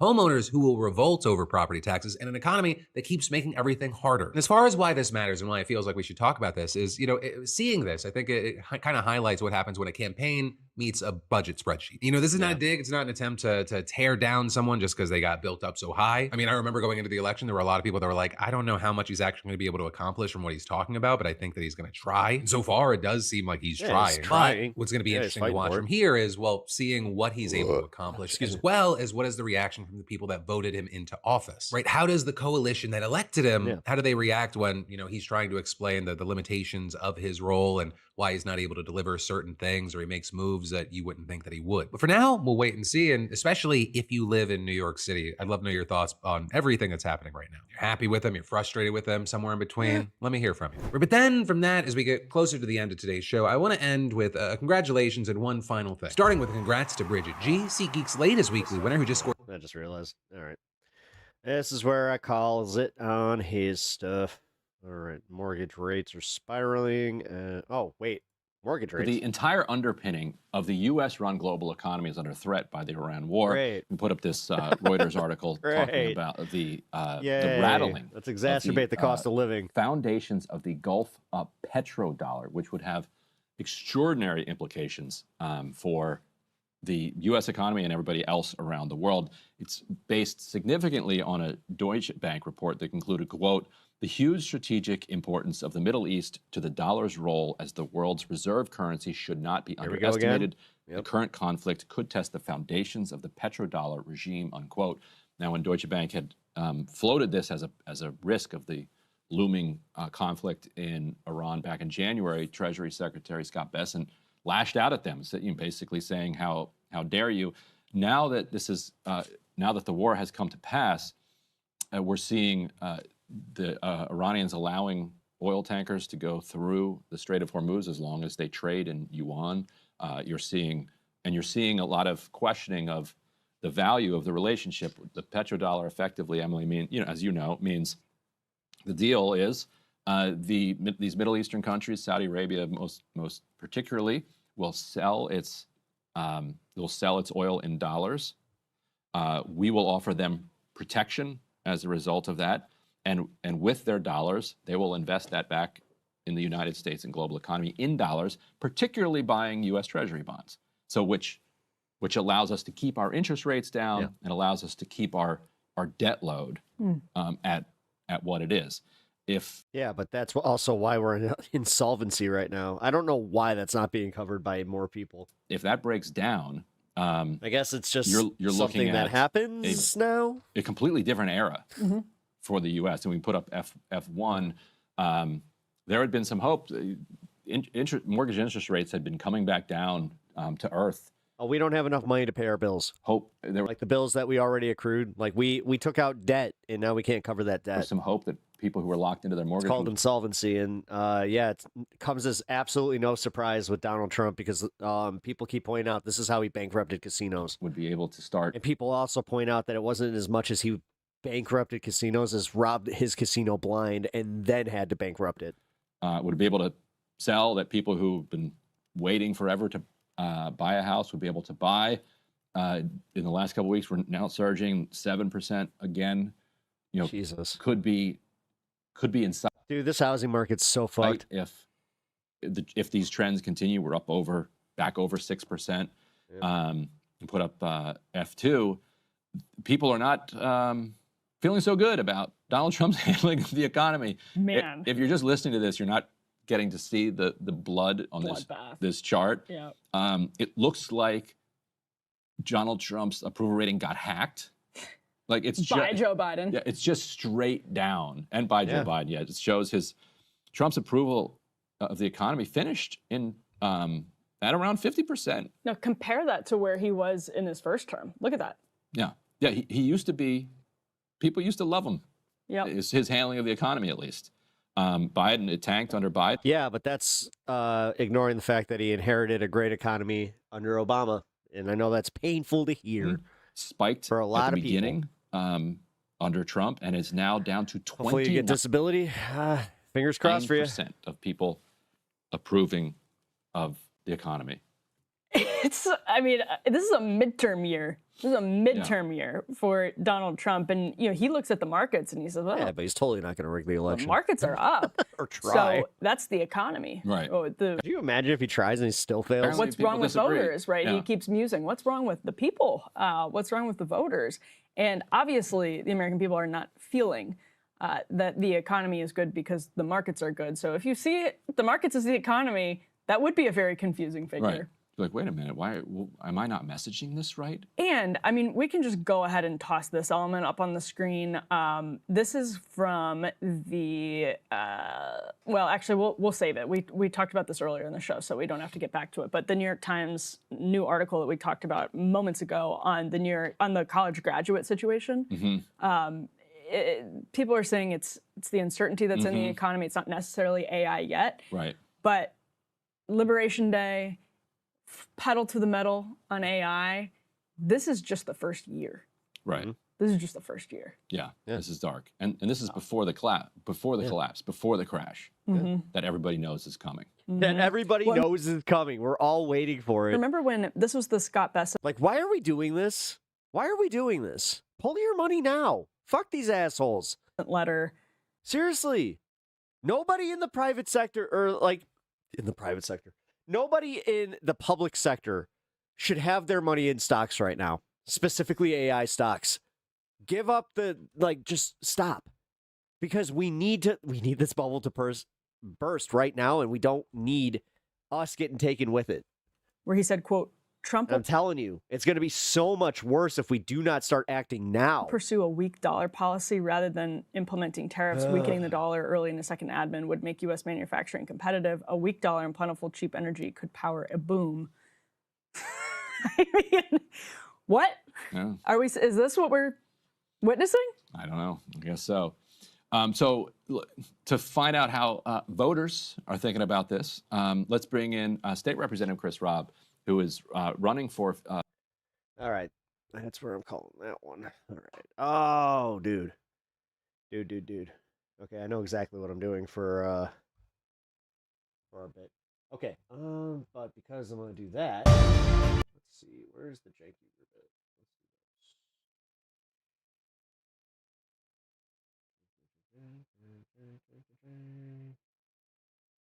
There we go. He's doing a one-on-one with Cenk Uygur today. Hanging in there, brother. I'm worried about you because last week, or whenever the last time you were on, we had a pretty civilized debate, and then the last 5 minutes you completely exploded in a way that even by your standards, let's just remind viewers of what happened, because I was taken aback by it, hence why I wanted to get you on one-on-one to discuss things in a slightly calmer manner. Let's take a look. The Israeli Adelsons gave Jonathan Pollard a trip on their private jet back to Israel and celebrated him like a hero because they love people betraying America for Israel. But you don't think, I can prove it! I can prove it! So tell me! What's the difference between Iran and Vietnam? Trump had an exit plan for Vietnam. If we should put American troops or Israeli troops in. Okay, tell my dad that one. Why are we putting our guys in? Ben Ferguson, that traitor, said that it was no big deal that 13 Americans died. It's a huge deal. Never said that. 13 Americans died. Why do you send your goddamn Israeli friends into a war? Take the They blood pressure started. meds, bro. They It was started never it. said by me. Now, Cenk, as you know, I like it. When I come to LA, we meet up, we have great bagels together, we chew the fat. I'm a big admirer of you, what you do, the Young Turks, all of it. I love you're probably one of my biggest repeat guests I ever have on Uncensored. But even I was worried about you. It looked like every blood vessel was about to erupt and your spleen was going to collapse in front of me live on Uncensored. I don't want your body uncensored on my screen. Why were you so angry? And do you think it actually is constructive to get that angry when we're trying to debate these things? Yes, I do. I don't apologize for it at all. I love that I yelled at Ben Ferguson. He had it coming. Your viewers loved it. Everybody in America loved it, and I'll do it again. No, my health is perfectly fine. So if I die for any reason, you should ask around. It is not my heart. My heart's perfectly healthy. And in my real life, I'm very optimistic, very hopeful guy. We literally have a segment called Operation Hope on the Young Turks. You're very calm. You're a calm guy. About this. When I meet you, you're a calm guy. Yeah, he gets passionate. That's actually, I mean, this is the one thing that kind of got me to watch Cenk in the first place, was he was always passionate about what he talked about. Just a chilled out dude. That's right. But you seem to work yourself into this rage. And I have to say, it is always what I would say, look, I would say this. You said to me you would like to come on and have a one-on-one, a proper discussion between us about all this. I would say, as a dispassionate observer, that the rage is invariably fueled by Israel. So what is it about Israel in particular that makes you so enraged? Be honest. Yeah, 100%. Believe me, I'm going to be honest. I don't have a problem with that. So first of all, just real quick on your program and on any program, the only time that I raise my volume is when people interrupt me. And Israel First has a strategy of interrupting everyone else who talks because they want to monopolize the time, they want to monopolize the propaganda. So I don't let them talk over me, and I never will. So they'll always fail at that, and I don't care how loud I have to get. And I'm being loud on behalf of the American people. All right, now to the core of the issue. Why does Israel enrage me so much? So there's several issues. First of all, I remember growing up thinking, I wonder what I would do if I was growing up in the 1930s and 40s. Would I have tried as hard as I possibly can to fight the Holocaust? And I always thought, I wish I knew, and I would hope that I did, right? Well, unfortunately, we got an opportunity here because there was a genocide in our lifetime. And so I'm fighting as hard as I possibly can to save as many lives as I can. And Israel's not finished. Israel's still bombing Gaza. Yeah, it's the second one, right? Yugoslavia was not a genocide, I guess? Trying to annex West Bank. There is out-of-control terrorism in the West Bank by the settlers. And they just invaded Lebanon, and they just caused a war with Iran. I mean, if you can't get upset about that, you're not upset about fascism, you're not upset about over-the-top terrorism, I think everybody should be as angry as me.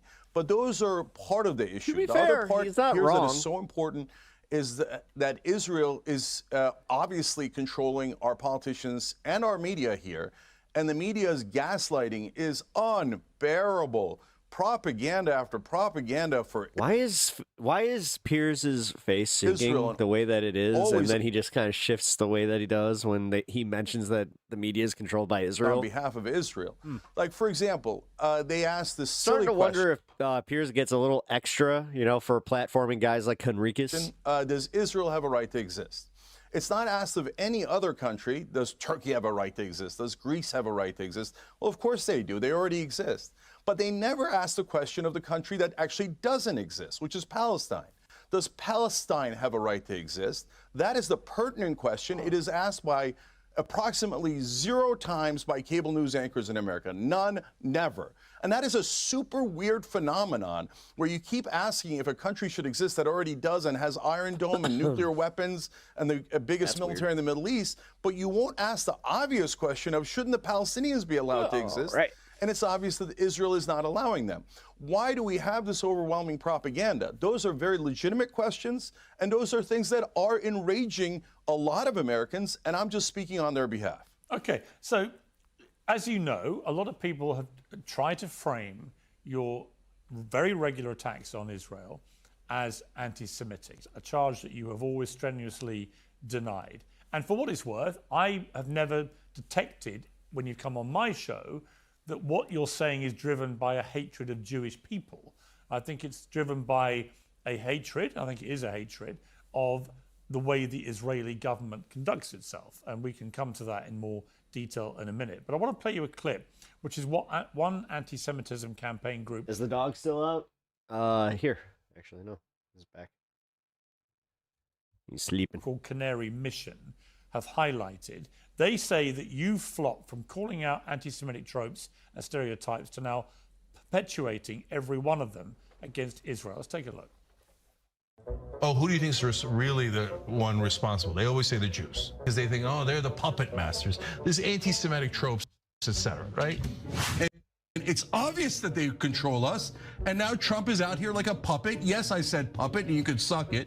Puppets for Israel. Puppet regimes, Israeli puppet. Yo, you guys like your money. Abby, you can't get any more anti-Semitic than this. Okay. Owe me more money. You owe me more money. Give me money. Give me 310 billion isn't enough. The Jews own the media, right? So that's the anti-Semitic trope.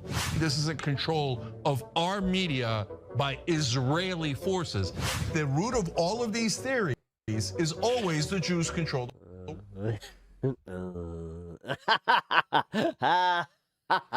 That's a perfect freeze frame face. Just I said that, didn't I? When you watch that, gotta go to, for a bit. You'll be back. Avitala, just so you know, in about 20 minutes I will be on this space. So here, try and follow over there, okay? It does seem to be shifting sands between what you're saying originally and what you then say. Absolutely not. First of all, of course, Canary Mission, I'm really glad you brought them up. So there are these Israel First thugs in this country. And if you've never experienced it, actually now you have. Yeah. Before, when you were for Israel, you never experienced it. Now, once you slightly criticize Israel, you begin to experience it. But what you don't know is that when I go to Muslim... I'll be going live on this space in about 20 minutes, actually 18 minutes. Some American events, they say... So I'll be wrapping up here. I already have it set, so it does raid, but it's only my horizontal stream. So if you guys do not already follow me to this space, use that link. We're so happy that you speak out, because if we speak out, we get fired from just regular jobs. Or our businesses get attacked by things like Canary Mission, StopAntisemitism.com. They're not actually trying to stop anti-Semitism. They're trying to stop any criticism of Israel. And so that goes to the heart of that clip as well, which is we're not conflating Israel and Jews. In fact, on the Young Turks, I've literally said hundreds, maybe thousands of times, guys, this is not about religion. Do not attack Jewish Americans or Jews at all. This is about a country, and every country does, and governments do terrible things. The people who actually conflate Israel and Jews are actually people like Canary Mission and all these Israel First groups. And what they're doing is they're hiding behind Jewish civilians. What's up there, meow kitty? Wow. And they're saying if wake your brother you up. criticize Israel at all, that means you hate all Jews. But wait a minute. If we played that game with every country, then we couldn't criticize any country. Oh, if you criticize the Chinese government, you hate all Chinese people. Well, that's absurd. Of course, that's not true. No, he's making a good point here because we were talking about this, about how, like, American exceptionalism. If you criticize the Turkish government, you hate all. It's like all of a sudden you hate America if you're criticizing it, where it's like, no, I love my country. I'm criticizing it because I love Turkish it. people. I want it to do better. Well, you're anti-Turkish. Well, of course, that's not true. So it's not that we're. What the actual fuck? My local guardian is being deployed to the Middle East within a month Anybody or two. who's picking on Israel, and certainly not on Jewish Americans, is that we're saying, can we apply the same standard to Israel?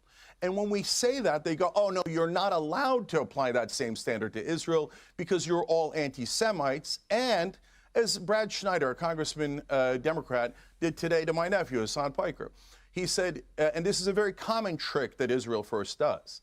Okay, Hasan said things he claims that are anti-Semitic. That's not at all true, but he says it. He says that's why Abdul El-Said, a Democrat running for office in Michigan, is not allowed to campaign with him, is not allowed to support him.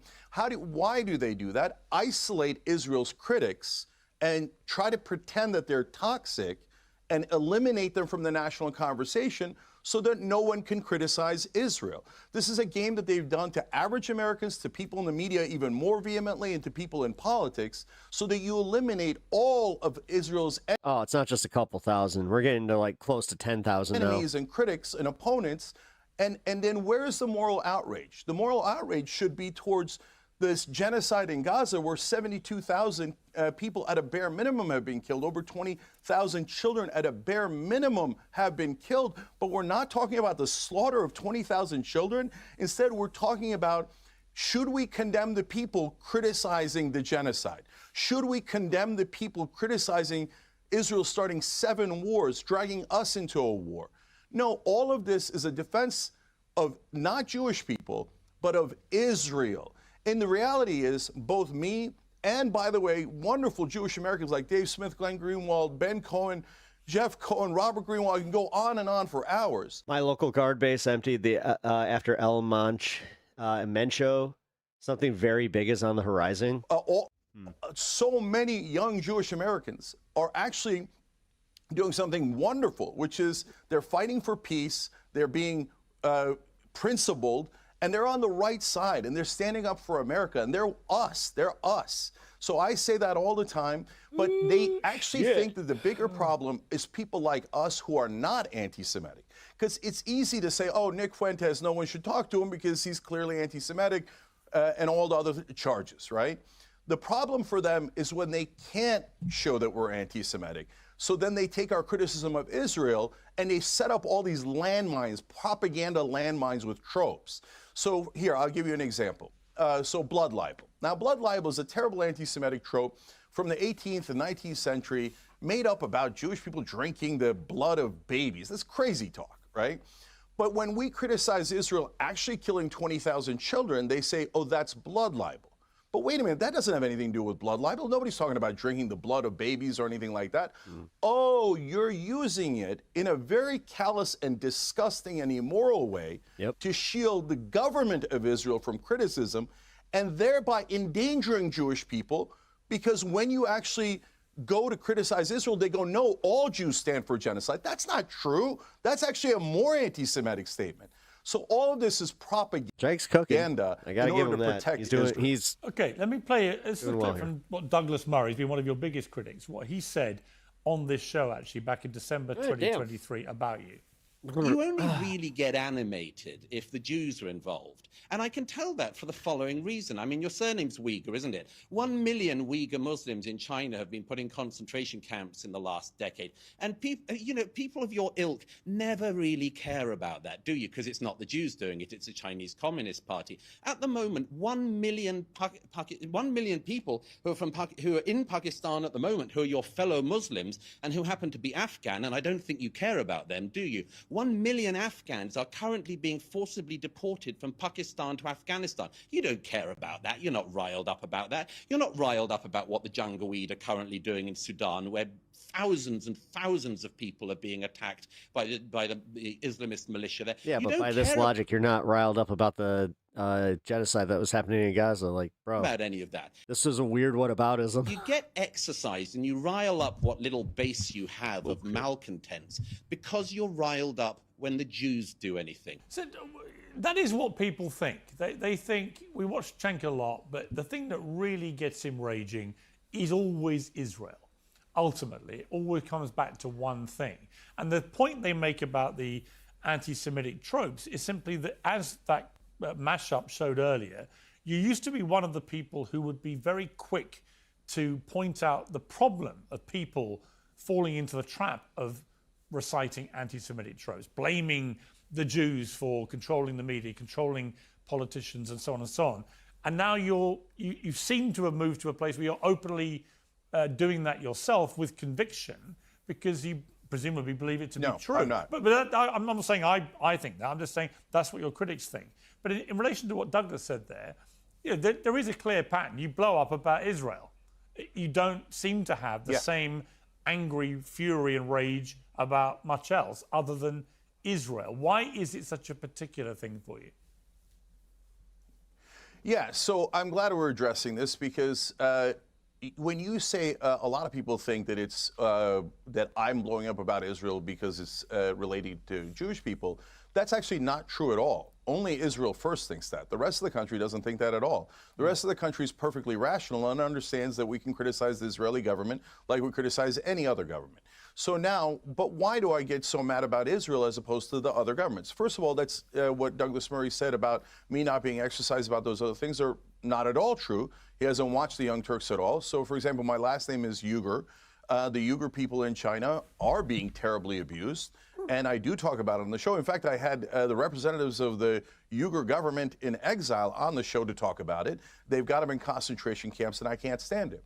But why do I spend more time railing against Israel than the Chinese, for example, against the Uyghurs? Well, there's a very good reason for that. Because we're not funding the Chinese. We're funding the Israelis. Sorry if I don't chime in as much on this one. I could yell at the Chinese, and I have, and it doesn't move them at all. I could yell at Hamas or Hezbollah or Al-Qaeda, and they don't care. It doesn't move them at all.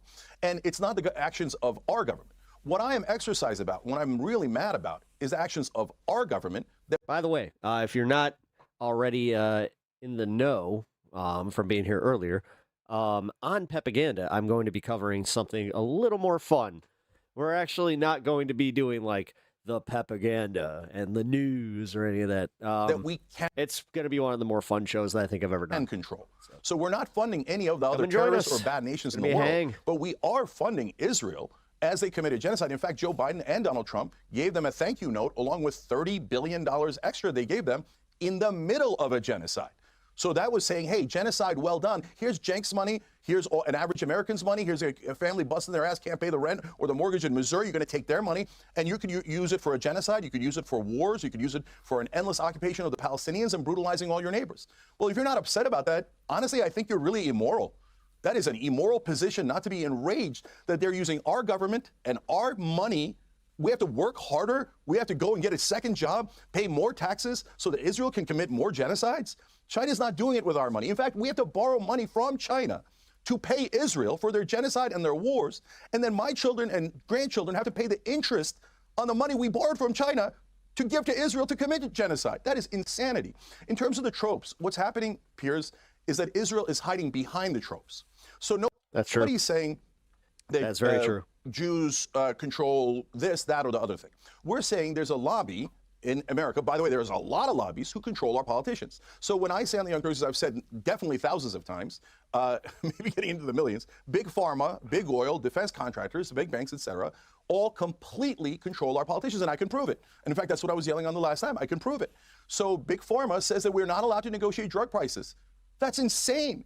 We live in a so-called free market in capitalism, and we're not allowed to negotiate prices. Why? Because our politicians are deeply corrupt. They're 100% corrupt. So they say, Americans, we don't care if it even kills you. You will pay whatever the drug companies demand because they don't work for us, the politicians. They work for the drug companies. The oil companies are the most profitable companies in the world, but we give them $35 billion. Yeah, hence burying all renewables. Dollars in subsidies. And somehow we all bought it.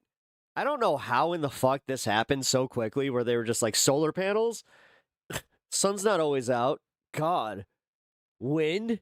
Wind's not always there, brah. For years. By the way, Plus, it causes cancer, brah. Nearly. Meanwhile, we're literally we get rid of smog laws, so now we're about to see an increase in fucking smog and pollution. 10 times. Yeah. That's what Israel gets. Yeah. It all fucking makes so much sense.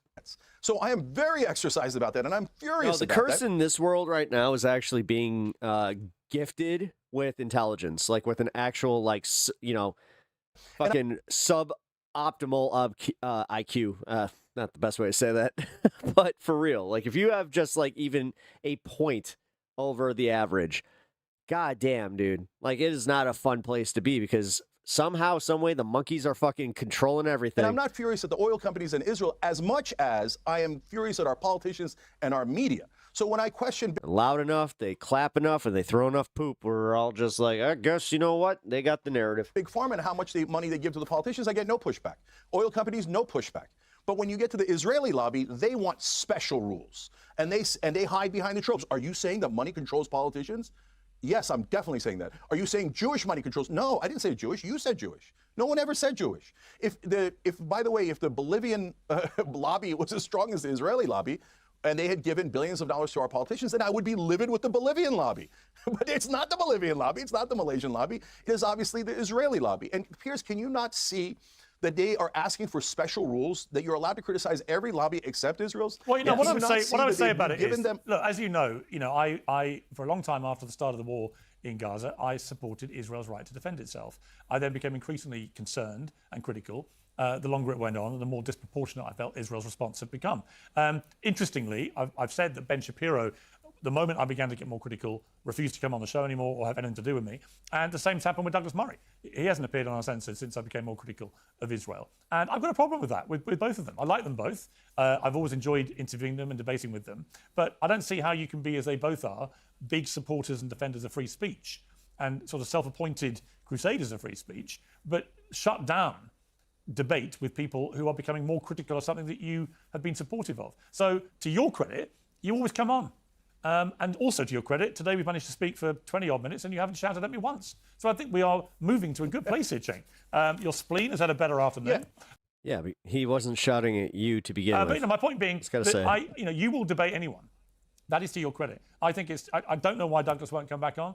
I think it's probably for the same reason that Ben Shapiro doesn't. And it's just they don't like people who are vocally critical of what Israel's been doing in the last 3 years. And I don't know anyone who's fair-minded about it or clear-minded about it who can't find things. That means that they can't really defend it. To criticize the Israeli government. In my opinion. Whilst at the same time, in my case, I won't dignify it. Supporting Israel's right not just to exist, but to defend itself. I know a lot of Israelis, like them very much as a people. I know a lot of Jewish people. And I have to say, all the Israelis and Jews that I know have been saying to me how fair-minded they think the show is, how I get everybody on, they appreciate that. And they themselves are very critical of what their government's been doing, in the main, of all the people I've met. So I don't know why people who profess to be champions of free speech are not able to take legitimate criticism. Sorry, less yawns will be had. Whichever government that is. So on that point, you and I are totally in agreement. Look, I've got to leave it there.